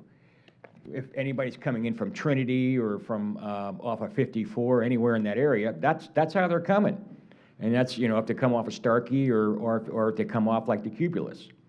And so my issue is that's fine for Tanglewood. Tanglewood is a county road. That's paid for by the county and maintained by the county. But Sycamore isn't. I pay for that. I actually paid for 2 streets, for Callan and Sycamore. In 2007, cost our family, it was over $11,000 to have them both basically paved and assessed, because I got hit with 2 roads. Now, what I'm looking at here, I'm paying, and so are all the rest of the homeowners that live along Sycamore, we pay for that road. But now we're going to be paying for a road that's going to get worn out probably 4 times faster than what it would have normally, with the traffic just going in and out that comes through now naturally, and then the traffic that's going to be coming in and out of the apartment there. Never mind any existing building that's going to be taking place on a Ridge Road. I guess across the street, north of east of the airport, there's like a whole apartment complex or condos or something going. There's been a big billboard there for a long time, saying that like condos are coming in there. So that's even more traffic that's going to cut through. Personally, I kind of like the Ridge going down when it's open to go down to the airport. It might be a lot faster for me personally. But again, thank you. So if you guys could do something about Sycamore, that'd be great. Make the thing a county road. Thank you. Well, I am going to look into that. That's your district, though. I was going to ask if Sycamore turns into a cut-through road, Mike Corbella, will it turn into an arterial or a, will the county take it over? We'd have to look at that. I don't know the answer. Yeah, that's not to be decided here, but something to look into. I just wrote it down. Thank you. Thank you. Okay, Barbara. And, Madam Chair, just for the record, there's no one on WebEx for this item. Oh, thank you very much. So I did hand out the first piece of paper here. It's got two conditions for the MPUD. One is because, like I said, I was remiss. It said the condition 34 says we have to acknowledge that we have to do off-site utility improvements, but it did not prohibit. Barbara? Yes. Just because it's late, can you call, I don't see any public there, but we only called people that were on the sign-up sheet. So just so that we clear that up Oh, yeah. before Is you there anyone close. else that wants to speak to this issue? Is there anyone on WebEx or? No one's on Well, she WebEx for said this no. item. Yeah. Okay. So close public comment, let. Public yeah, comment is closed. I'm looking for the paper you're talking about. I don't know where it is. So the first condition says the project will be required to connect into Pasco County water and wastewater systems. Tanglewood Drive shall not be used for any water or wastewater extensions or connections for the project. The second condition is a revision to condition 1. At the Planning Commission, I was asked on the fly to add the concept site plan as a binding site plan, and so we came up with a condition, but I wanted to, this is like the how-to language we're adding. How does that binding site plan, as it goes through the county's review process, how does that happen? For example, Commissioner Starkey looked at the site plan and said, I don't think the parking should be right there. I think it'd be better if it was the building, the mixed-use building was right up against the park. So we want to be able to make those minor changes, and so this language allows for that process. I didn't come up with this language. I took it from Two Rivers. I took it from Clark Cobby's MPUD that you approved from Two Rivers. They also had a plan that they were binding themselves to, and that's where this language came from. So if you see fit to approve the MPUD, if you could make these two revisions to the conditions. Thank you. You know, I did see your site plan, and I do think that mixed-use building pulled up to a green space would be much more attractive for people to hang out. You know, the kids can play in the park or whatever. So I made that suggestion that if it worked, to move that over, so. Madam Chair, Yeah. I move approval. Okay, wait, second with condition, with speaking. Okay, just a couple things. Did you want to second it? Yes, I second it with discussion.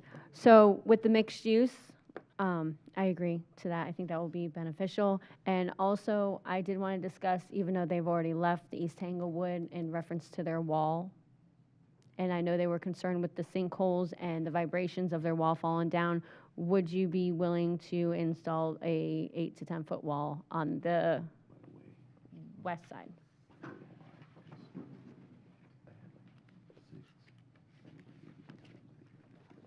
We can accommodate that. We just have to change our buffer detail, both in the sub-area policy, because I have the same buffer detail in the sub-area policy, the MPD plan, that provides for not only the 20-foot buffer and the arborvitae landscaping, but we can also do a wall within that 20 feet.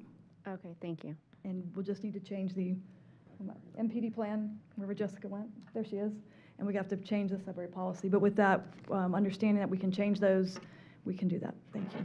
Thank you. Madam Chairman. I'm done. Yeah. So, in addition, Ms. Cowell, when she did her presentation, talked about the parking. As part of the motion, the board is going to have to find that the parking variation meets or exceeds the intent of the code. Okay. If Well, what does that mean? If that's the board's desire to reduce parking spaces for this project. Yeah, I did have a question on the parking. Do the garage parking spaces count as parking spaces? The answer is yes. And one thing I didn't say about this project, not only did we bind ourselves to that concept plan and sub-area policies and landscape details, we're also a mudroom project, and that's the basis for the parking reduction. Mudroom, okay. Yes, thank you. So, and I'm going to say it again, and I consider myself a friend of Ann's, and I guess we're just going to disagree that I don't feel this is in the middle of a neighborhood. This is on Ridge Road, one of the major arterial roads in the county. It's the same road the community college is on and many other non-residential structures. Also, I've seen where people worry, and then the reality isn't really what they've seen. I've seen it over and over here, so I'm confident that the neighborhood won't feel the impact like they think they will, but I understand their fear. I am wondering if Tanglewood wouldn't be a candidate for safe routes to schools for a sidewalk, and I think we should look at that. They will be added to the list. Yeah, that if every child in that subdivision has to take a bus to school, there's something wrong with that road. So There's we only need- 12 within that neighborhood that's riding the bus, 150 car riders, so. Well, we still need to add the safe routes to school. So with that, we have anyone else want to make any comments? Okay. Roll call vote. No, this is not a roll call. Not a roll call vote. Oh, it's not on this one? All those in favor, say aye. Aye. Opposed? Nay. Okay, 3-2. We're done. Wait, we have commissioner items. Oh, we got old business. We got, Commissioner Moore's got something. Well, there's one we have to do, they just had to put under my name because you had to wait till after the, I could wait on all my other stuff. I could wait on everything. but- Yeah, I'm going to wait on a lot of mine. Yeah, so I could wait. It's just one, Madam Chair, there's one item that was discussed at the last meeting that has to be brought forward today under my name because we had to wait until after the redistricting. Okay. The moratorium map. Yeah, that, yes. But Commissioner Oakley's first anyways. I don't have that. Commissioner Oakley, is there something you want to talk about? If they'll put up my pictures, I had a couple of guests come by the historic courthouse. Tom Brady? No. Bon Jovi? Bon Jovi? Somebody you might know if you'll notice. Oh. Came by, they've set up a mailbox there, so if you have any young children or grandchildren or whatever it may be, you can come by the historic courthouse on the north side and have them put their letter to Santa in, and it will be answered. Very cute. Oh, look at that. Those two young ladies are my secretary's granddaughters, and they're very charming, so. Very cute. So, with that, Merry Christmas to everybody. That's basically all I had for that. Commissioner Moore. Thank you, ma'am. I did have a couple, you have my pictures? I'm gonna do this in 30 seconds. I have, all this can wait till next meeting, especially Adam had to leave. I just wanted to show that, and Sally, while you're getting ready, I just wanted to show my fellow commissioners something I run into on a regular basis in the Wesley Chapel area. My son practices, plays golf a lot at Lexington Oaks Golf Club, if you know where Lexington Oaks is. I live in Seven Oaks, which is literally 5.9 miles away. It's taken me 45 minutes to go 5.9 miles, leaving Lexington Oaks, Wesley Chapel Boulevard, to Bruce B. Downs to get to my house between the hours of 4:15 and 5 o'clock. This one, if you keep going real quick, I want to be fast. Crazy. Yeah, it's crazy. Well, that's a great picture there on the side. Just turn your head. Did your car turn over when you did that? Turn your head to the side. That's, okay. There you go. There you go. So you can see, and what I wanted to show you is if you keep going forward, you'll see how this traffic is not, damn it, could you flip it? It's not going on 70. Look at this right here, I-4. So it takes, once you get on 75, it's taking only 18 to 21 minutes to get to I-4. But it's taking 45 minutes for me to go 5.9 miles. If you keep going up a little bit, next one, okay, so that's the traffic, keep going. Okay, look at that turn lane. Nobody's going on 75. That's all the traffic within Pasco County on Wesley Chapel Boulevard and 54. Just wanted to make you aware of this. We have a lot of things coming up in that area. Area I just showed you is the exact area that an apartment complex was recently approved. Another one in front of Lexington Oaks. Another one's being built a block away. If you go around the corner, that's that one that got approved on Bruce B. Downs, and there's a couple more that are coming up for votes in the future. This road can't handle any more. I mean, when I say no more, no more. 45 minutes. I'm a county commissioner, and I'm fired up. I should never have to sit that long in traffic. Obviously, our citizens, that's not a good quality of life. Yeah. Thankfully, the staff was looking into some things. We had to even look at timing on the lights and things like that, but it's not gonna fix. Your area grew 47. Yeah, so, listen, appreciate everything, it's just, nothing more can go around that area. We can't handle anymore. The citizens can't handle anymore. That's it for that. I'll wait on everything else. Sally, can you take it away? Last commission meeting, I'm sure everybody's been briefed and updated by the team. Commissioner Mariano brought it up, possibly about, since the line districts change, about extending that moratorium into what will be now my new district. Okay, I have not been briefed on anything. Oh, well, I thought you would have been. Nope. Interesting. Nope. Across the street on 56 and 54, which is like that Like I Northwood heard. area and all that area to include into expanding it. But I thought the team would have updated everybody, but okay. Sally Sherman, Assistant County Administrator, Development Services. No, there was no briefing because it was really, the direction was wait until we see how the redistricting maps are approved and then come back and discuss the expansion of the area that they wanted to see as far as the moratorium. There were two areas that staff roughly identified as expansion area, and that's Old Pasco Road to Wesley Chapel Boulevard, just east of Bruce B. Downs, then due north to I-75 up to Overpass Road. And then expansion area 2 would be Collier Parkway to County Line to Mansford Boulevard and to State Road 5456. And those were the areas that were preliminarily discussed with regard to the expansion area for the moratorium. Can you say that one more time? Okay. Is Oh, this your district? Is that what Yeah. it is? It's just- still but it's not all of within, it. it's still within the Yeah, commissioner's it district. stops at, most of it stops again Bruce at B. Bruce B. Downs. Downs. I'm fine. All right, we got it. All right. I'll make a motion to approve. Second. So on 54, how far over does it go? So on 54, it's still, remember previously it stopped around Bruce B. Downs? Yeah. So it, oh, I'm sorry, that way? Right. No, go the other way. I'm sorry. Down the Going other west. 'cause He's talking that's about going jamming west. down there too. Yeah, I'm sorry. Yeah, Collier and up to, can you show them on the map? Make it a little easier to show them. We're across the. It's just Collier that- across, That highlighted section there below, because how the districts are arranged now, some of Commissioner Starkey's district still comes down off 41, Oh, That's mine now. curves around, and some is yours too, right? That's right, some is yours. Oh, she's east, she's west of 589. But how far Yeah. past County Road 54 does it go? Yeah. You're about a mile or so away from 40, right? That's 56. How about County Road 54 going across? How far down does that go? To Collier?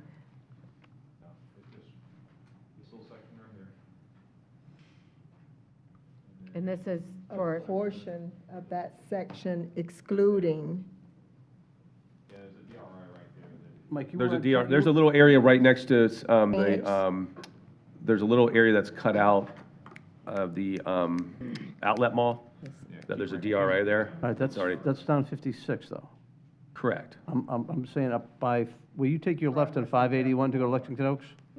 Yes, that goes From in, there. so that curves in now. Does and it go goes back the down- other way? It goes down to the area that used to be, yes, over on Old Pasco Road.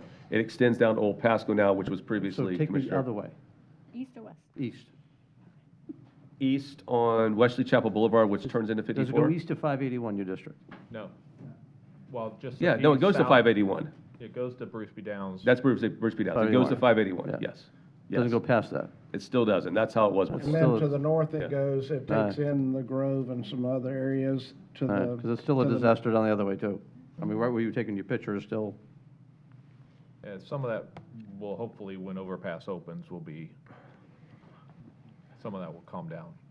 I know. yeah, it'll be like a half an hour. Right now, you can't get across the overpass bridge, so you have to come down or go up. oh, So it's that's causing a some of delay. that, Yeah, Go ahead and call the Yep. motion. good idea. Well, Trying to be can I, greedy. can I, Madam Chair, can I make one? First, I just want to tell the bailiffs, thank you so much. You are free to go home. Yes, thank you Thank all. you so much. Thank you all. Unless they're hiding outside, please check. Presence was very I did welcome. have that warning once. Don't go out the door, Commissioner Starkey. Okay. So, Madam Chair, to be clear, this is not something the board can adopt today. It requires an ordinance change. So I think you're giving direction to staff to bring fine. forward. Right. Bring it back. An ordinance. Yeah. My Well, this other- is, the ordinance was already directed. They're just clarifying the lines. boundaries that are Right, supposed but to I be. think Commissioner Moore was about to make a motion. I want to be clear that we're not We have to make a approving- motion to bring it back for. Right. Yeah, to a date which would be January 7th, or what is that date? Is that? In Dade City? Yes, the last one went to the planning commission, yes. January 11th. You do have to go through the planning commission? Mhm. Can we not circumvent the planning commission so we can get to it? Well, I mean, saying, because now we're looking at January, now we're gonna go into February. Can they make it? They can make it retroactive if they want to, but. I Right, mean, and it's that's gotta what go- you did when I gave you that advice. I know, and I originally. appreciate it. I just don't understand why this would have to go in front of the planning commission. I'm still baffled. Can I just make one more comment? That little carve-out area is not a DRI. That's King Ranch, which is, it's got a plan amendment associated with it, but it does not have any MPD approval or DRI approval. So, I mean, if you want to exclude it, I guess you can. I just don't want you to assume it's being excluded because it's a DRI. The DRI is north of that. The mall is the DRI. I'm, Lower side of 15. yeah, just leave it as is. So it's excluded? That little portion is next to the outlet mall, Okay. because there's already been some Stuff going on there? stuff through the years, and like I've said before, if somebody's gone that far, I'm not gonna mess with them. Yeah. All right. And please, send anyone who wants to put one there to 19. Yes, that's a great idea. Thank you for that, Chairman, Madam Chair. It's a great idea. So I told the ones from 54. Yeah. And then we need to call Okay. vote. 3 quick items. Okay, But do we first, need to call, I'm sorry, do we need to call the motion? No, it's staff direction, right? I thought you said we had to make the motion to move forward. No, we can't make a motion. Yeah, Okay. if, as long as staff knows what Okay. to advertise for the moratorium. Giddy up. We're good. Fine. We're good. Thank you, sorry about that. All right, Christine, you're up. I just would like to say I did attend the Kringle Jingle, so 5K race for Toys for Tots. So if you do see a Toys for Tots box out in the community, please be as generous as you can and drop a toy in. Secondly, because we discussed this earlier, of course, airports are an economic driver, and they're a good thing to have in the county. We have interlocal agreements with them. Staff is actively working on the airport zoning regulations that will protect the future use and expansion of the airports. The regulations will not be effective until later 2022, as the adoption process is lengthy and staff is doing the work without expert help, so they are learning as they go. I'm proposing that we place a moratorium on the development around the airports to protect the airports until the airport protection plan can be adopted. Staff currently has maps that are referred to as Part 77 surface maps that can be used to identify the moratorium area around each of the airports, and I'm proposing the 6-month extension, 6-month moratorium with the option to extend for an additional 6 months if needed. That's probably not something I would support. Does everyone have this? It's just basically, it's putting a moratorium around the airport. So within the airport protection plan, it's about 1,500 feet around Hidden Lakes is an example of the moratorium. And this is just until staff can finalize the documents for the airport zoning regulation. I thought I was almost done. Were we not going to approve it today? You approved the comp Not plan done. memo. No, we completed that. Sally Sherman, Assistant County Administrator, Development Services. We're in the process of selecting a consultant to do the airport noise study. So we do anticipate, once we select a consultant, that it's not going to really take an inordinate amount of time. I mean, I'm okay with it.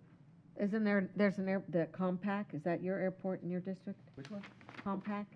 Isn't there Compark. whatever it's called. Compark? Well, it's not Yeah. Compark. It's the Whatever North that Aero airport Park. is. Yeah. Hidden Lakes, Tampa North Aero Park, They can Pilot do- Country. Well, they already have all their entitlements. So yeah, sorry, she's just asking a question about What about Compark. Zephyr Hills? Yeah. Zephyr Hills? You want a moratorium around Zephyr Hills? Can't do a moratorium in Zephyr Hills, it's a city. That's not in the county. City. It's a Well, city, then they don't get included. yeah. I mean, there's nothing around, I'm trying, Com Park. I'm just wondering if it's necessary, that's all. Moratorium is a, it's a big stick. Well, that's why it was only going to last until it was finalized. But, okay. And then the last item would be to make a motion for Ann Corona to be on the Commission of Status of Women. Second. Wonderful, yeah. All in favor? Aye. Commissioner Mariano. Thank you. I mentioned to the board a while ago, I had some folks that might be looking at Hudson Beach. Adam Thomas had actually recommended at one time where Sam's Restaurant is. The county owns the parking area there, that he says, it'd be a good place to put a hotel if we'd increase the parking going above. And I've got someone that actually submitted an unsolicited request. Talked to Dan about it. Him, Keith Wiley, Parks, Adam are all going to talk together and put something together. It's going to be something that goes out for bid, but there is interest for that, so that could be coming up down the road. Next thing, I know we've got a lot of emails, and we had 2 speakers today about the rabbits. When I look at Petco and PetSmart stop selling in 2007, is that something we want to go? I'd ban actually out? entertain talking about it. All right, so let me make a motion to have staff bring us something back about banning the sales of rabbits based upon what the, Well, it's the, yeah, I mean, you could what's still, recommended. They're trying to do it around Easter time. I don't Well, if we do know, it- I'm fine with If we're it. going to do it, let's just do it, but let's bring something, let's have staff Cat or bring something rabbit. back. That's my motion. Box food. Oh, second. Okay. Second. All in favor? Aye. Not sure what That's all I got, thanks. Okay, who goes next? Mr. Biles? Do you go next? Who's after that? That would Sorry. be me. Okay. I rarely do this, but given that this is your last meeting in December, well, this is actually for Commissioner Moore's benefit, so. We have been negotiating with Great Western Surety for a takeover agreement for DAB's projects. Their lawyer did not get back to us today, so I don't have anything to say, please authorize us to do something that's substantially similar to this, but if you would authorize the county administrator to sign a takeover agreement that has been approved by the county attorney's office that is substantially similar to that which DOT entered into to them. Godspeed. That way we don't have to wait until January if we finally come to some All right, second. negotiation. He made a motion. Yeah. I made a second. All in favor? Yeah. Aye. Well, I hate to What do about this, but- 52? Well, What here, about can we, 52? Madam Chair, let me explain too what's going on so they're aware of it, and I wasn't even going to bring it up, but it's important that you all know. So as we know, DAB defaulted, Diverging Diamond, 52, they've all been selected. 41. 54, we're still waiting on. Unfortunately, the surety is trying to, how can I word it, tie our hands with moving forward with this. There was two separate bonds, there's 2 separate takeover agreements. One's for the state's project, and there's this little obviously a small project that the county has as well. They're really tying things up, waiting for our agreement when they literally do not have to. They could start on this road tomorrow Well, through this. and I was told that based on Secretary Gwynn's Conversation with me? conversation with you. Yes. And that there was actually equipment moving out on 56 this weekend. So I think Yeah. DOT's portion is in fact moving forward out at the 50. interstate. 54, you mean? 54. 54. Good, yes. Started on 56, right? I Yeah. thought I So heard two, that that's still, 56 is part of the Diverging Diamond, but yes. So I had, thanks to Secretary Gwynn, I had multiple calls with him, and Jeff and Dan this week. So if you heard that today, Yeah. that's news I haven't heard, so thankfully. I was told 56, but. Well, 56 is a whole different project. Yeah, okay. But that was also DAB, was it not? Yes. And Yeah, but they've already started that project, they started that project a month ago. Okay. Then it may not have been the Yeah, section. that well, that's was what was going on. They were trying to, and I hate to say it, I think they're trying to use the county as leverage, and it's not cool. Not DOT's fault. You're next? Yes, ma'am. During the semi-annual investment update, the investment advisor heard loud and clear about investing in the municipals within the Yeah. state of Florida. And so we did hear that. It is a very small portion of the portfolio, but it is the will of the board, so it'll happen. I did want to let you know that they gave me information, sent me a text about the New Jersey Turnpike, because that was a discussion on it. And their last report on September 30th, 2021, they did report that they were around 4% above the budgeted net revenues. Again, that was from September, at the end of September. And also expecting the Turnpike revenues to increase in conjunction with an increase in toll fees. So while transitioning away from it, just wanted to make sure that you knew that. The last thing that I wanted to talk about was a community event, which is the 27th Annual Holiday Food Giveaway. And that is going to be on Friday, December 17th, held between 9 a.m. and 11 a.m. at Faith Baptist Church, right off of Ridge Road. Oh, here. Do you want that? It is really organized by our tax collector, Senator Mike Fasano, and there's a whole bunch of elected officials, in addition to myself, who are co-hosting it. Supervisor of Elections Brian Corley, the Pasco Sheriff Chris Nacco, Mike Walls, our property appraiser, Senator Ed Hooper, and Senate President Wilton Simpson. So just want to make sure that the community is aware of the event, and it'll be a food giveaway. Great. Okay. Thank you. Mr. Biles, any update on Ridge Road opening? I did mention to you, I forgot to tell you, Secretary Gwynn told me 2 weeks ago he had the tolling equipment. So what is the update on Ridge Road opening? Getting closer. Okay. It'll be this month. It'll be this month, in Yes, December? it'll be in December. Well, you're going to give us advance time that we have our calendars? Is there a ribbon cutting? So Better be the available. plan is, the second it can open to traffic, it will open to traffic. Okay, then And we'll we do will it. have a big event at some point after that Okay, day. good news. But I'm not gonna not let traffic go on it. Because of our Because schedules. we have an event we need to schedule. Okay. Because we got to coordinate a ton of different calendars for that. Now, we may do some kind of small parade or something that day, but nothing big. Okay, so I have a number of things here, but I'm going to skip most of them. I'm going to, I was going to bring up the rabbits, but I'm glad you did. I just wanted to tell you, I had a conversation with the school district administration about the penny for Pasco, and I don't know if you got it. I've got the timeline from last time we did the penny for Pasco, so I'm going to make sure you all get this, and we'll discuss it further in the January meeting, but it's time to get moving on our plans for the next penny. Okay. Yeah, we're in good shape for that. We're already working it. I know, but we have a responsibility, and we're going to have our hands in it. Mm-hmm. Yeah. Okay, Merry Christmas. All right, Merry Christmas. Hit your gavel before you leave. Yeah. There you go. There you go. You had to hit that gavel, didn't you?